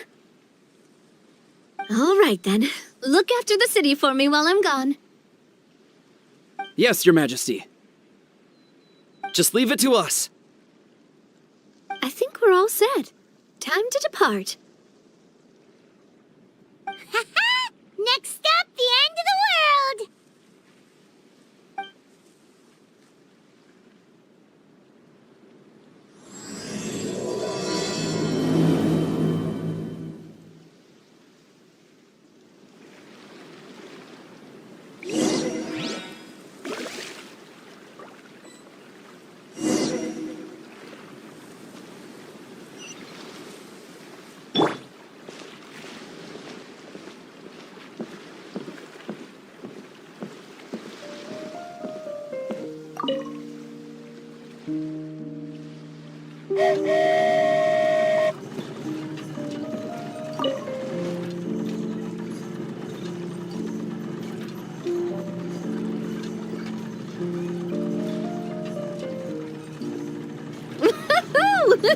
So this is what it feels like to ride a toy train. Ooh, you're really easy to please, Navia.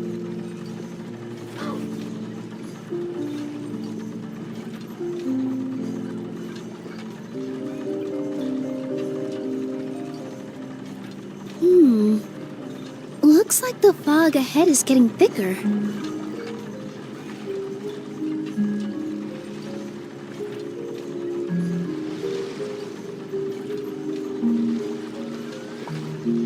Attention, passengers! We've arrived at the transfer point. All change, please, all change.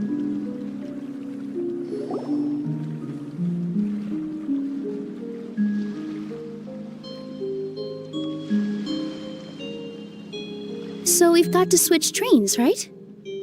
Huh? What's that? It looks like Haley Churros, they've taken over that platform! Huh? What do we do? Just find somewhere to hide, Mr. Wheel. We'll take care of them.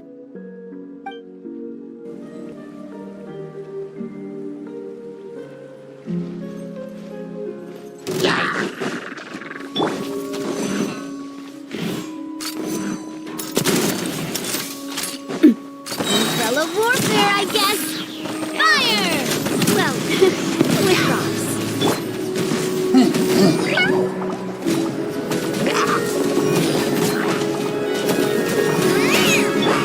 Scatter!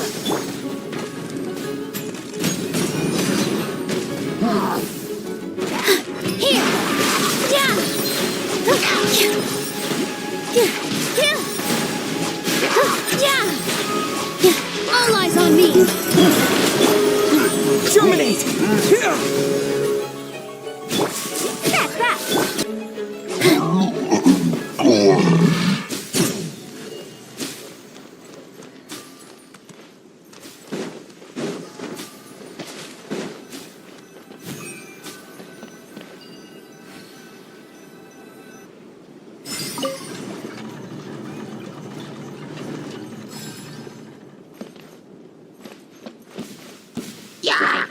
Yeah. Feeling lucky? Ooh! Fire! Well, with rocks. First delivery! Coming through! Scatter! Positions! Yeah!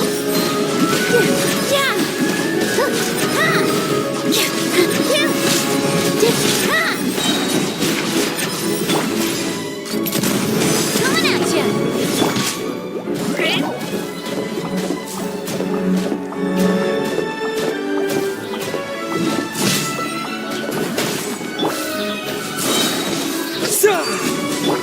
This dance is for you!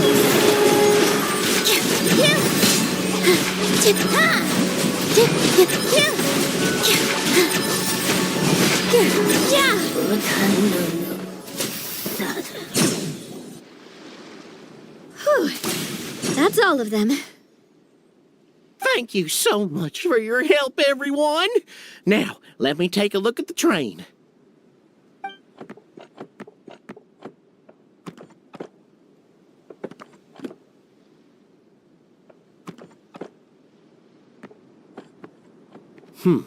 The carriage is a little scratched up, but there doesn't seem to be any real damage. And the engine's still operating normally, so I think we're good to go. Wonderful. Let's keep going then.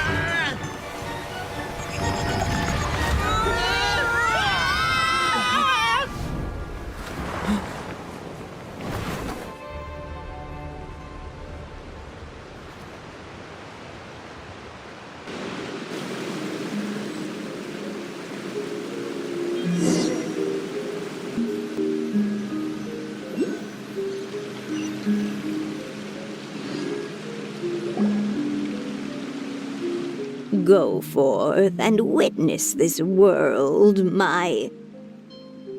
Make sure to be nice to everyone. I leave it to you.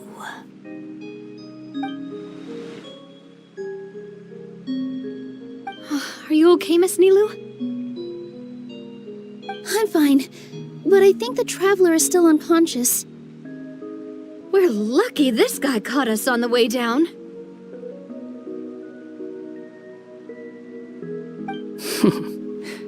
Passed out from a little fall, did ya? How fragile.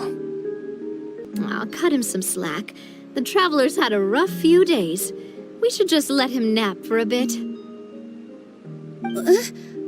But my leg's falling asleep. You couldn't have set him down on the grass over there, hat guy? Ha! I go out of my way to save 4 people who fall out of the sky, and now you're nitpicking my choice of soft landing? That's the most ridiculous thing I've ever heard. He's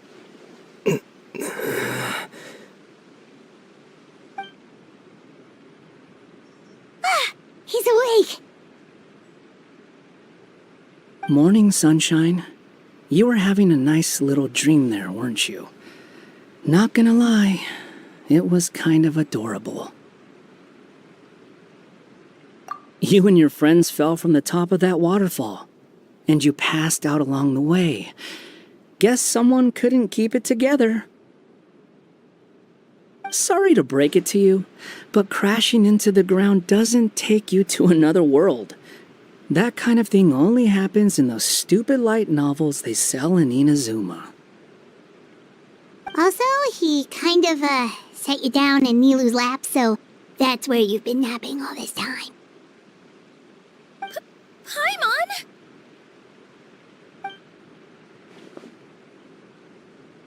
Oh, no. It's all right. I'm just glad you're okay. You didn't hit your head, did you? Is the dizziness gone? Really? What did they say?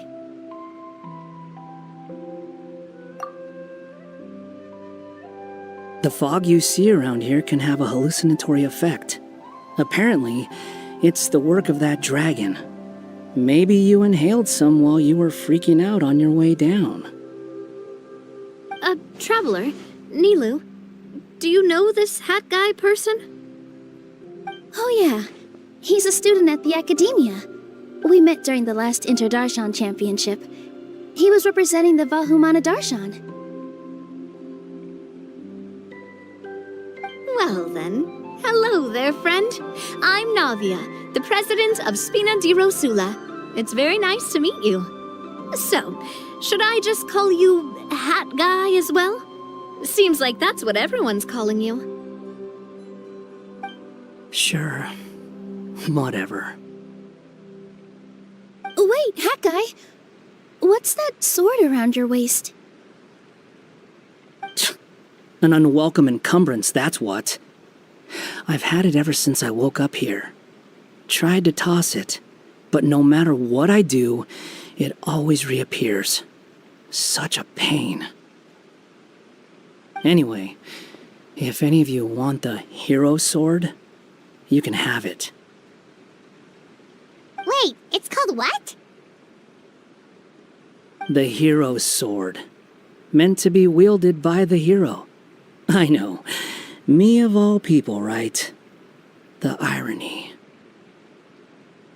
What? You're the hero of this world? Will you calm down? It's just a dumb title. Oh, it's just that this entire time, we thought we were the heroes of the prophecy. Well, if it means that much to you, you're welcome to claim the title. You'd be doing me a favor. That's not the point! The real question is, if you're the hero, then where the heck have you been all this time? Looking for a way out. I heard there's a boat in this area that can bring you to another world. So I came to investigate. But look at the state of things around here. The lighthouse collapsed, the boat won't budge. I say we try to find a different way out. Huh. Paimon's guessing a voice told you what you were supposed to do here? That's what happened with Navia and Nilou, at least. You expect me to take orders from some disembodied voice? Hey, wait, where are you going? To find the so-called source of this world's misfortune. The dragon responsible for this whole mess. Wait, we came here to fight the dragon as well. Why don't we go together? Grab that dragon scale over there before you leave. It'll come in handy later. A dragon scale? Where? How did you know about it? What's it for? And... Have you ever considered keeping your questions to yourself? Because if you actually expect me to answer them all, we'll be here until the next Interdarshan Championship. You little... Paimon thought you might have learned some manners by now, but clearly not!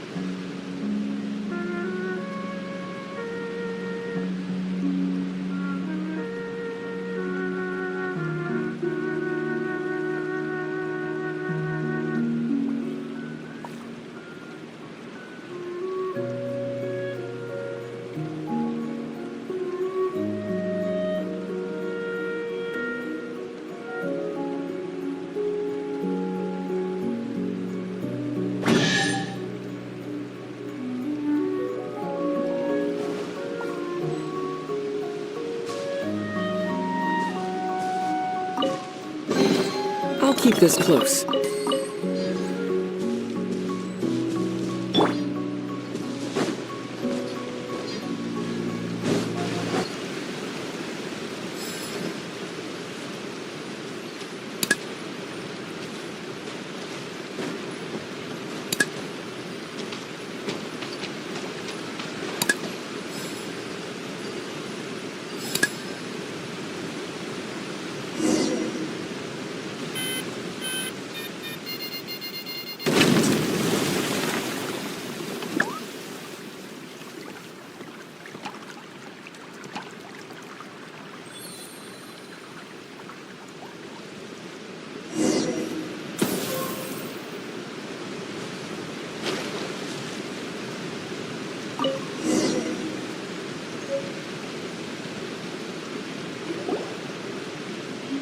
This should do it, right?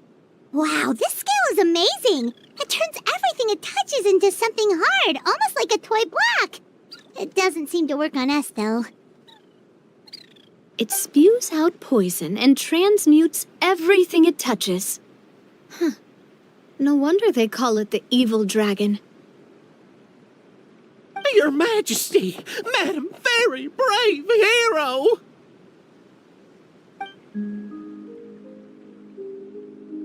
What are you looking at me for? He's obviously talking to you. Mr. Wheel, you didn't get hurt when we fell, did you? Oh, not at all. Thankfully, the young man in the hat was kind enough to lend me a hand. There seems to be a village over here. Some of the residents used to work in the titanium mines, and some came to fight the dragon, then got stuck here. I see. I'm glad they're all safe and sound. I can try to use my magic to fold a boat to bring everyone back. Oh, I'll help too. Still, I think we need to take care of the dragon first. We don't want it to start causing trouble when we're trying to load people onto the ship. Apparently, the villagers often see the dragon fly into a space behind the waterfall. They think that's the location of its lair. Then we should look around and try to find a way in. I'll wait here for your triumphant return. Your Majesty, brave heroes, please be careful.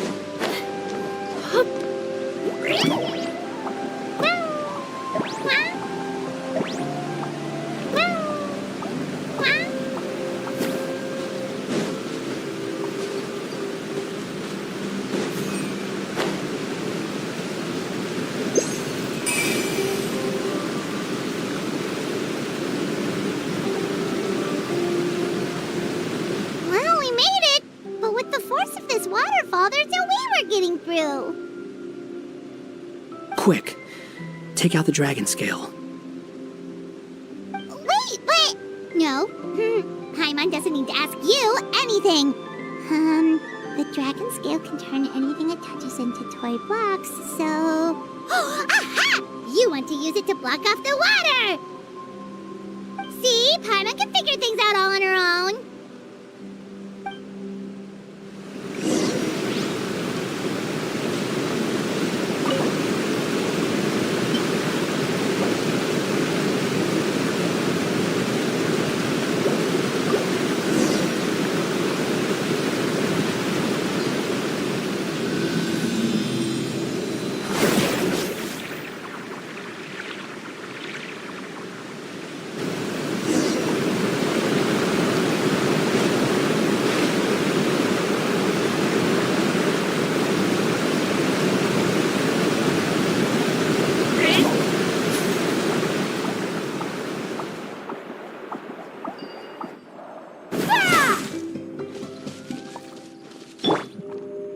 Umbrella warfare, I guess. This one's got your name on it.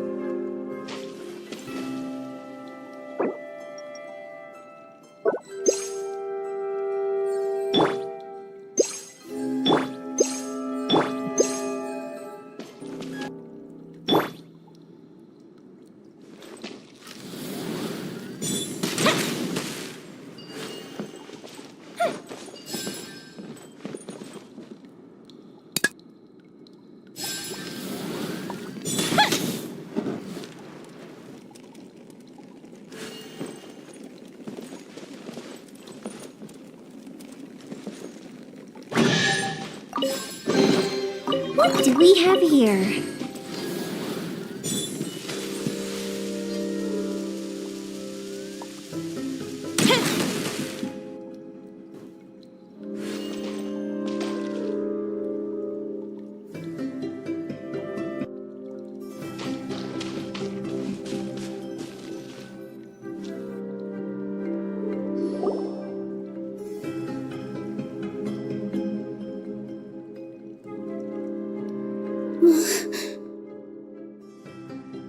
What's wrong, Nilou?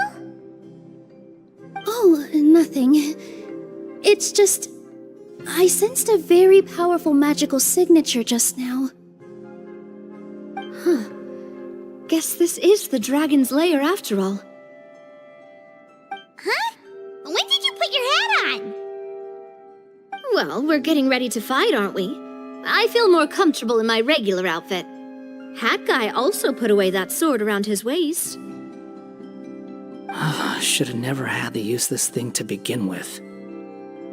Do you need to do anything to prepare, Traveler? Paimon's getting kind of nervous seeing everyone else serious like this.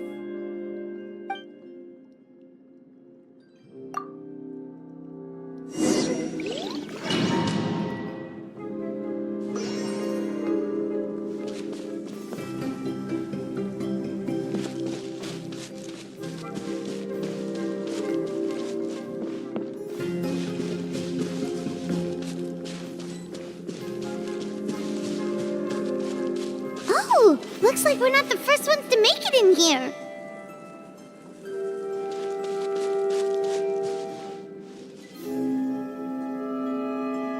Wait, hold on! Let's fight the dragon together!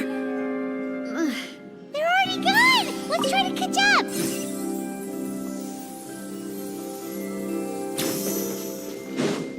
Ooh, what's that sound? Is it an earthquake? Where'd they go? Reckless idiots.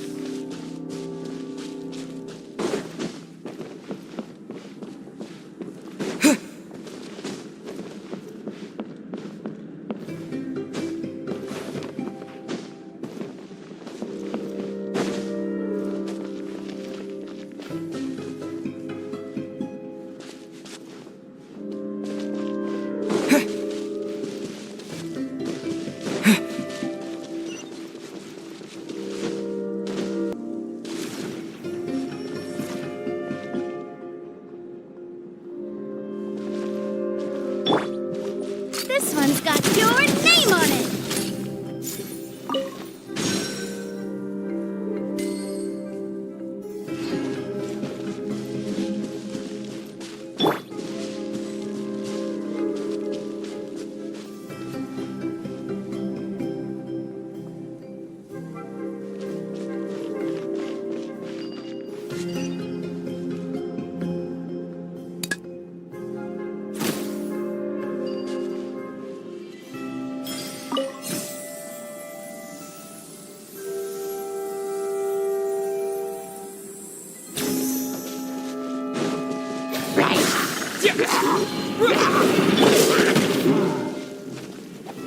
Umbrella warfare, I guess.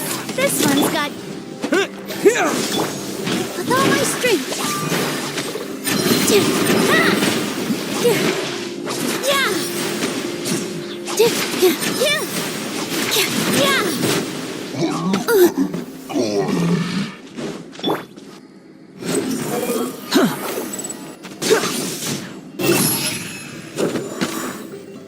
How amusing.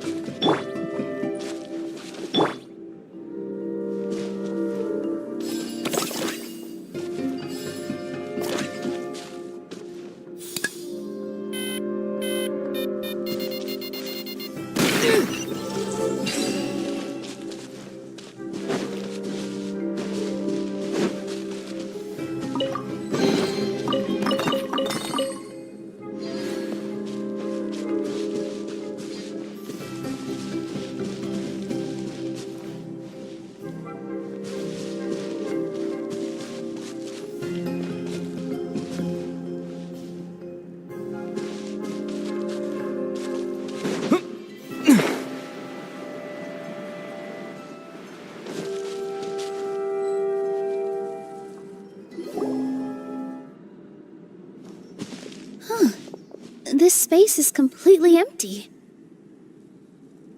My mom bets this is where the dragon sleeps. Watch out in front! It's coming!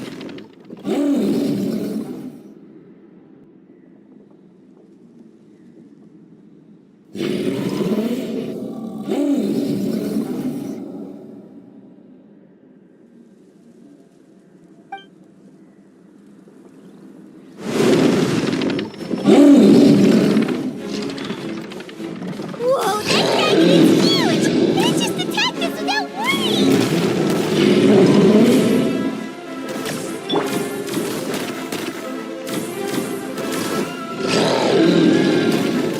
This one's got your name on it!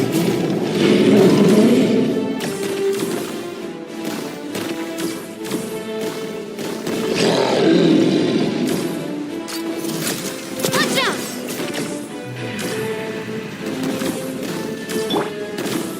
The wind rises.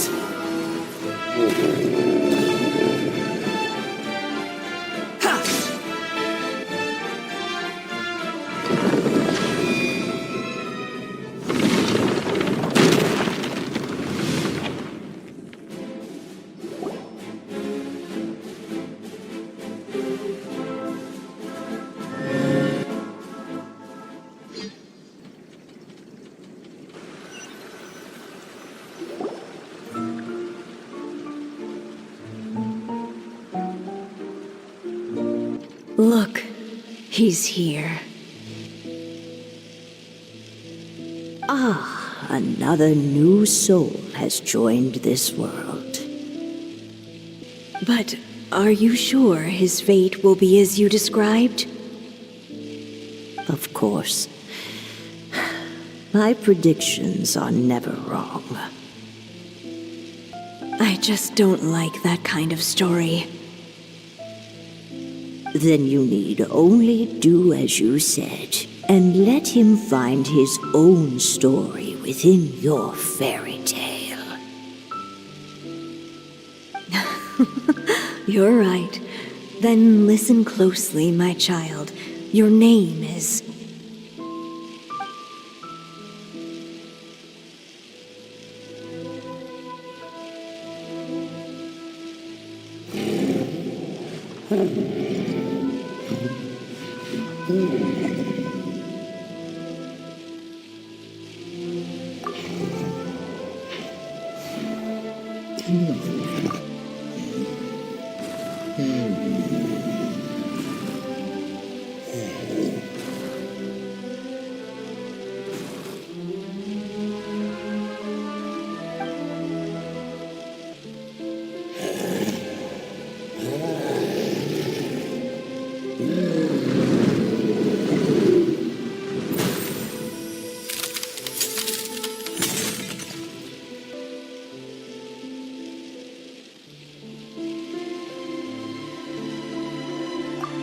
It's the dragon! The dragon that destroyed the titanium mines!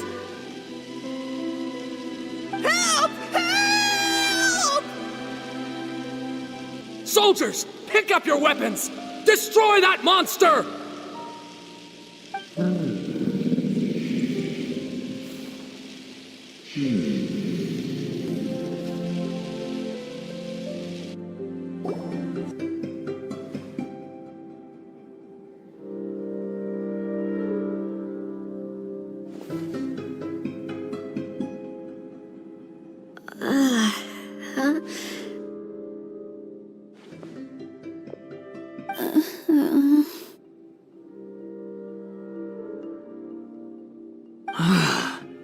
How many times am I going to have to save you?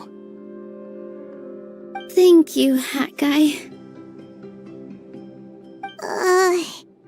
Paimon still feels dizzy. Hey, did any of you also see something strange? It was like we were witnessing... The dragon's memories. Sounds like we all saw the same thing just now. Well, we definitely saw a different side to the story. Watching it all unfold, Paimon couldn't help but feel bad for the dragon. This world might be a lot more complicated than we thought. The next time we encounter the dragon, how about we try talking to him instead of fighting? That sounds like a good plan. But maybe we should figure out where we ended up first. Huh. If the world above is a fairy tale realm, then maybe we've fallen into the next page of the book. Just keep walking and don't fall behind. Hey, wait for us!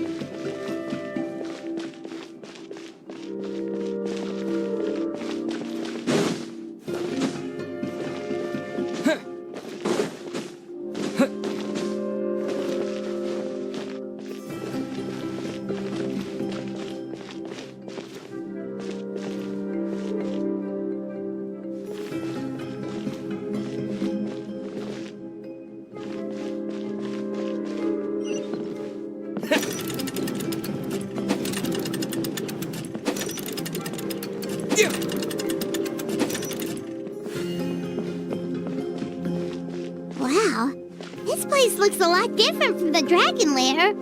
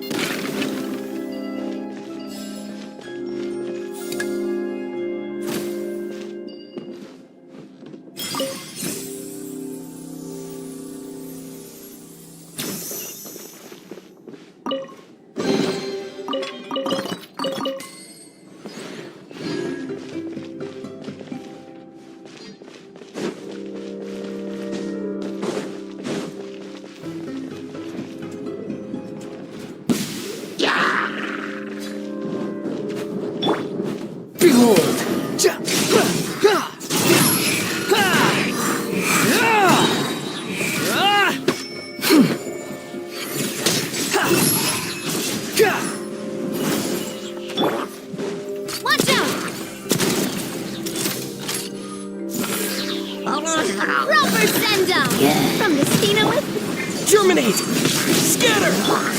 Unsightly insects! All eyes on me! Positions! Yeah!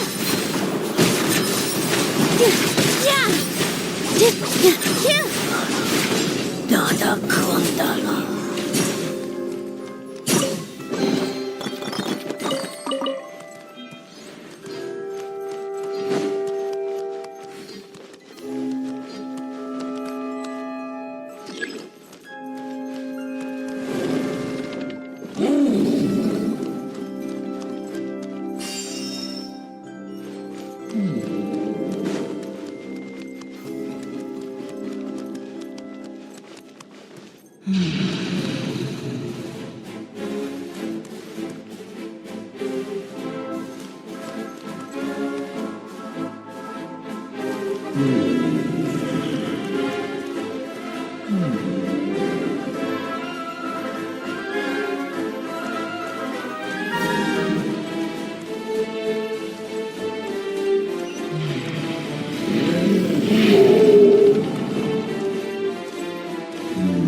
He seems angry.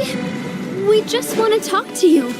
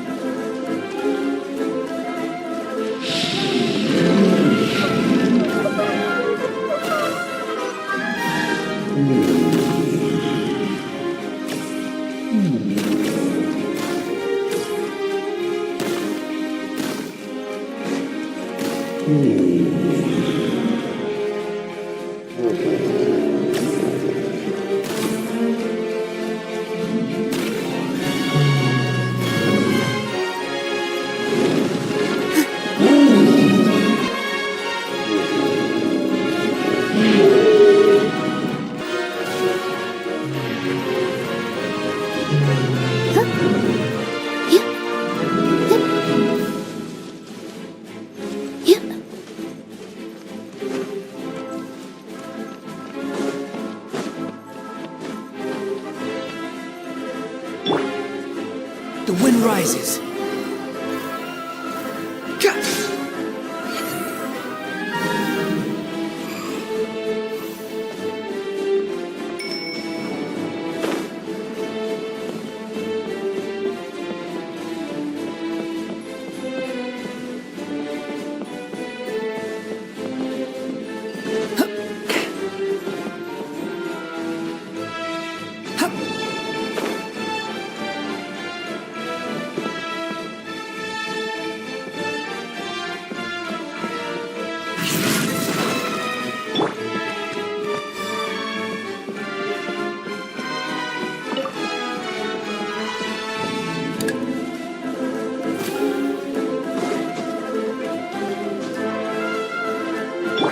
Behold!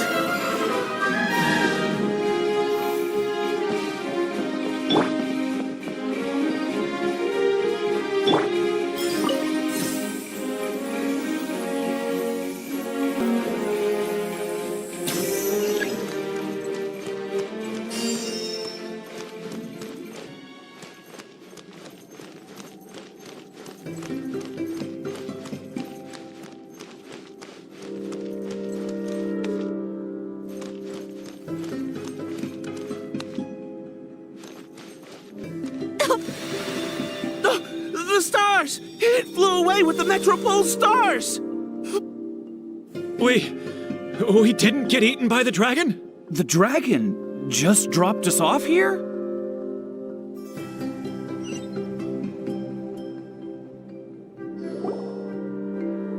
Hi, guy! You're getting too far away! He's just up ahead. Is he trying to lure us somewhere? Well, I'd say we were the ones who backed him into a corner. But we just want to ask him a few questions about his past. He's had year after year of people coming here to try to take his head. If you ask me, his reaction is perfectly normal. Maybe there's still something we can do to calm him down? I wouldn't count on it. Maybe his earlier attacks were just a warning, but now he's actually getting serious. Prepare for a final battle. Sometimes it takes a little force for someone to finally wake up.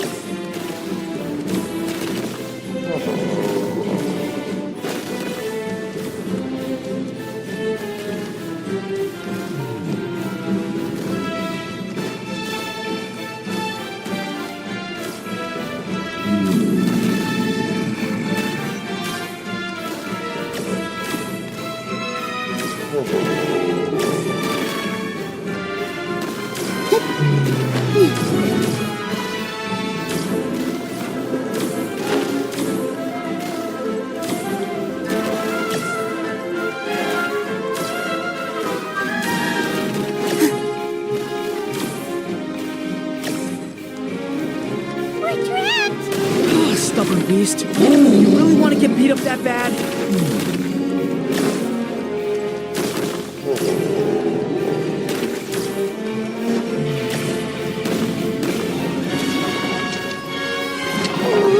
Its mouth is huge! Are we really gonna have to throw a bomb in its mouth?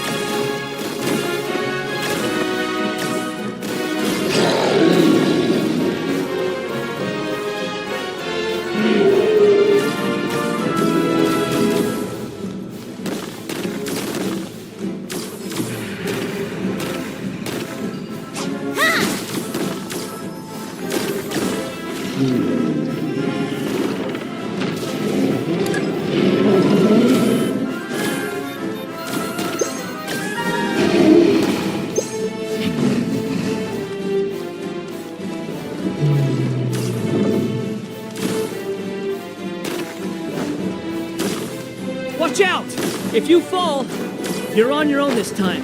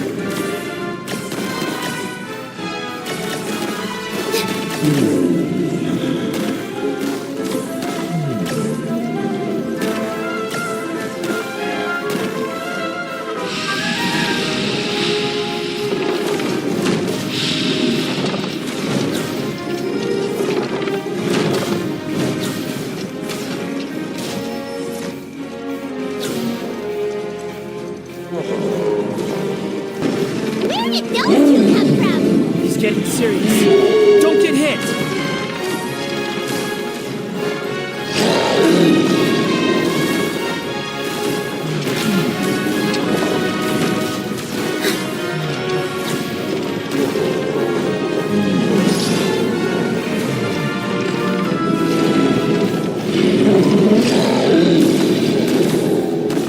There's a bomb over there! Just like before, throw the bomb right into its mouth!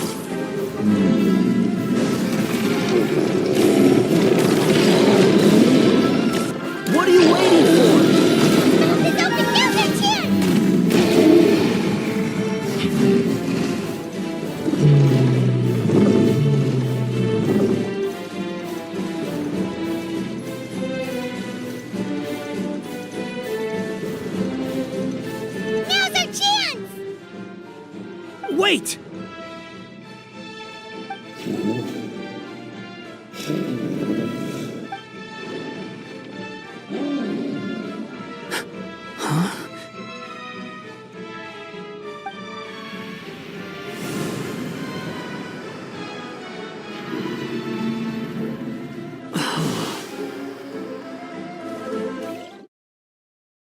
Are we inside the black mist?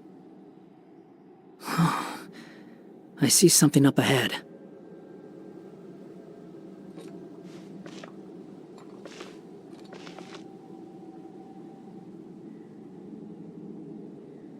Are you sure you want to create this child, Em?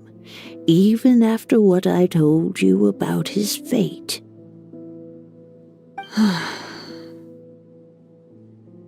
He will be abandoned by his creator, and eventually... I know, Bee. You've told me already. That sad story with the disappointing ending. It's what happened in the real world, isn't it? But that's exactly why I want to change things. In a different world, his story can have a happier ending. That child, his heart is so full of love. I understand, Anya. But know that if you give him that name, his fate in Simulanka is destined to parallel that of his real-world namesake. But there's still a chance, right? Maybe it's a shot in the dark, but I have to try. He deserves a better life. Although, he might need the help of others when the time comes. All right, my dear. The choice is yours. Since you're so persistent, let me tell you a secret. More boring fate talk.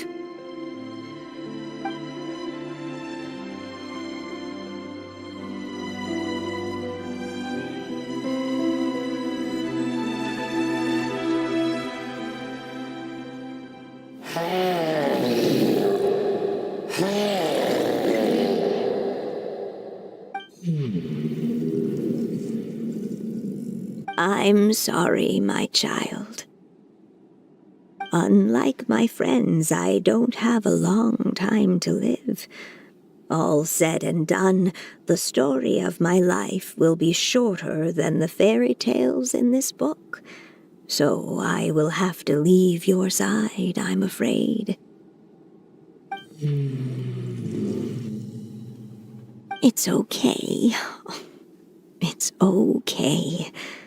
Once I'm gone, I will become a star in Simulanka and watch over you from above. If you ever feel lonely, just look up towards the sky.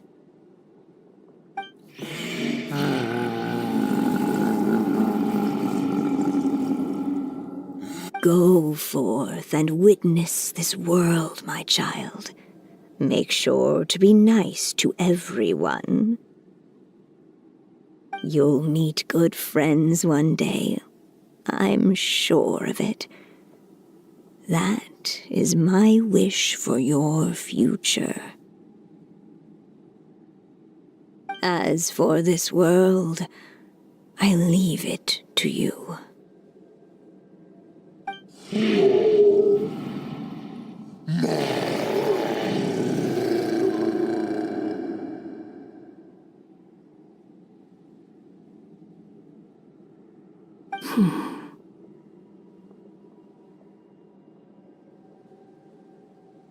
So in the end, you were betrayed too.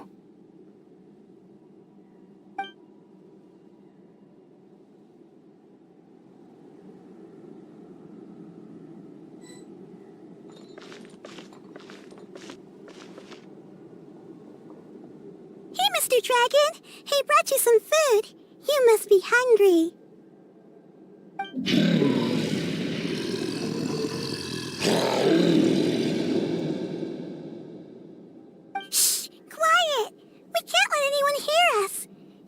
says you're a bad dragon, but you're always nice to me when we play together. You always help me pick flowers way up high that I can't reach.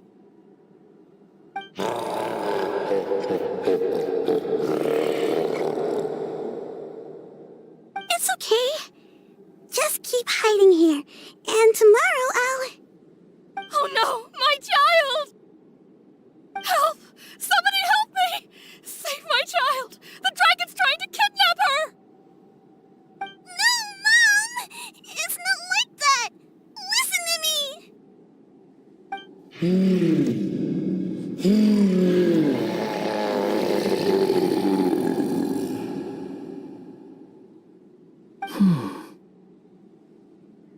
So you're hated by people too.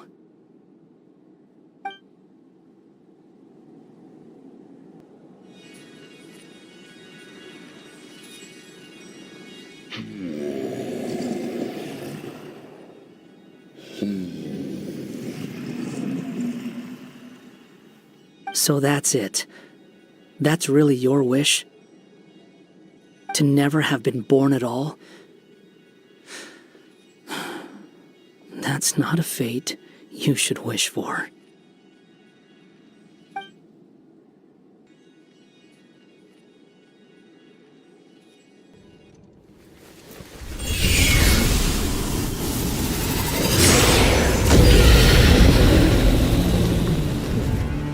Nobody can define who you are,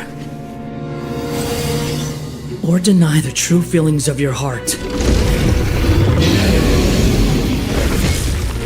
Now remember your name. Durin.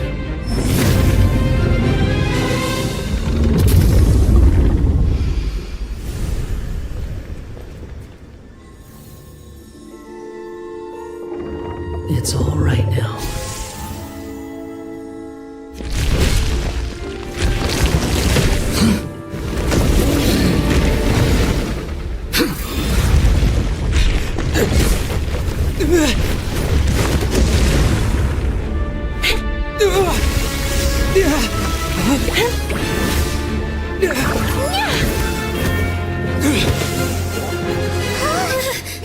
Watch out!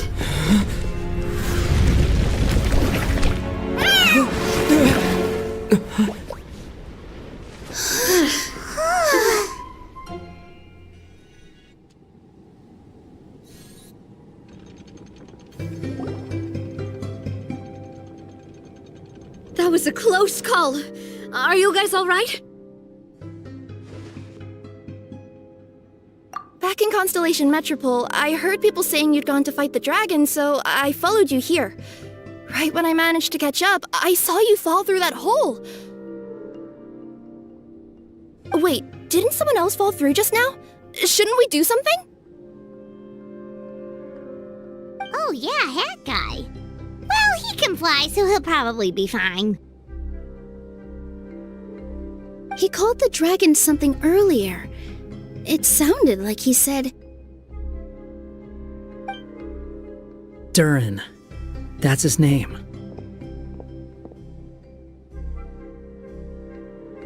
Oh, Hat Guy, you're okay.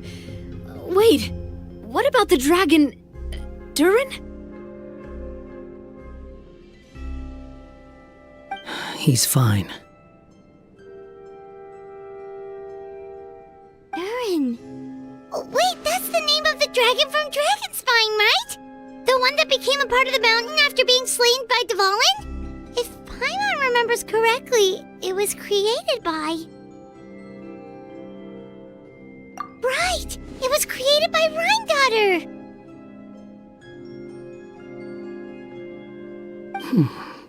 Created, you say? Huh. So, what exactly happened down there? You've been acting weird ever since the end of the fight.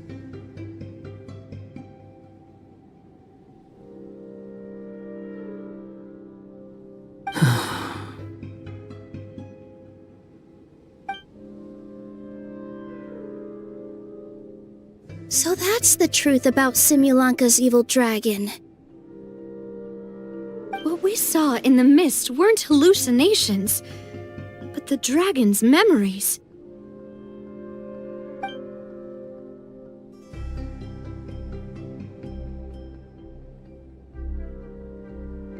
Huh. I thought it was strange. The people around the Broken Sea are clearly stranded, but I never heard any stories about the dragon attacking the village. The people we met along the way are probably workers from the Toitania mines, or guards who came here to claim the dragon's head. Durin probably allowed them to live here because there was nowhere else for them to go. When I first came to this world, a voice spoke to me and said, "You are the hero of this world. Now go forth and save the dragon." Huh. Who is the person behind this voice anyway? And why did they bring us all here? Come with me. The answer to all this can be found below.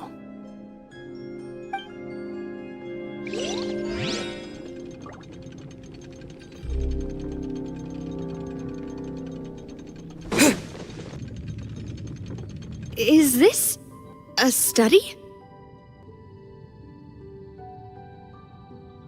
That's right. It belongs to the goddess of fate.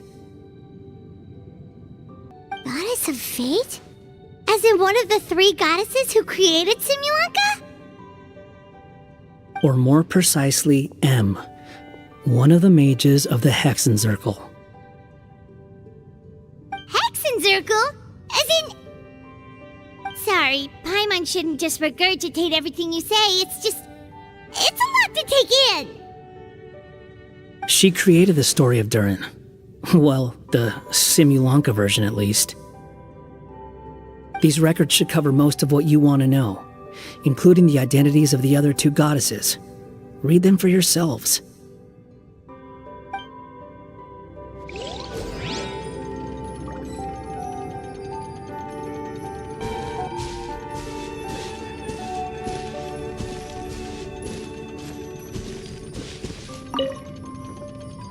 By all rights, I should have been A, since A is the first and last letter of my name. But Alice overruled me on the basis of seniority and said I should be M instead because of my middle name. She really knows how to push my buttons. Still, her magic never fails to amaze me. I still can't believe she got one of my origami frogs to start talking.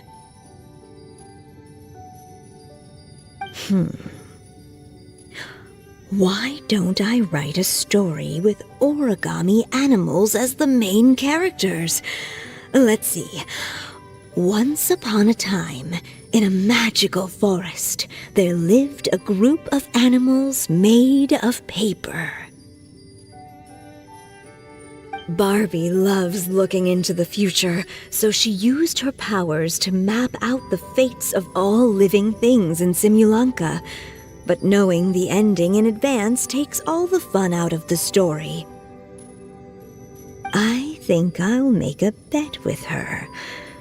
I believe that one day the people of Simulanka will decide to carve their own destiny.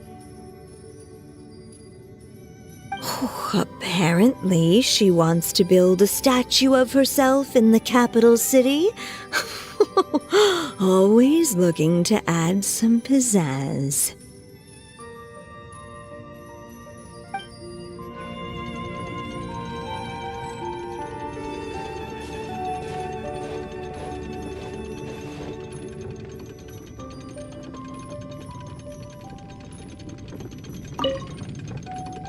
My dear sisters, I fear my pen shall soon run dry. Even now, as I write this letter to you, my dexterity is all but failing me. Thank you for enjoying my stories and for creating this world for me. The time we spent together was the most wonderful youth I could have asked for. I always feel so young when we're together. A says that even after I'm gone, the goddess of fate in Simulanka will continue to exist and carry on granting people's wishes. It makes me glad. If you ever want to chat, feel free to pay a visit to the goddess statue. Just don't wish for anything weird.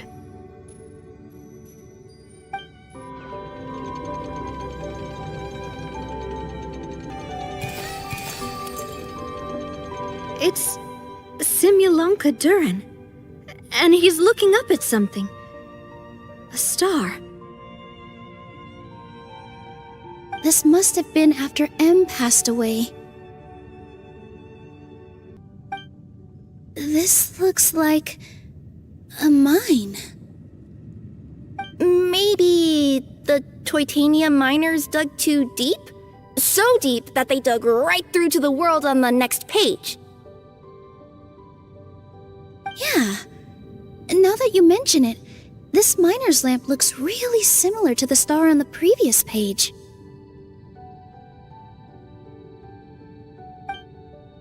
The Forest of Blessings. This book has been recording Simulanka's history all along. Look at the size of those footprints. If that's every time he lands, then no wonder people are so terrified of him. So that's why you took the stars. Because you missed your mom.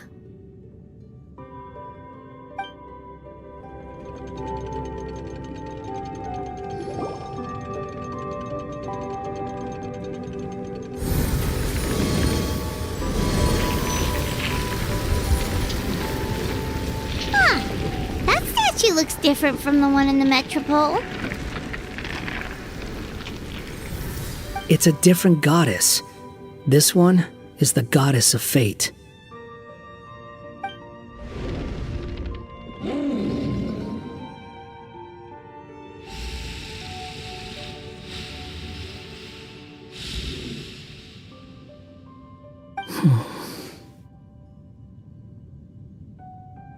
It's all right now, Durin. Nobody here wants to hurt you.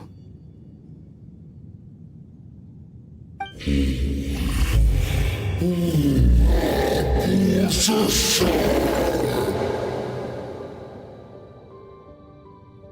say that, Durin! Paimon made a mistake. She was wrong about you. But it's nice to talk, isn't it?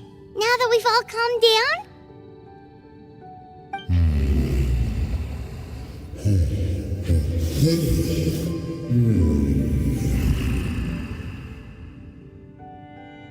So that's why you made that wish? So stupid. Hey!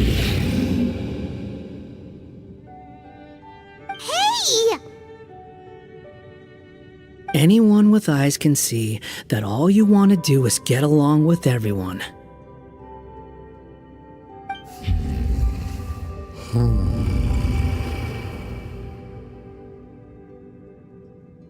You just want to make friends, people to play with, to talk to, people who accept you, or at least accept your apology.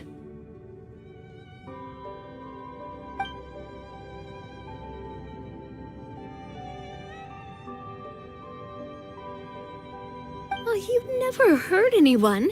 Heck, the idea never even crossed your mind. Sure, you scared a bunch of people half to death, but that's only because they had no idea what kind of dragon you really are. Yeah. If you had a heart-to-heart with them, I'm sure they'd come to understand you and see your point of view.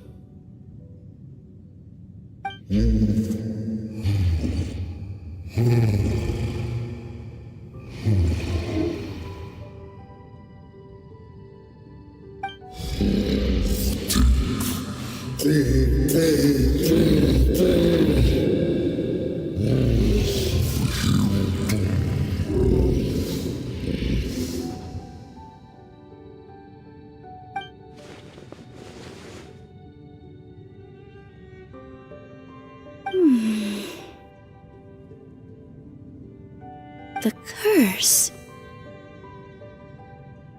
Huh? Nilou? Is it your true wish to live side by side with the people of Simulanka?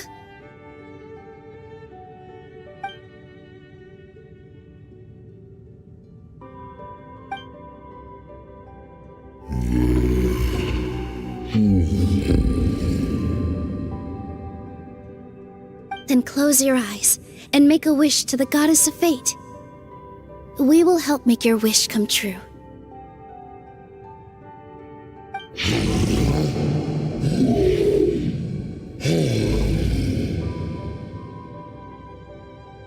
Just trust me.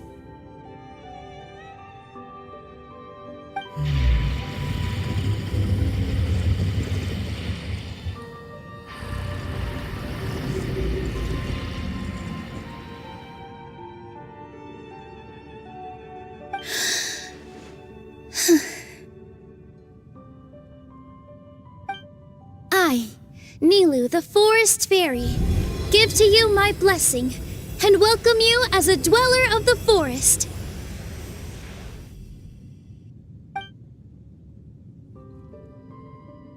May everyone accept you as one of our own, and may the Forest of Blessings be a place you can call home. I, Navia, King of Constellation Metropole, give you my blessing. I grant you citizenship to my kingdom. Oh, me too! As the, Nekomata in Boots of this world, I give you my blessing too.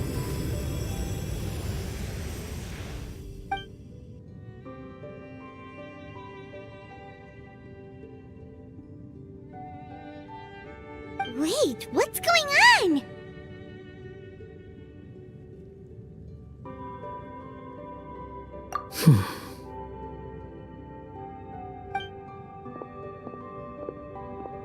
I, the hero of this world, give you my blessing.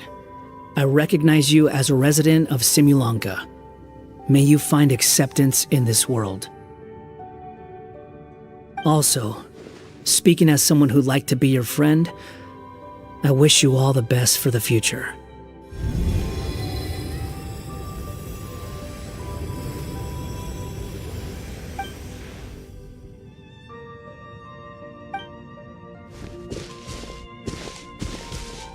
I, a traveler who has traversed many worlds, give to you my blessing. May you find friendship and goodwill, no matter where you go.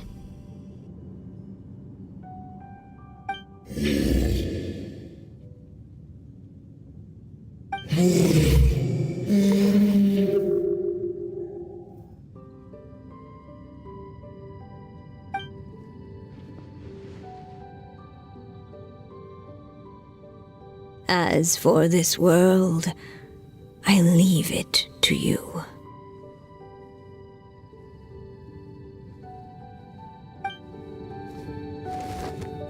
Huh? What? Why are you all staring at me? Huh? My claws? Are these my claws? And my wings? My tail? Does this mean... Wow, you look so cute. Quite a radical transformation.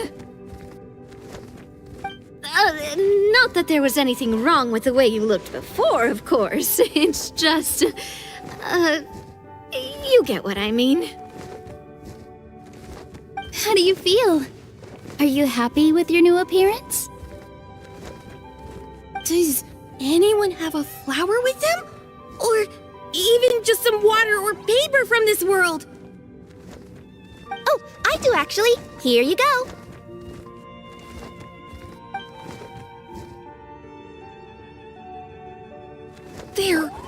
They're not changing. I can touch things without changing them. Hey, that's great! One more flying friend for Paimon! Now the residents of Simulanka won't be scared of you anymore. But what about all the things that I did before? That's simple. Just go out there and atone. You could fill in the footprints you left on the ground, or help the people around the broken sea get home. Okay. And you'll come along and help me, right, Hat Guy? Huh? Why would I do that? Because you said you wanted to be my friend. You little... Gah. Well, maybe I spoke too soon. Huh? But I thought...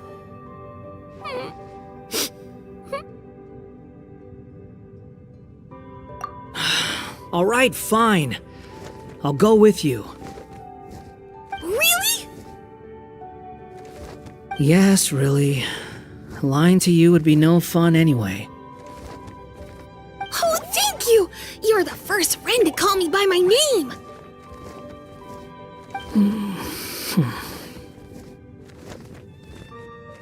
Let's go back up.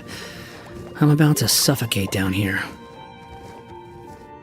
Oh, it feels so good to finally see Hat Guy meet his match. Yeah, okay. Paimon just never thought we'd see the day, that's all. All right, let's also head back up then.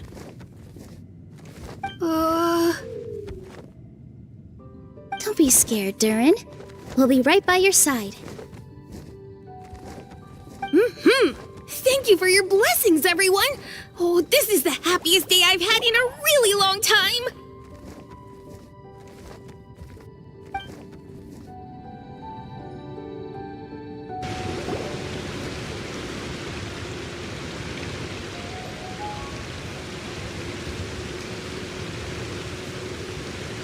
Ta-da! Surprise, everyone! A talking street lamp! Street lamp? Oh my! You mean you still don't remember me after all the times we've spoken? I know that voice! It's Mom's friend!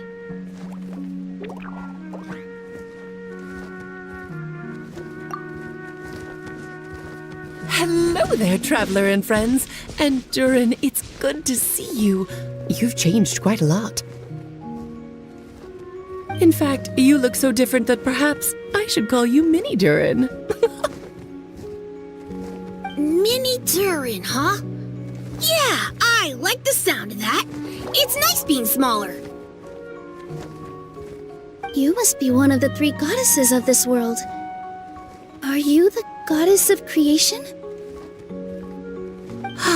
Yep, that's right. But although it's the most impressive sounding of the 3, to be honest, we all made an equal contribution toward the founding of this world. If you've ever read any of M's stories, you'll know just how enchanting the worlds are that she writes about.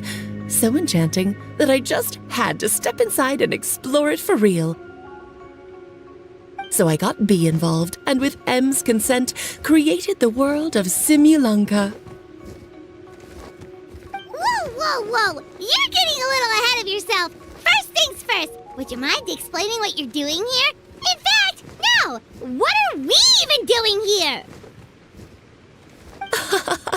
Don't worry, all will be revealed. After everything you accomplished on your journey, you're free to ask me anything you want. Let's start with your first question then.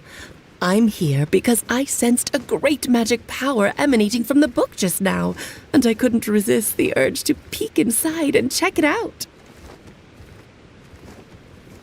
That must have been when we all gave Mini Durin our blessings, right? Yes, exactly. In the world of fairy tales, words and emotions often carry far more power than any spell. It's all thanks to your magic that Mini Durin was able to take this form. Come say hi to me, little one. Oh, look at you. You're as cute as a button. So, what about us? Was it always part of the plan that we'd come here? isn't the word I'd use. If you ask me, I'd say fate works in mysterious ways. When Durin of Simulanka made his wish to the goddess of fate, it just so happened that in a world far away, all of you wonderful people were holding a copy of M's fairy tale at that exact moment. And because of your noble and kind souls, you were selected by the goddess of fate to come and save this world.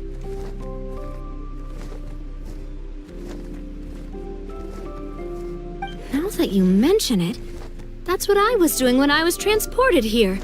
I was reading a fairy tale to some children in the Fleuve Cendra. I think I just, happened upon an old book and decided to use it as my pillow during a nap in a box.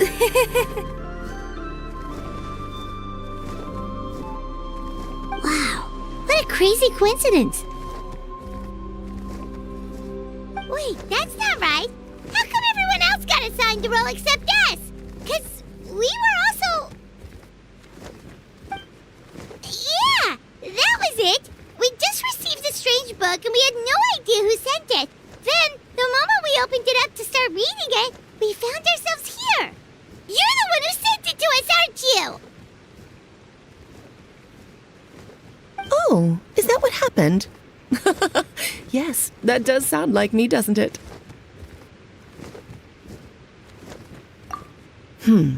Good question. Why indeed? Maybe I thought this was such a good story it simply had to be read by someone. As the traveler and witness of many worlds, how could I let such a beautiful place pass you by? I can sense that your blessing for Mini Durin was a very special one. With this blessing from beyond the story, he might even be able to explore worlds outside of this one. To that, you mean? That's right. In fact, back when we were first creating Simulanka, Em told us that she hoped the people of this world would one day be able to explore the wider world beyond. Every story has an ending, but if the story becomes reality, it should have the right to choose its own path.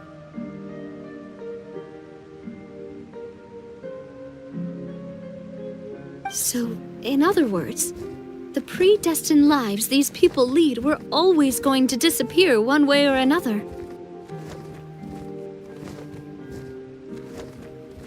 Wait, so even if the people here get to go to other worlds, surely there's gotta be a way we can leave too, right? Don't you realize you've been able to leave all along? Huh? You can either take the boat at the Broken Sea or touch the giant bookmark at the Cliff of Prophecy. All you need to do if you want to leave is focus on the place you want to go. How were we supposed to know that if you never told us? Huh, didn't I? Well, given how smart and capable you are, surely it can't have posed a huge problem for you.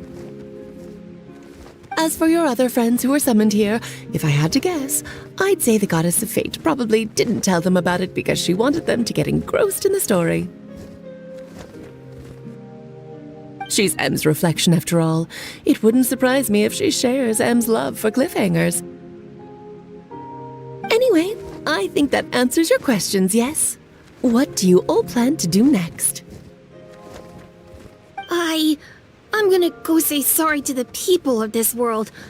After that, I want to start protecting Simulanka, just like Mom told me to.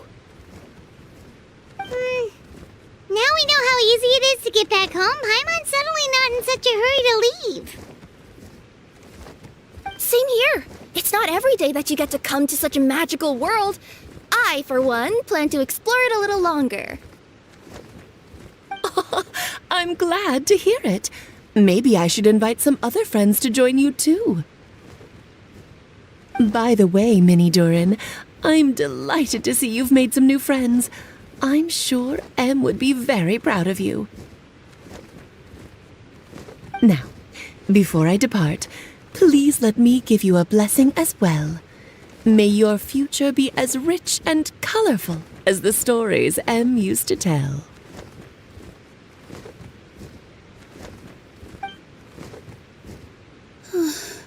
She's gone. Guess this is where the hero's journey comes to an end, huh?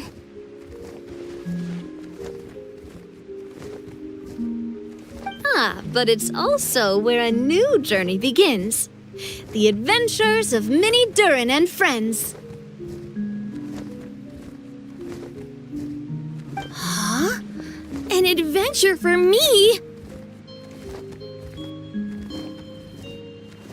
You bet. For starters, I'd love to introduce you to my other friends in the forest. Even though there have been some misunderstandings in the past, I'm sure they'll welcome the new you with open arms. Huh? Ugh, stop looking at me. I already said I'll come with you. Whoa! Look over there! Wow. The stars are beautiful. Huh. I'll bet that's a gift to Mini Durin from the 3 goddesses of this world. Oh. Thank you, Mom.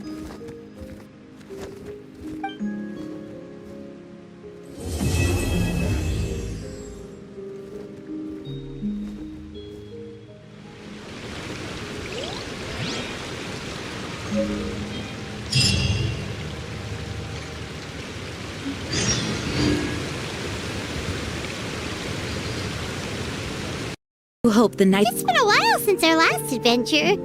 Oh, Paimon wonders how Mini Durin is getting along in Simulanka. Let's go to the Forest of Blessings and take a look.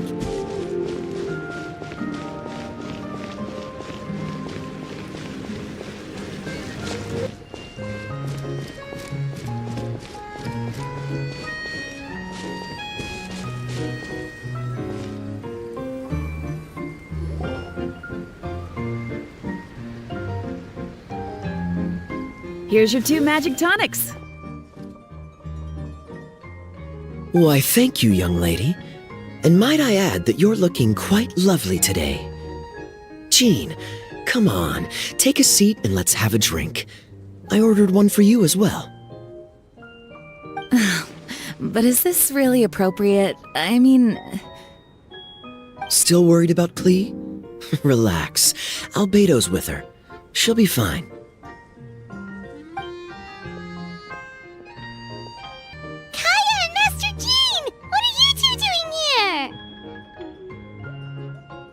Oh, look who it is.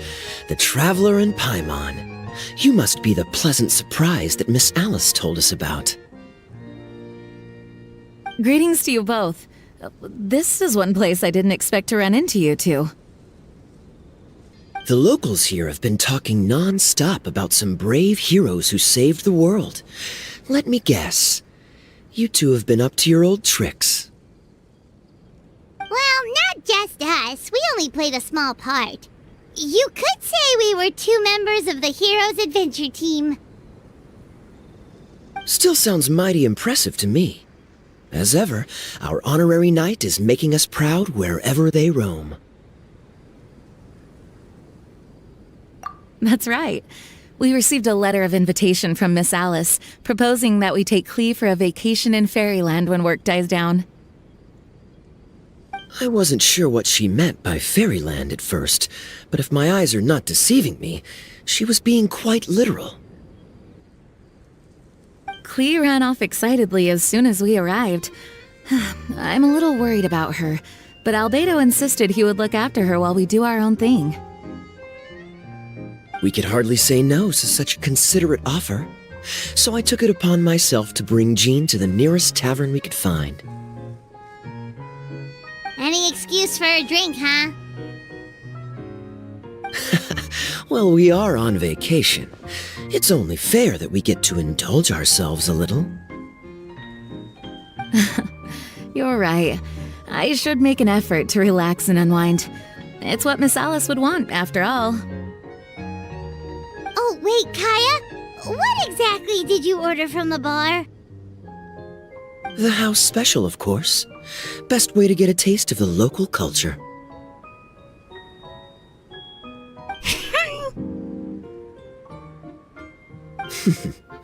Why are you making that face, Paimon? Nothing. I was just perpetually amused by your lifestyle, that's all. Go on, drink up. Something tells me I need to tread carefully here. Let's see, it's got a lovely color, but how about the taste? Ah.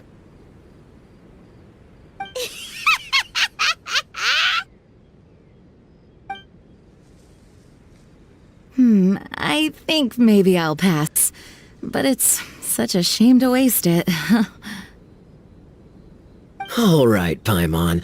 Well played. Well, Paimon got burned too, if it's any consolation. It's nothing personal. Oh, by the way, we weren't the only ones who got invited here. I saw Collei earlier. She didn't see me, though. She was making a beeline for that big tree. The Kingdom of Breezes and Bells, you mean? Oh, this is turning into a huge reunion! Maybe we should go say hi to her! All right. Well, give her my regards. Thank you. Enjoy your time here, too.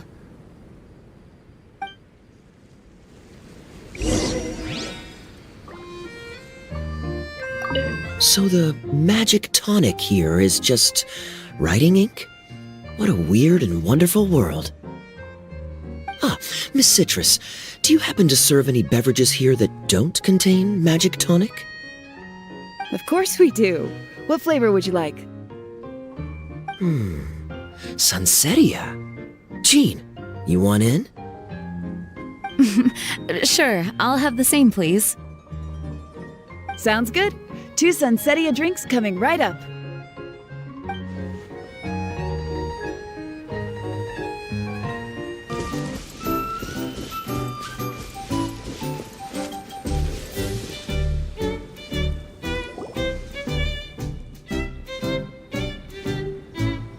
The structure of the tree houses here is nothing short of amazing. I have to write it down so I can tell Master Tighnari all about it later.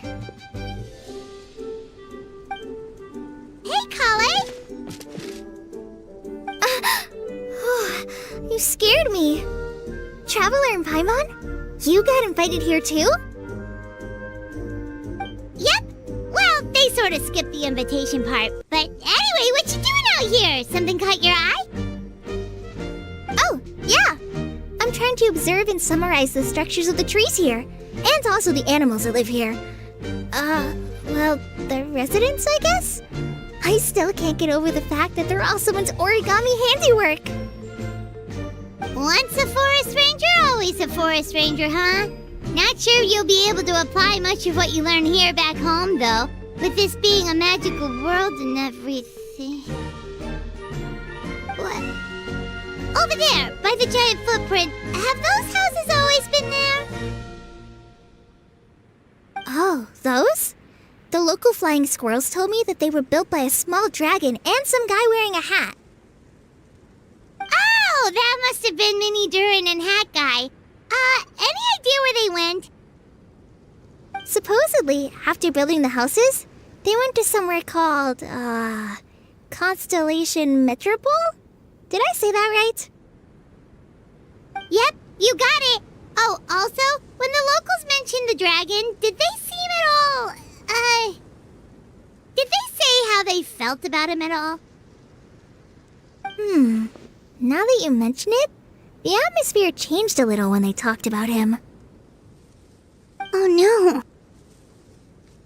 They mentioned some stuff along the lines of past misunderstandings and welcoming new members. I only just got here, so I know very little about what has happened in the past. They seemed genuinely grateful for the houses, though, and said they were going to plan a welcome party.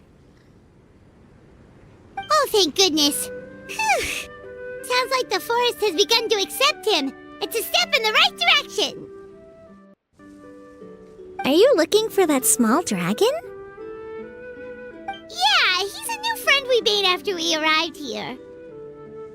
No way! Really? I'm getting more and more interested in your story. No. I've got to save her for next time. For now, I've got to make the most out of my time in this wonderful world. Oh, there's no rush. Just take it slow and enjoy yourself. Like Kaeya. Oh, he sends his regards, by the way.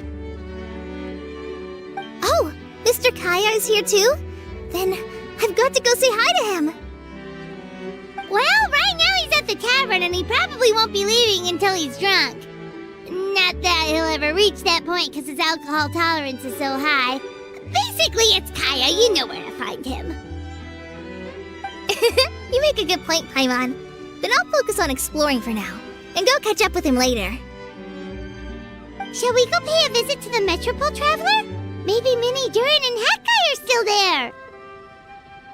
Oh, right. By the way, something pretty interesting has been happening in Sumeru recently. Master Tighnari has been working really hard on it, so if you have time, definitely go and check it out. Sounds good. We'll find some time in our schedule. Of course. See you later.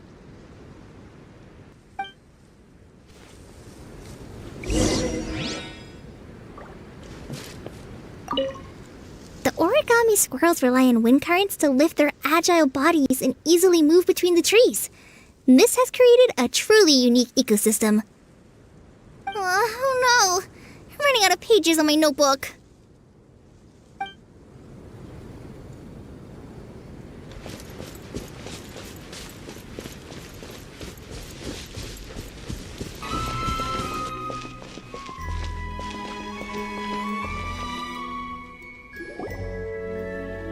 What? Are my eyes deceiving me? There is no way. I can't believe it. Hey, Mona! We heard you muttering from a long way away. What's up? Oh, is your scry glass acting up again? Oh, it's you, the saviors of this world. My scry glass is fine, but I'm not sure I can say the same about my eyes. Look at this statue.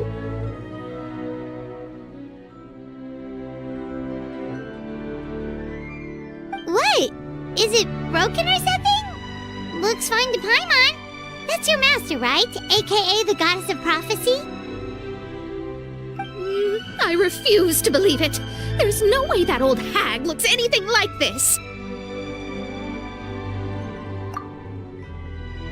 When she was younger. Oh, actually, now that you mention it, this does remind me of the fashionista phase she wrote about in her diary. She can't hear me, can she? I swear I just got chills down my spine. Either way, it's probably a little rude to talk about her right under her statue. But how do you know it's a statue of her if you never saw her as a young woman? I did a quick scry when I came into this world, and when I saw the stars' reflections, I was at a loss for words. It looks like fate in Simulanka is based directly on Tevat. A projection of real-world fate to form an image of reality. Or in layman's terms, basically the creator made this world inside a mirror or a lake, and this world is the reflection. Still sounds pretty impressive.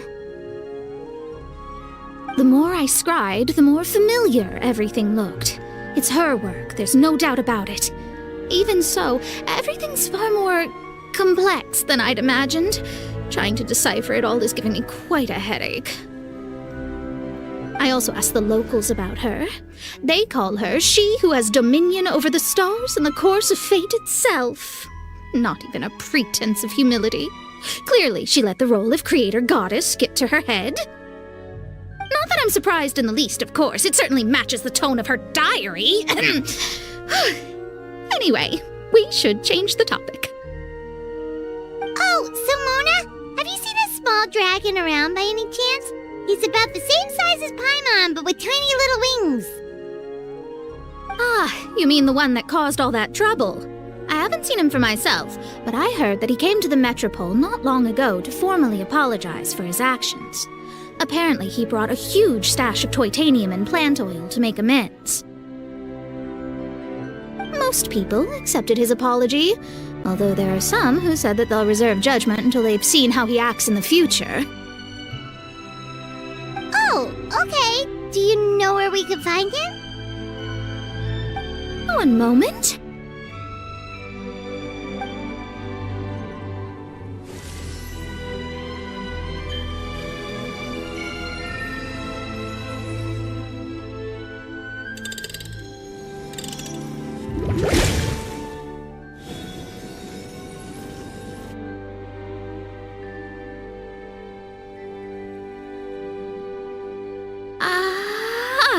It looks like he's at the Broken Sea.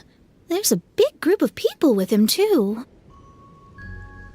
Cool! Wanna come with us? We can introduce you? I think I'll sit this one out. This might be the closest I ever get to meeting the old hag in her youth, so I think I'll spend some time seeing what else I can glean from her grand design. You guys have fun.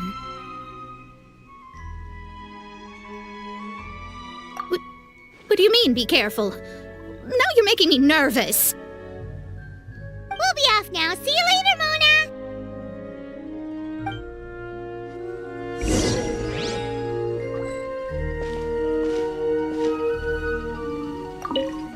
Creating a whole world starscape is no easy task.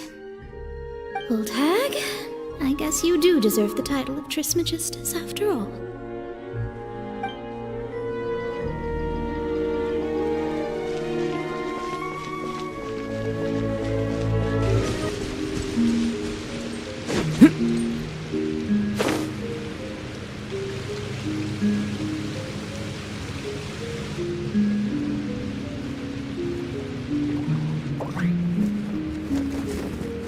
Osvaldo Hafnavines!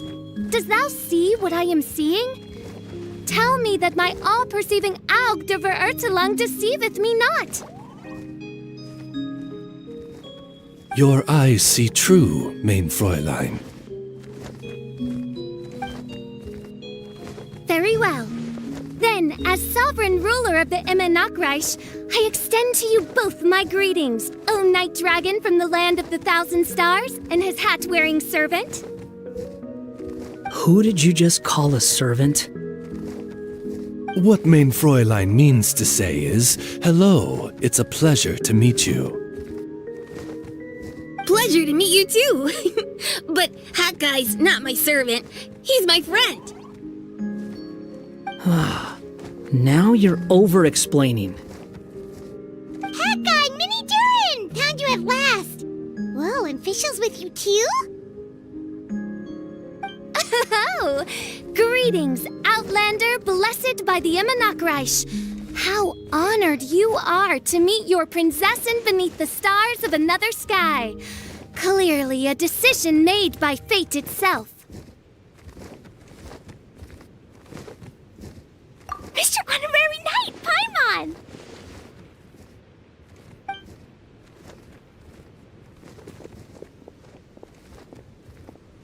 Greetings. You both look well. Hey there, Klee! Have you been having fun here? Yup, loads and loads of fun. There are so many cute animals and a magic train that was really long and a huge, huge castle and a king lives there and everything. I've been taking Klee to see all the sights. It's been a very enriching experience. Alice's magic is truly outstanding. Yeah, Mom's amazing. Klee wants to build a great big house now, too. So, your mom and my mom We're friends? Mm-hmm. Our moms were friends, which makes you my big brother. My mom used to read your mom's stories to me all the time. They were great! Big brother? Wow! Thank you, Klee! Can I go play with Klee, Hat Guy? Suit yourself. Albedo, can I? Go on. Just don't go too far away. I'll come pick you up later. Yay! Come on, Mini Durin! Do you want to come play with us too, fischl? Your princessin accepts your invitation. Rejoice! Though you may be concealed by fog, still you shall have the good fortune to witness the true might of the Aug de Bertelang. What Mein Fräulein means to say is, perhaps we can all play hide and seek together. Mein Fräulein is it. Hooray! I love hide and seek! Oh, me too!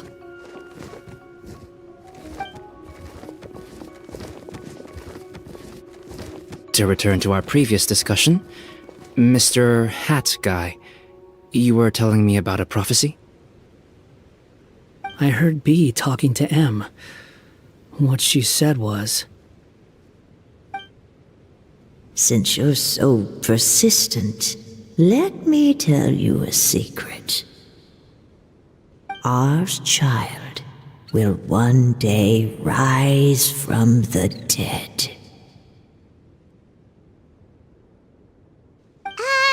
Is she saying that dragon spine durin will come back to life? I only heard it in a memory, so don't hold me to it. Understood. My recent observations at Dragonspine lend credence to this prophecy as well. Durin's heart has slowly but surely been growing in vitality. The process is extremely slow, but the trend is clear. What should we do? To start with, plan for every potential scenario, including, of course, the worst-case scenario.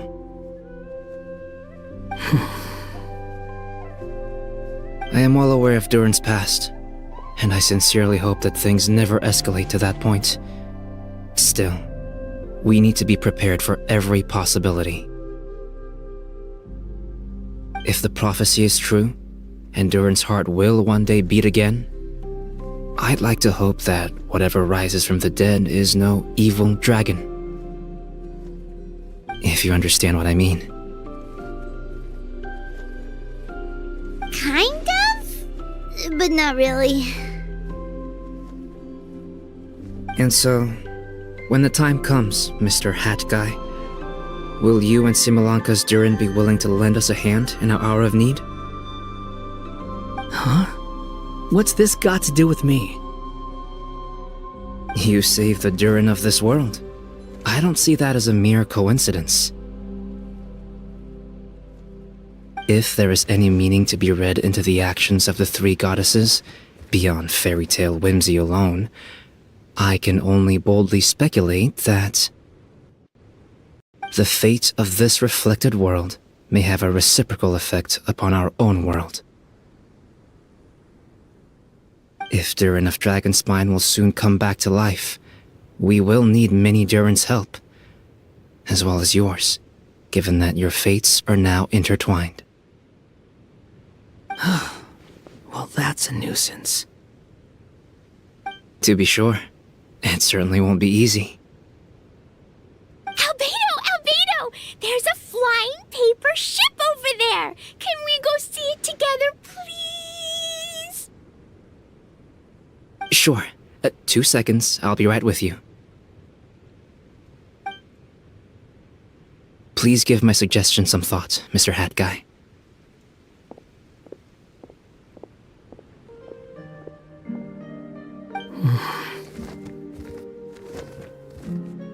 Hat I'm back! Huh? What were you guys talking about? Nothing.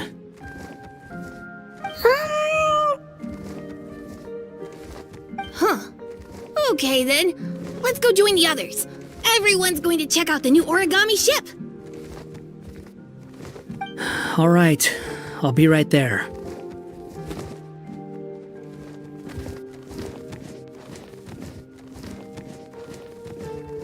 Why would I be?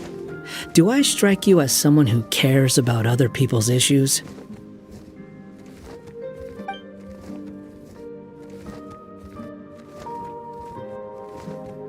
Quit trying to guess what I'm thinking. I'm leaving.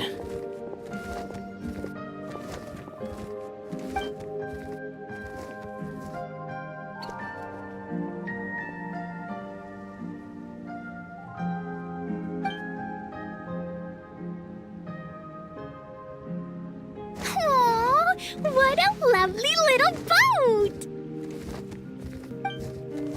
The forest fairy helped us make it. Paimon just realized there's a lot fewer people around the Broken Sea now. Guess most of them have made their way back to the metropole. Does this boat have a name? I can't see one anywhere. Huh? A name? Every boat has a name. At least, all the ones I've seen before. They're usually symbolic names that represent something aspirational.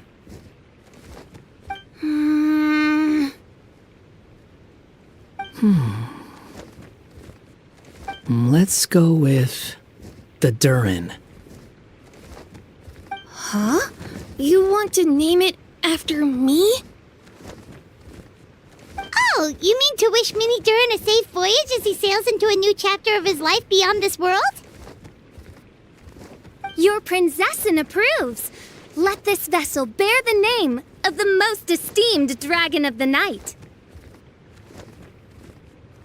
The Durin. Let's call it that then. Thank you, Hat Guy. Also, can I ask you a favor? Go on. Remember how Mom's friend said I should be able to leave this world? Well, I want to pay a visit to your world. Just a quick trip, can we? Huh? Is that a no? Paimon thinks that's a great idea. If the people of Simulanka are allowed to go to Teyvat, then what's the problem with taking Mini Durin there for a visit? I'm assuming I'll have to be your bodyguard while we're there. I can protect myself. And I'll do what you say. I won't fly off on my own, I promise. Please, can I go?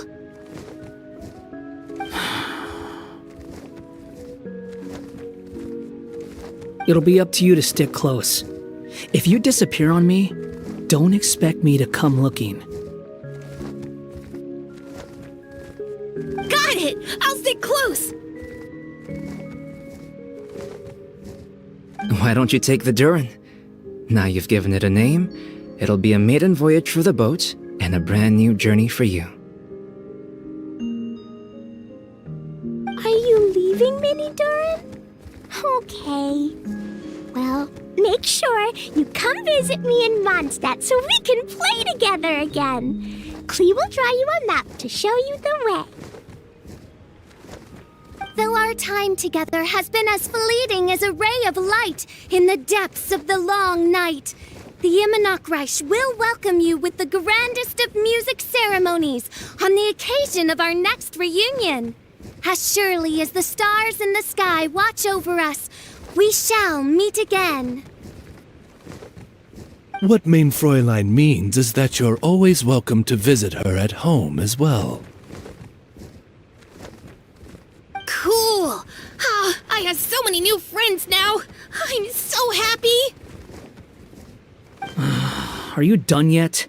If you want to leave, Then get over here.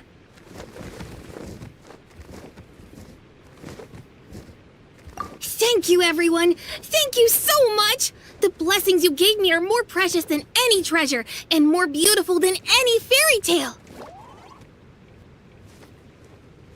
Next time, it will be my turn to make your wishes come true!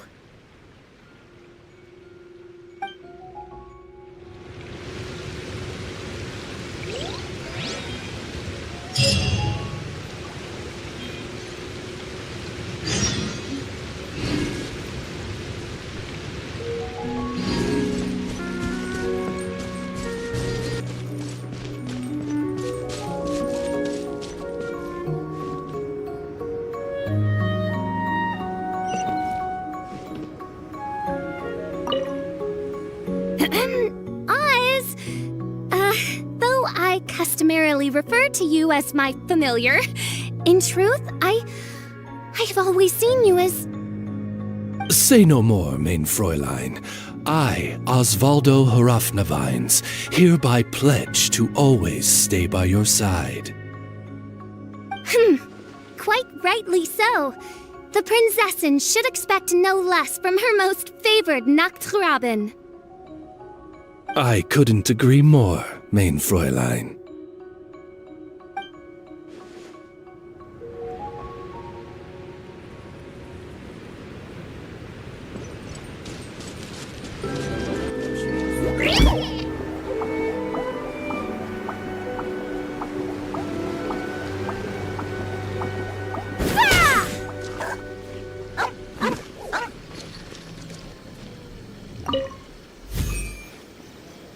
Hey there!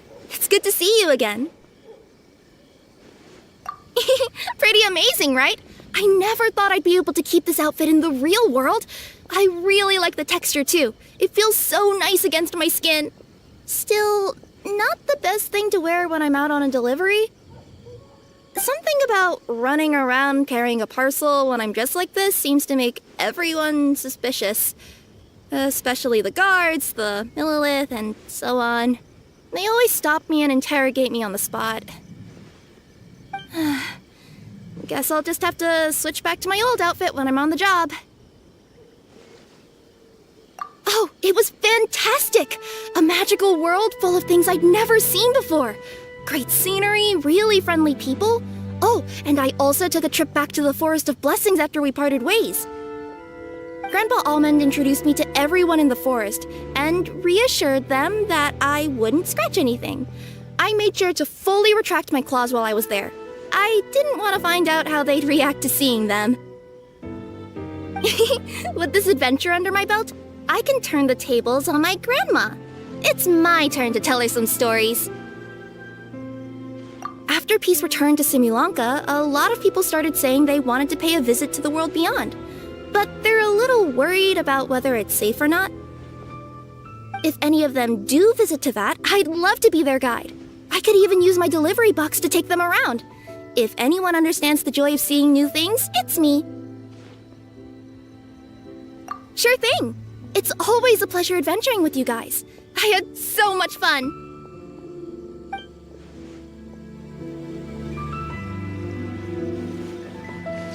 Special yakitori for sale. Come and try some.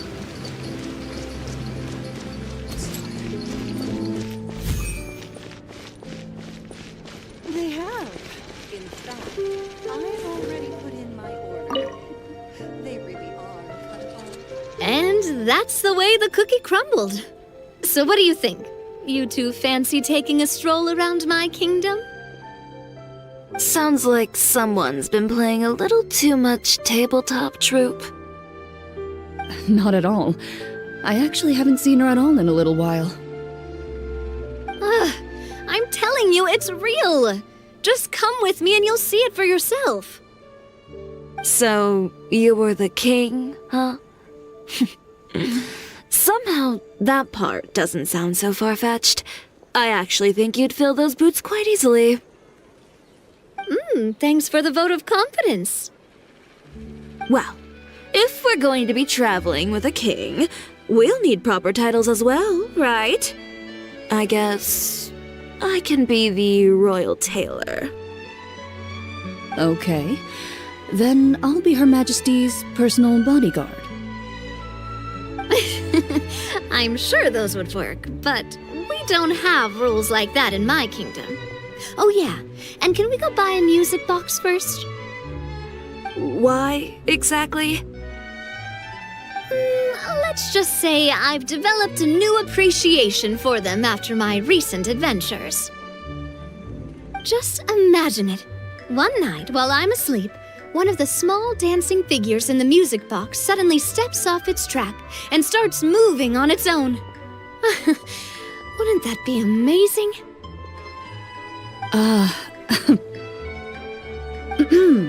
Though this may be a normal occurrence in your fairy tale world, Your Majesty, I must implore you to inform me immediately should any such incidents transpire in the real world.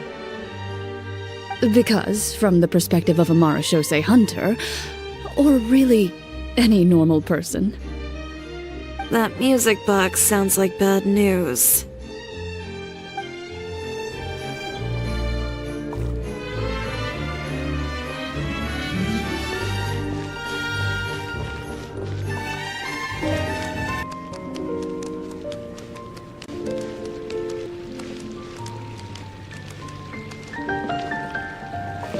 I see everything. I think I'll go perform a dance on stage later. Wow, what a gorgeous lotus stage. Fit for the forest fairy herself, after all. A wonderful sight indeed. But, Madam Fairy, I believe the dog over there has been staring at us for quite a while. Ah, that's Swuff. Don't worry, he's a good dog. He doesn't bite.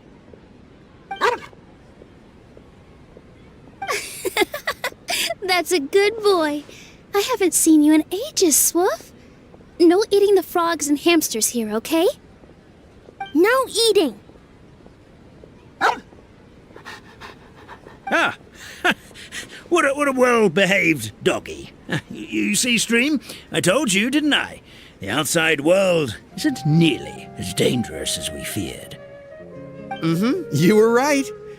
But with that said, Grandpa Almond, why are you hiding behind me?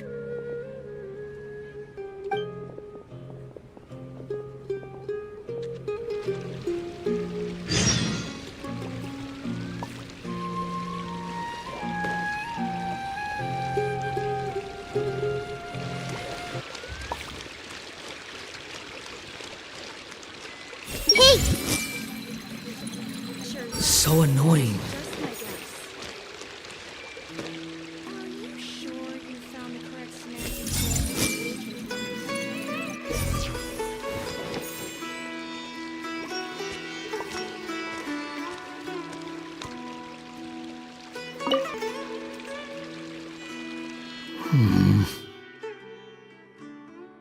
The people from the academia say they haven't seen you in a while. Yeah, well, maybe I needed some space after being cooped up in there for so long. Anyway, it's a school, not a prison. So what's the problem? I never said it was a problem.